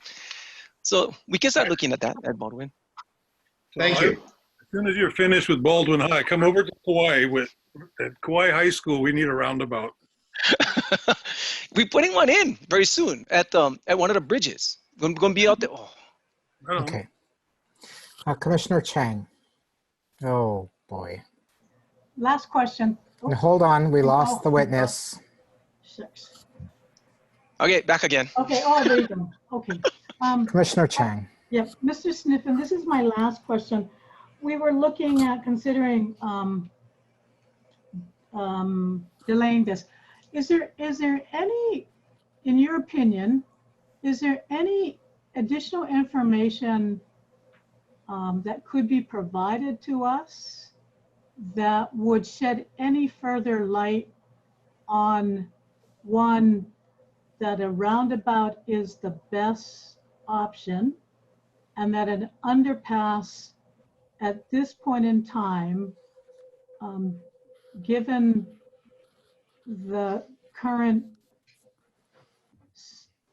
facts being it's for hydraulic passway, that is there any additional information like cost? I mean, what I'm hearing you say is that the cost to meet your safety standards to design that to both be hydraulic pass-through as well as a underpass would be exponentially, would be very expensive. So just as an order of magnitude, it's easily 6 times more expensive than a normal underpass. So you're looking at the $30 to $35 million range already. Okay. And Because that's now with- you're starting. No, go ahead. Go ahead. So, because now you're starting to look at adjustments to a physical structure that's already in place. Once you start modifying a structure and adding new supports to it at different points, now you got to modify the structure itself to make sure that bending stresses in between are supported. So, and that's major surgery when you start looking at a facility that's already in place. And I'm assuming that that would also trigger additional regulatory requirements. Absolutely. Anytime you go into a waterway, you already start kicking in FEMA requirements, and you potentially kick in the 401, 404 requirements. Okay. And ultimately that would delay potentially the opening of the high school. Absolutely. Okay. Okay. All right. Thank you. That's really helpful for me to understand, other than having an opportunity for the community to meet with DOT and DOE for them to hear this information and answer any questions. It does, at least for me, it doesn't seem like I need any additional information. But thank you so much. I really appreciate the questions, and I really appreciate the thought process on this for us. And the reason that DOT is getting involved with DOE to make sure that we work this project out. We know where the community is right now, and not the Kihei community, but the state of Hawaii. During a time when we have 33% that are unemployed, during a time that we're struggling with classroom space because we just don't have enough to social distance everybody else. We know that this type of campus is at a premium. We are trying to help expedite these types of projects here at Kihei, Lahaina Luna High School for another 8 classroom building. We're trying to help them expedite as much as possible because I want to put people to work immediately. And I also want to make sure that there's space available because we know we're going to need it. So I would love to be able to, and I'm not DOE, so I cannot speak on Randy's behalf, but I would love to be able to get this campus opened as soon as we know it's safe. And we know from an engineering perspective that the roundabout will make it safe. That pedestrian access, that vehicular movement, it will be safe. Now, if we want to look at another potential grade separation for phase 2, by all means, let's take a look at it after we can open this campus. But I know for a fact that once we put this roundabout in, it'll take care of all of our operational and pedestrian safety needs for this community. Thank you very much. Mr. Chair, I have no further questions. Thank you, Commissioner Chang. Commissioners, anything further for Mr. Sniffen? Commissioner Axon. Thank you, Mr. Chair. Thank you, Mr. Sniffen. Your testimony is very enlightening and full of information. Really, you should have, come in first in the beginning. It would have saved us a lot of time. So, putting myself, if I'm from Kihei or Maui, I would also want to have both systems, But if you're talking about safety of the community, I will defer to expert like you. So I guess my question is, the roundabout is saying is ready to go. It's designed, ready to go. Which you cannot say that, for the underpass or overpass. Correct? So if you go with the underpass or overpass, how long do you think, before we can say it's ready to go? So from what I understand, from the project development perspective, we are looking at this roundabout being done by next year, but to be ready for the 21-22 school year. Yeah, you mentioned that. Yeah. The school is supposed to be ready by the 22-23 school year. Okay. If they had to wait for the pedestrian overpass to go in, it's going to be the 23-24 school year. So potentially that school could be built, ready to receive, but not be allowed to open if the condition is you must have a grade separation prior to opening that school. From my perspective, and just looking at the project itself, it's $200 million that the state is putting in for an improvement for a community. To me, if I put that kind of money into a facility, a roadway facility, I could not in good conscience keep that facility closed for a year, just cannot. Now, definitely, I would try to expedite everything to ensure that all the conditions were met so I could open it.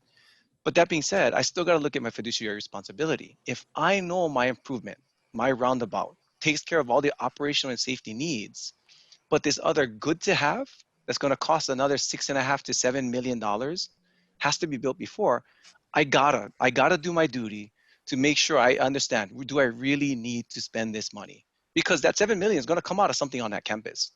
It's going to come out of a play field or a building or another operation. I don't know what it is, but you also got to consider every year you're going to spend another 50 grand to maintain that facility. And DOE, if it's an underpass, will have to spend another amount of money to secure it. So just looking at it from a opportunity cost perspective, just looking at an operational perspective, when I know that the roundabout improvement will take care of the concerns, and we did listen to the community when they said we want a roundabout and we want a pedestrian overpass. In reality, what they're saying is we want our kids to be safe. That's what we're giving them with the roundabout. It's going to be safe. Now, I would love to give everybody everything they want. And some might think, hey, it's a $200 million project. What's another 7 million? But if we looked at that additional 7 million at the 40 different complex areas that we have, that's 210 million now. I mean, that's a big amount of money if we're looking at how we need to take care of the rest of the state. So I don't disagree with Randy looking at this opportunity to see what's really needed. And from my perspective, I think the roundabout is the solution. Sorry. Again, it boils down again to priorities, whether it's funding or timing. With this, when you talk about this project worth $200 million, is that the full development high school and including this roundabout underpass and overpass? Yep. So it's included in the 200 million, or so the roundabout is. I'm not sure that the pedestrian overpass is.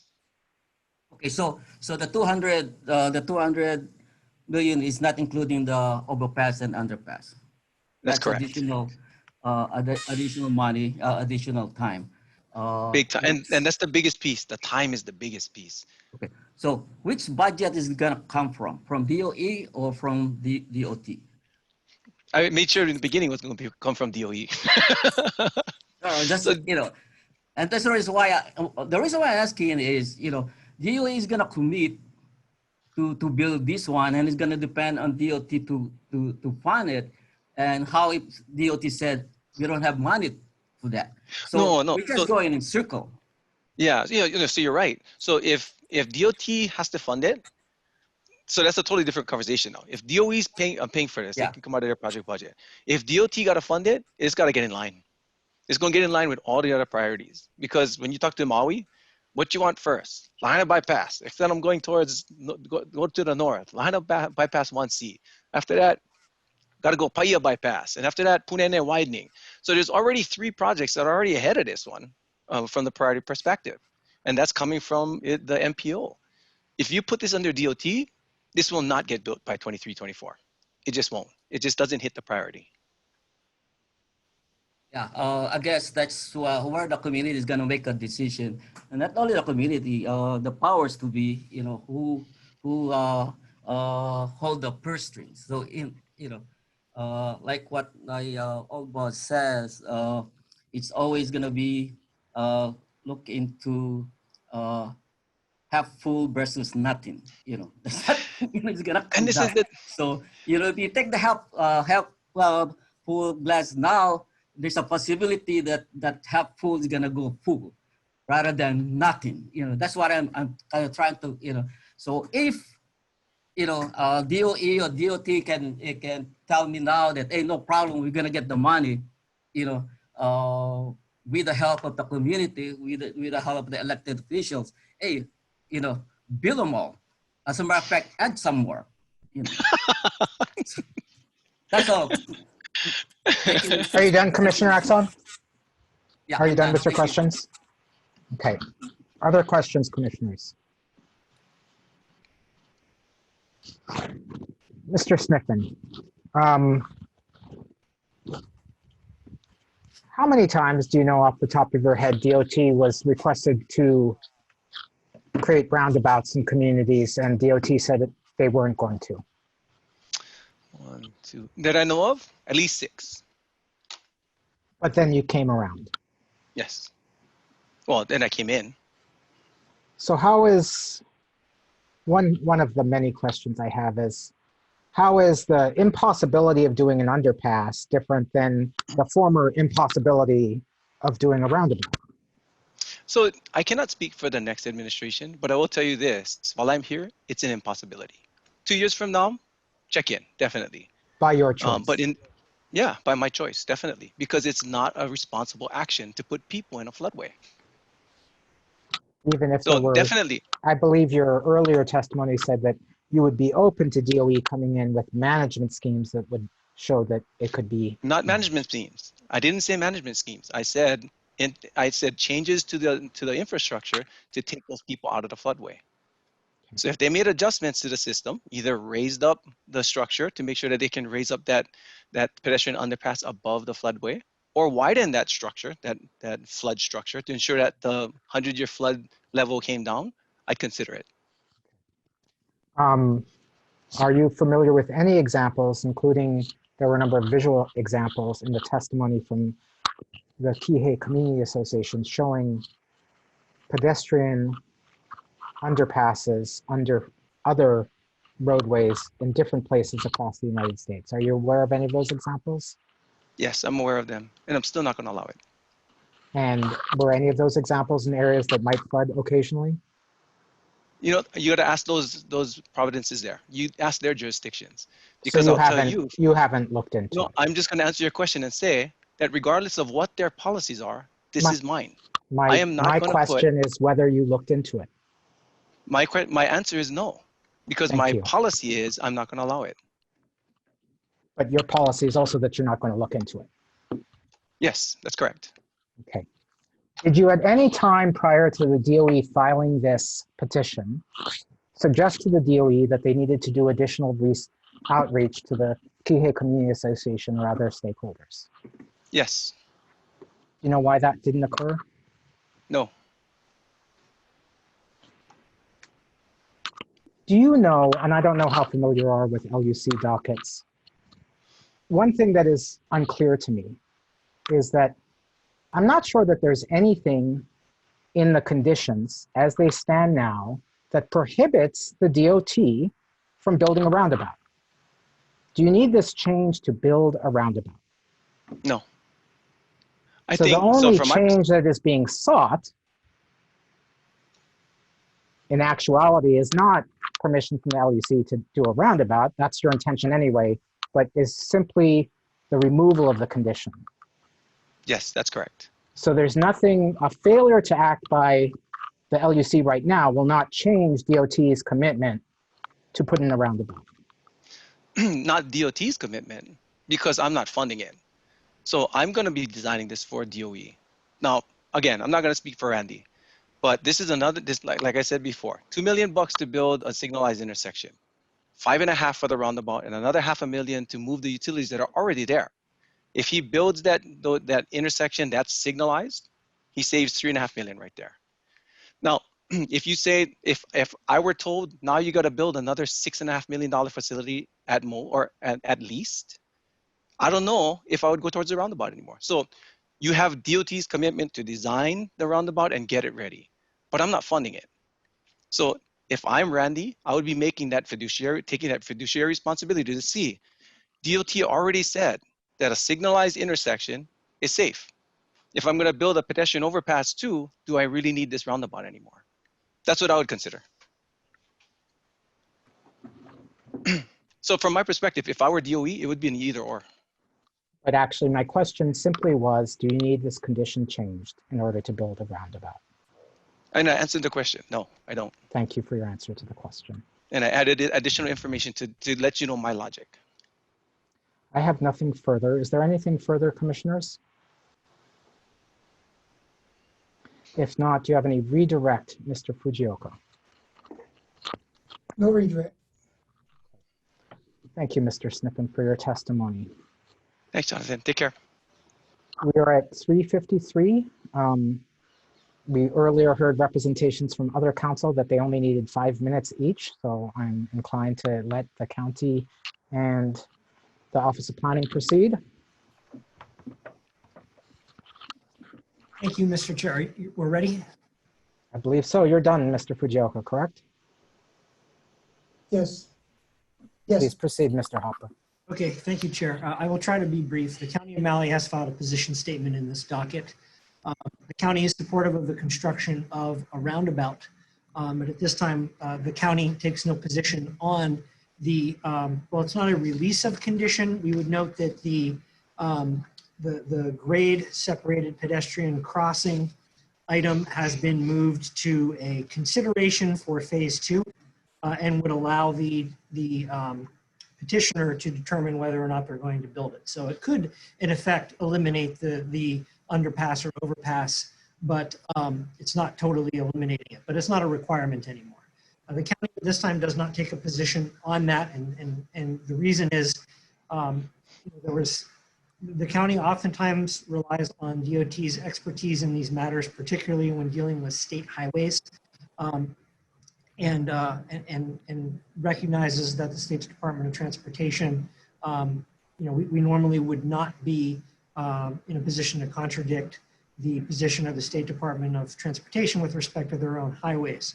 In this case, however, based on past experience, the issue of potentially eliminating the crossing has been a controversial one for the community.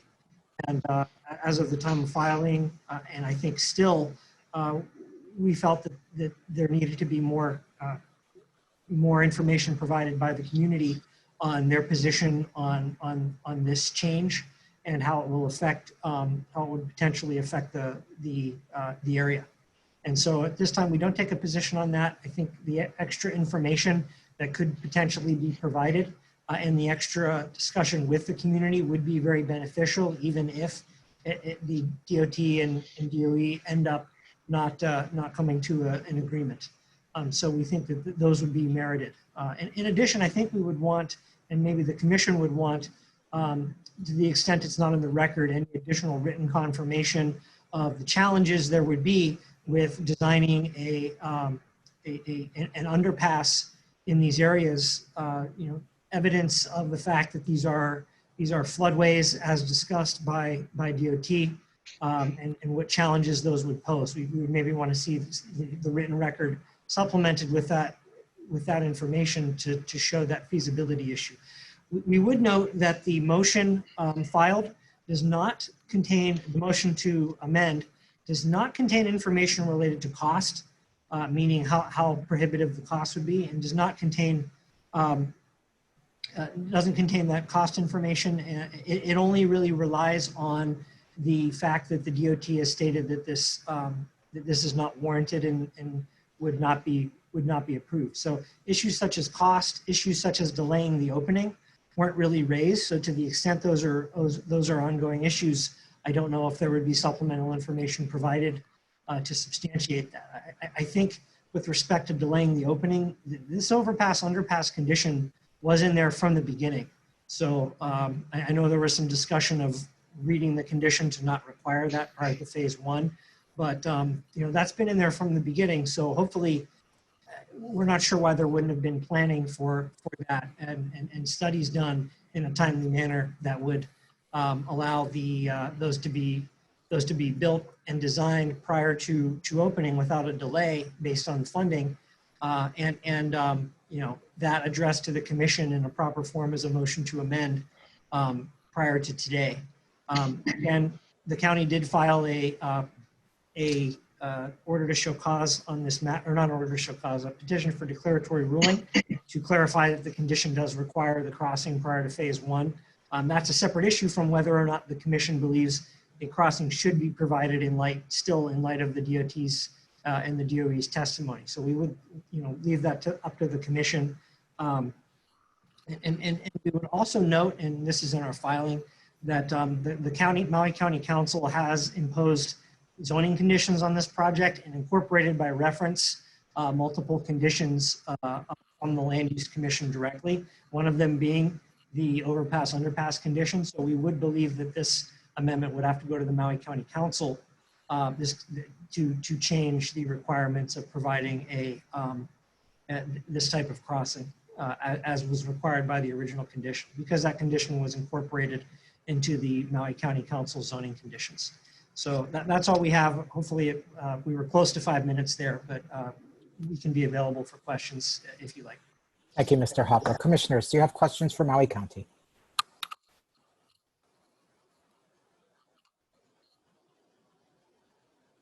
Just to clarify, your request seems to be that there's insufficient to summarize your detailed explanation. There seems to be certain parts of the record that are missing and that decision-making would therefore be premature. That wasn't in our filing, but I think after hearing today, some of the discussion that it would be worthwhile to have that. Well, our filing was we'd take no position, and I suppose you could say, yes, part of that's due to the additional consultation that would be beneficial with the public, but also based on testimony today, I think it would be helpful to confirm some of the statements made by DOT with respect to the difficulty of designing in those gulches with the existing crossings based on flood concerns. Thank you, Mr. Hopper. Commissioner Ohigashi. Mr. Hopper, assuming that we were able to supplement the record and give enough time for them to supplement the record, would the county be, and you had an opportunity to take a look at it, would the county be then having a formal change of position or formal position in regard to this matter? I can't commit to that. I need to discuss with the director after that information is provided. Sorry to not give a clearer answer, but we would need to review that. But I do like your explanation that that you believe it has to go to the Maui County Council for determination as to whether or not this condition stays in their zoning ordinance or not. And I think it's up to them to decide whether they want to delay the opening of the school. I like that position. Thank you. Anything further for the county commissioners? Seeing none, Ms. Takeuchi Apuna. Thank you, Chair. Let me see. Okay, so DOE is requesting the Commission to amend Condition 1B of the decision in order to allow it to install a roundabout prior to the opening of Phase 1 and to reassess and reevaluate the necessity for an overpass or underpass prior to the start of construction of Phase 2. OP is supportive of DOE's request for the following reasons. First, as the community and Commission have emphatically and repeatedly stated at last year's hearings and today, this is an issue of safety, the safety of young students crossing Pi'ilani Highway. DOT and OP agree safety is of utmost importance. The community believes that the safest pedestrian route is an underpass. However, DOT tells us that an underpass is not as safe as the community believes for two reasons. One, potential flooding in the underpass that threatens life and safety. And two, human behavior dictates that a pedestrian will choose to cross Pi'ilani Highway at grade over walking an inconvenient distance to an underpass entrance at either Waipuilani or Kulani Hakoi Gulch, and consequently students will not utilize the underpass as envisioned. DOT believes a roundabout is safer and a better pedestrian route, not only because it avoids the problem of potential flooding and would provide a more direct and utilized crossing over the highway, but importantly, it incorporates traffic calming to significantly slow the speeding on Pi'ilani Highway, which is the main source of anxiety of students crossing the highway. The roundabout helps to reduce the speeding hazard rather than just finding a way over or under the speeding hazard. Secondly, DOE's proposed amendments to Condition 1B do not foreclose the possibility of an underpass or overpass. An underpass or overpass could be installed prior to construction of Phase 2 if it is warranted following the installation of the roundabout. This is a sensible order of the construction of the roundabout and potential underpass or overpass because it would allow the demonstration of the roundabout's effectiveness prior to a potential installation of an underpass. Thirdly, we understand that commissioners want community involvement in the decision of the type of pedestrian route that should be constructed. But to what degree does community opinion outweigh or subvert the expertise of DOT in these types of decisions? Neither DOE, DOT, OP, the commission, or the community can guarantee that an underpass or a roundabout will be 100% safe, but we depend on DOT's expertise as traffic engineers, not their opinion, to determine the most appropriate route.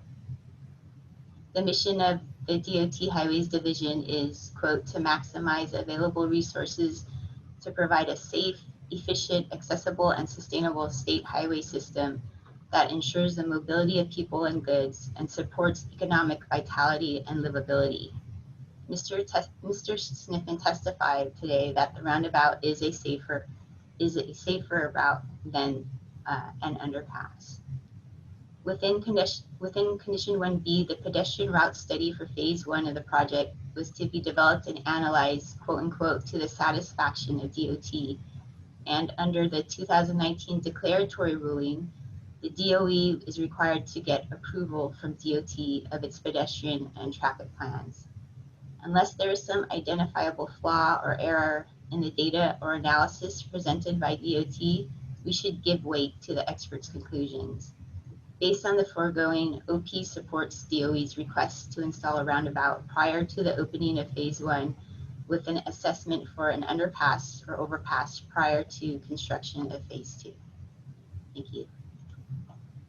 Commissioners, questions for Ms. Apuna?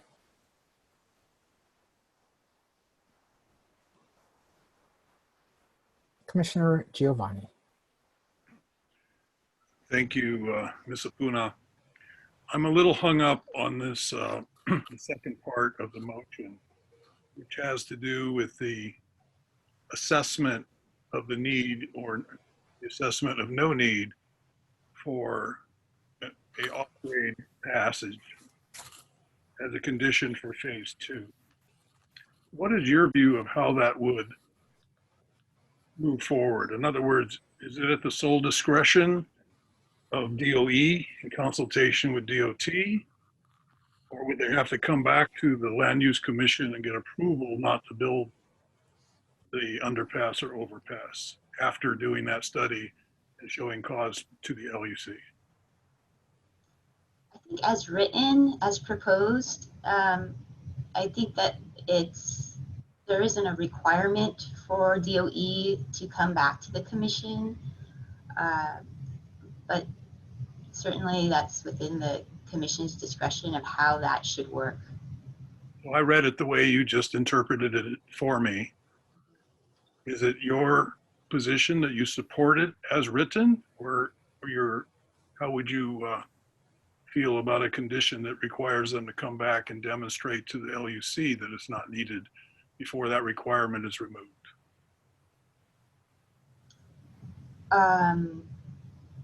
Well, so you're asking whether the proposal right now to remove the under or overpass requirement should remain in the condition? No. I'm asking, you support the motion as written is what I understood your testimony. Yes. And as written, you've clarified that it's at the sole discretion of DOE to determine if it's ultimately needed for phase 2. And you support that?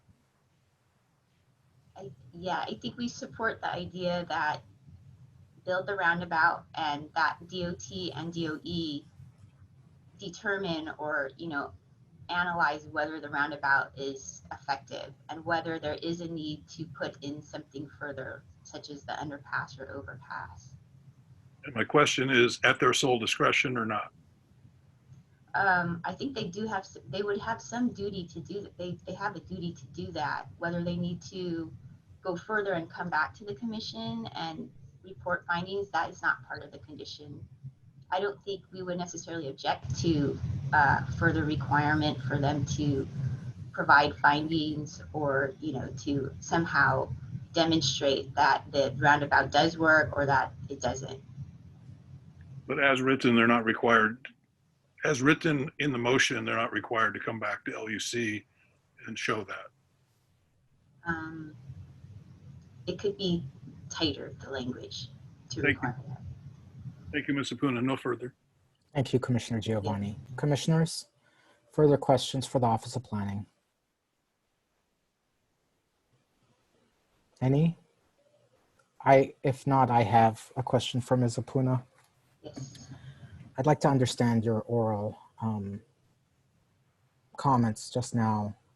I believe that you stated that the issue seemed to be that there was a substitution of the community's expertise for the expertise of the Department of Transportation and Department of Education. Use the word substitution. I don't think I used the word substitution. I think that the word I did use was the same that word that was used by the representative today, that there was that the DOE is trying to subvert the will of the community. I mean, I guess what I gathered from what you had said, which was slightly different than what your written statement of position was that basically we have these experts saying these things and the community believes something else, but we need to go with the experts. And really isn't the case here that it's not an either or, it's not that bifurcation. That really one of the biggest things that's happened here is that DOT and DOE did some work and didn't talk with these stakeholders who've been really clear for the last decade plus that they were interested and involved in this project. And that, I mean, have you seen the KCA or any other testifiers to be completely unreasonable and unwilling to listen to other opinions on things? No, I haven't seen that at all. And I think Doesn't the possibility exist that some amount of sort of open communication, like, look, here's Ed Sniffen, he's an expert.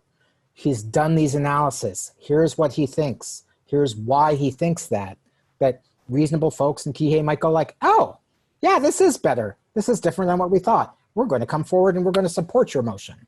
Isn't that a possibility? Sure. Yes, that is. Absolutely. Wouldn't that be a better way for us to get to where we're going? Yeah, I mean, I think that Mr. Sniffen said he did talk to KCA and certain community members at some point or another. I think over a year ago, and certainly before this motion was brought forward. So, if I recall it correctly. Right. Wouldn't it be better, I guess my question for you is, wouldn't it be more consistent with Office of Planning goals and methodology to have more robust and recent communication among the community prior to changing a condition, which has been a hot button issue? Yes. Yes, sure. Absolutely. Any communication with the community is certainly a good thing.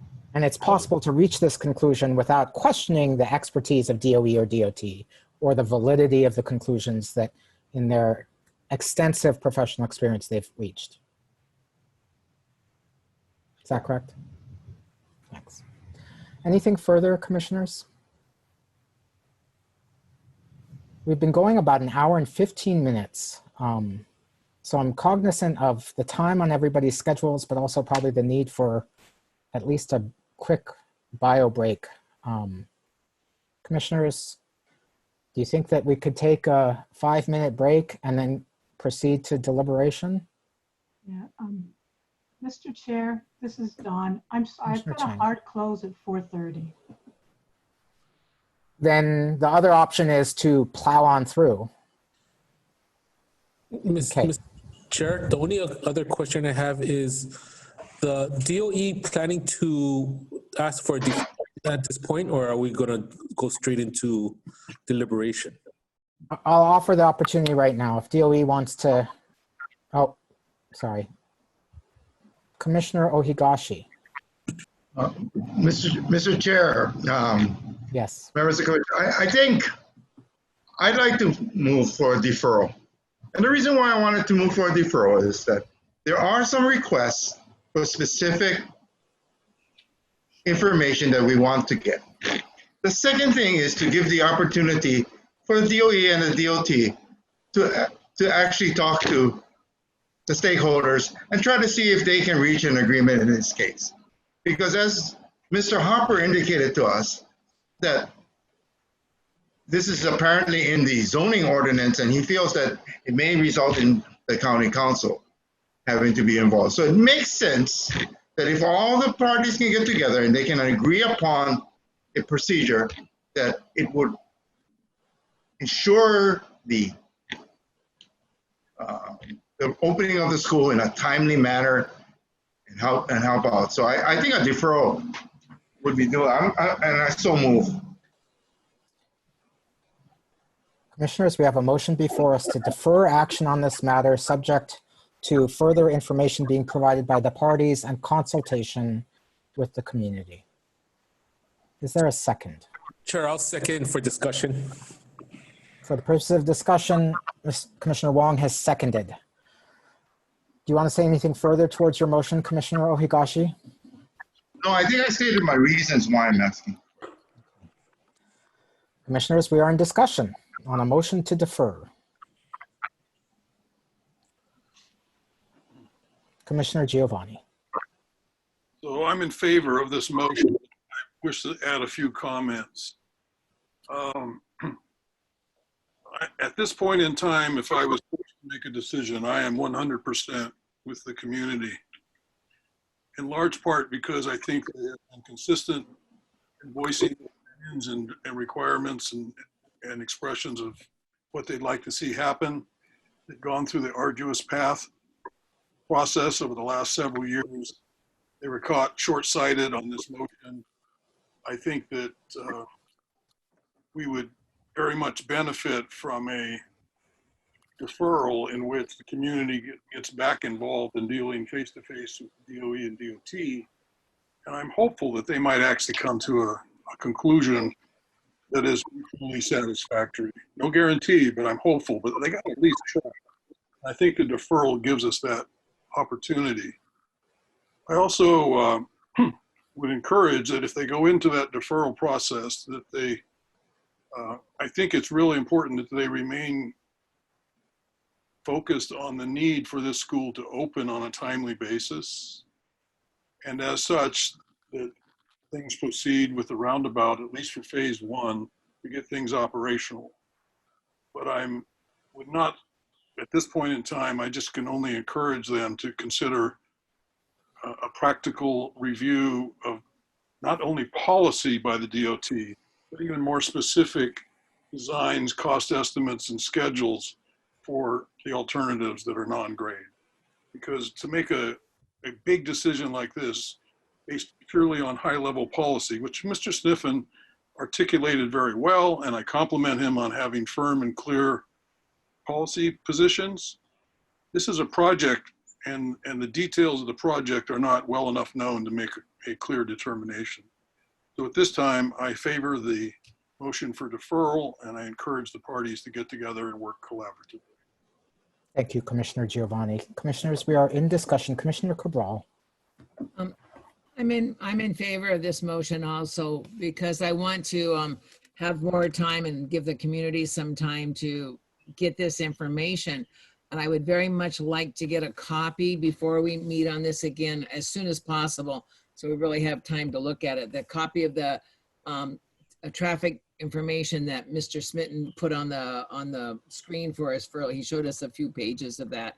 I'd like to be able to get a copy of that if possible. Are the pertinent portions of it, I mean, if it's 500 pages, spare me it, but at least the pertinent sections of it that he was referring to that are very, very informational. So I do not recall if we've got that information in that printed format when we had the other hearings. So I'd like to have that and go ahead and defer so we can really make a more balanced decision on it. Thank you.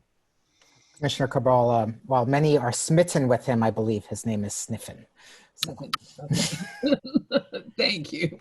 Commissioner Okuda, followed by Commissioner Chang. Thank you, Mr. Chair. You know, as someone married to a retired special education teacher and a public school graduate, you know, I have nothing but aloha for the Department of Education.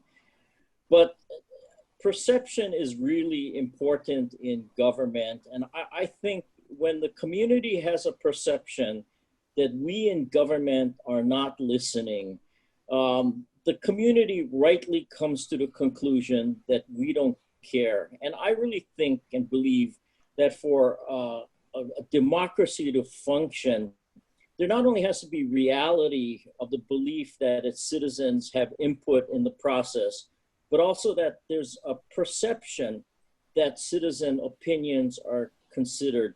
So that's the reason, in addition to the other good reasons raised by my fellow commissioners, that I'm in support of this motion for deferral. Thank you.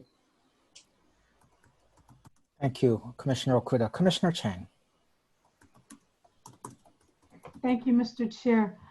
While I was not originally inclined to support the motion because I thought we had enough to move forward, in light of what I'm hearing, I will support the motion for deferral. However, I also want to caution that we need to be very clear about managing community expectation. I totally agree. There needs to be greater communication. I think even Mr. Tanaka agreed they need to do better. Mr. Sniffen agreed and offered that he would come and I think with COVID, it'll probably have to be a Zoom meeting, which isn't the same. But nonetheless, I think it is important that the community hear the rationale behind why DOT's position is as it is. But in my view, they are the experts. But I do believe that the community, out of respect for this community that has dedicated, obviously, a decade, both spearheading this school, that they are due that respect to bring this critical information back to them. Because a year ago, this was not DOT's position. Now it is DOT's position that the roundabout is the preferred and an overpass or underpass is not safer than a roundabout. So I agree that the deferral would give the opportunity, and I'm hoping that Mr. Tanaka and Mr. Sniffen can timely meet with them through virtual technology, but at least to give this information to the community and an opportunity for them to provide to answer any questions. So I'm inclined to vote in favor of the motion. Thank you very much. Thank you, Commissioner Chang. Commissioners, is there further deliberation? Commissioners Wong or Axon? Chair. Commissioner Wong. Oh, sorry, Ed. Commissioner, first. Oh, I'm good, Mr. Chair. It's always good to have given the community a chance to weigh in but sooner or later they're gonna have to make a decision. So I'm in favor of the motion. Thank you, Commissioner Wong. So the only thing I just want to say, I'm going to be voting in favor of this motion, but I just wanted to say that there is a timeline in terms of building the high school.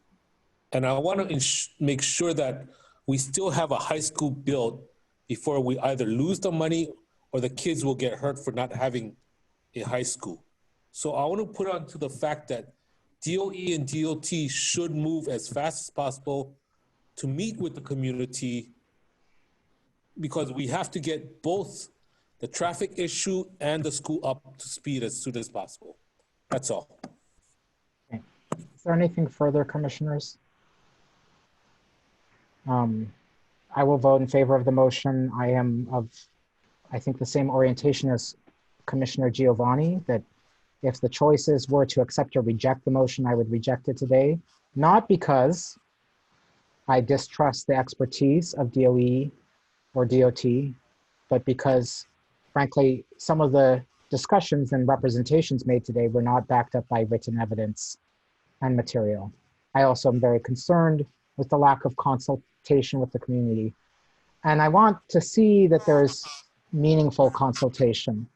I'm not saying that the community has to agree to this for me to be comfortable in passing a motion. It is possible for the community to not be in full agreement or be in partial agreement, and still I will feel comfortable with making some change to this, but there has to be some engagement. Commissioner Wong, you are waving your hands. Chair, one other thing. Okay. It's true. Do we need a timeline when we're going to hear this motion again? Mr. Ordenker? Thank you, Mr. Chair. We do have a number of dates where we could possibly fit this into November or December. I'm hesitant to pre-schedule a date because I know from experience that DOT and DOE are correct. Because there are so many community members involved, sometimes it takes some time and some planning to get everybody together. I will stay in touch with the parties and we will try and get this back on as quickly as possible. And in the past, I actually have been part of the discussions myself, so I will have a handle on how it's going. Great. If I may, I wasn't quite done with my comments, Commissioner Wong. I just want to add that I think that part of my perception of the community not being taken seriously did have to do with the tenor of the questioning of certain witnesses by Mr. Fujioka at the start of our hearing today. Just want us to remember that when community members come here as witnesses, it's great to advocate strong for your client, but we should really treat people who are here on their own dime, caring about their community, with a really great level of respect. And I was finding that slightly lacking during our proceedings, and I look for a better kind of proceeding when we next come forward. With that, Mr. Ordenko, will you please poll the commission? Thank you, Mr. Chair. The motion is to defer action on this matter to allow additional information to be provided and to allow additional discussions with the community. Commissioner Ohigashi. Aye. Commissioner Wong. Aye. Commissioner Cabral. Aye. Commissioner Axon. Aye. Commissioner Okuda. Yes. Commissioner Chang. Aye. Commissioner Giovanni. Aye. Chair Scheuer. Aye. Thank you, Mr. Chair. The motion passes with 8 affirmative votes. Thank you very much. And with that, with 4 minutes to spare before our hard stop, I declare that we have no further business and this meeting is adjourned. Thank you for coming to Maui. Have better snacks next time, Mr. Ohigashi. Yeah. Where's my fried chicken? You don't get chicken. Thank you, everyone. For dinner. Thank you all for your support. Thank you, thank you, thank you. Bye-bye.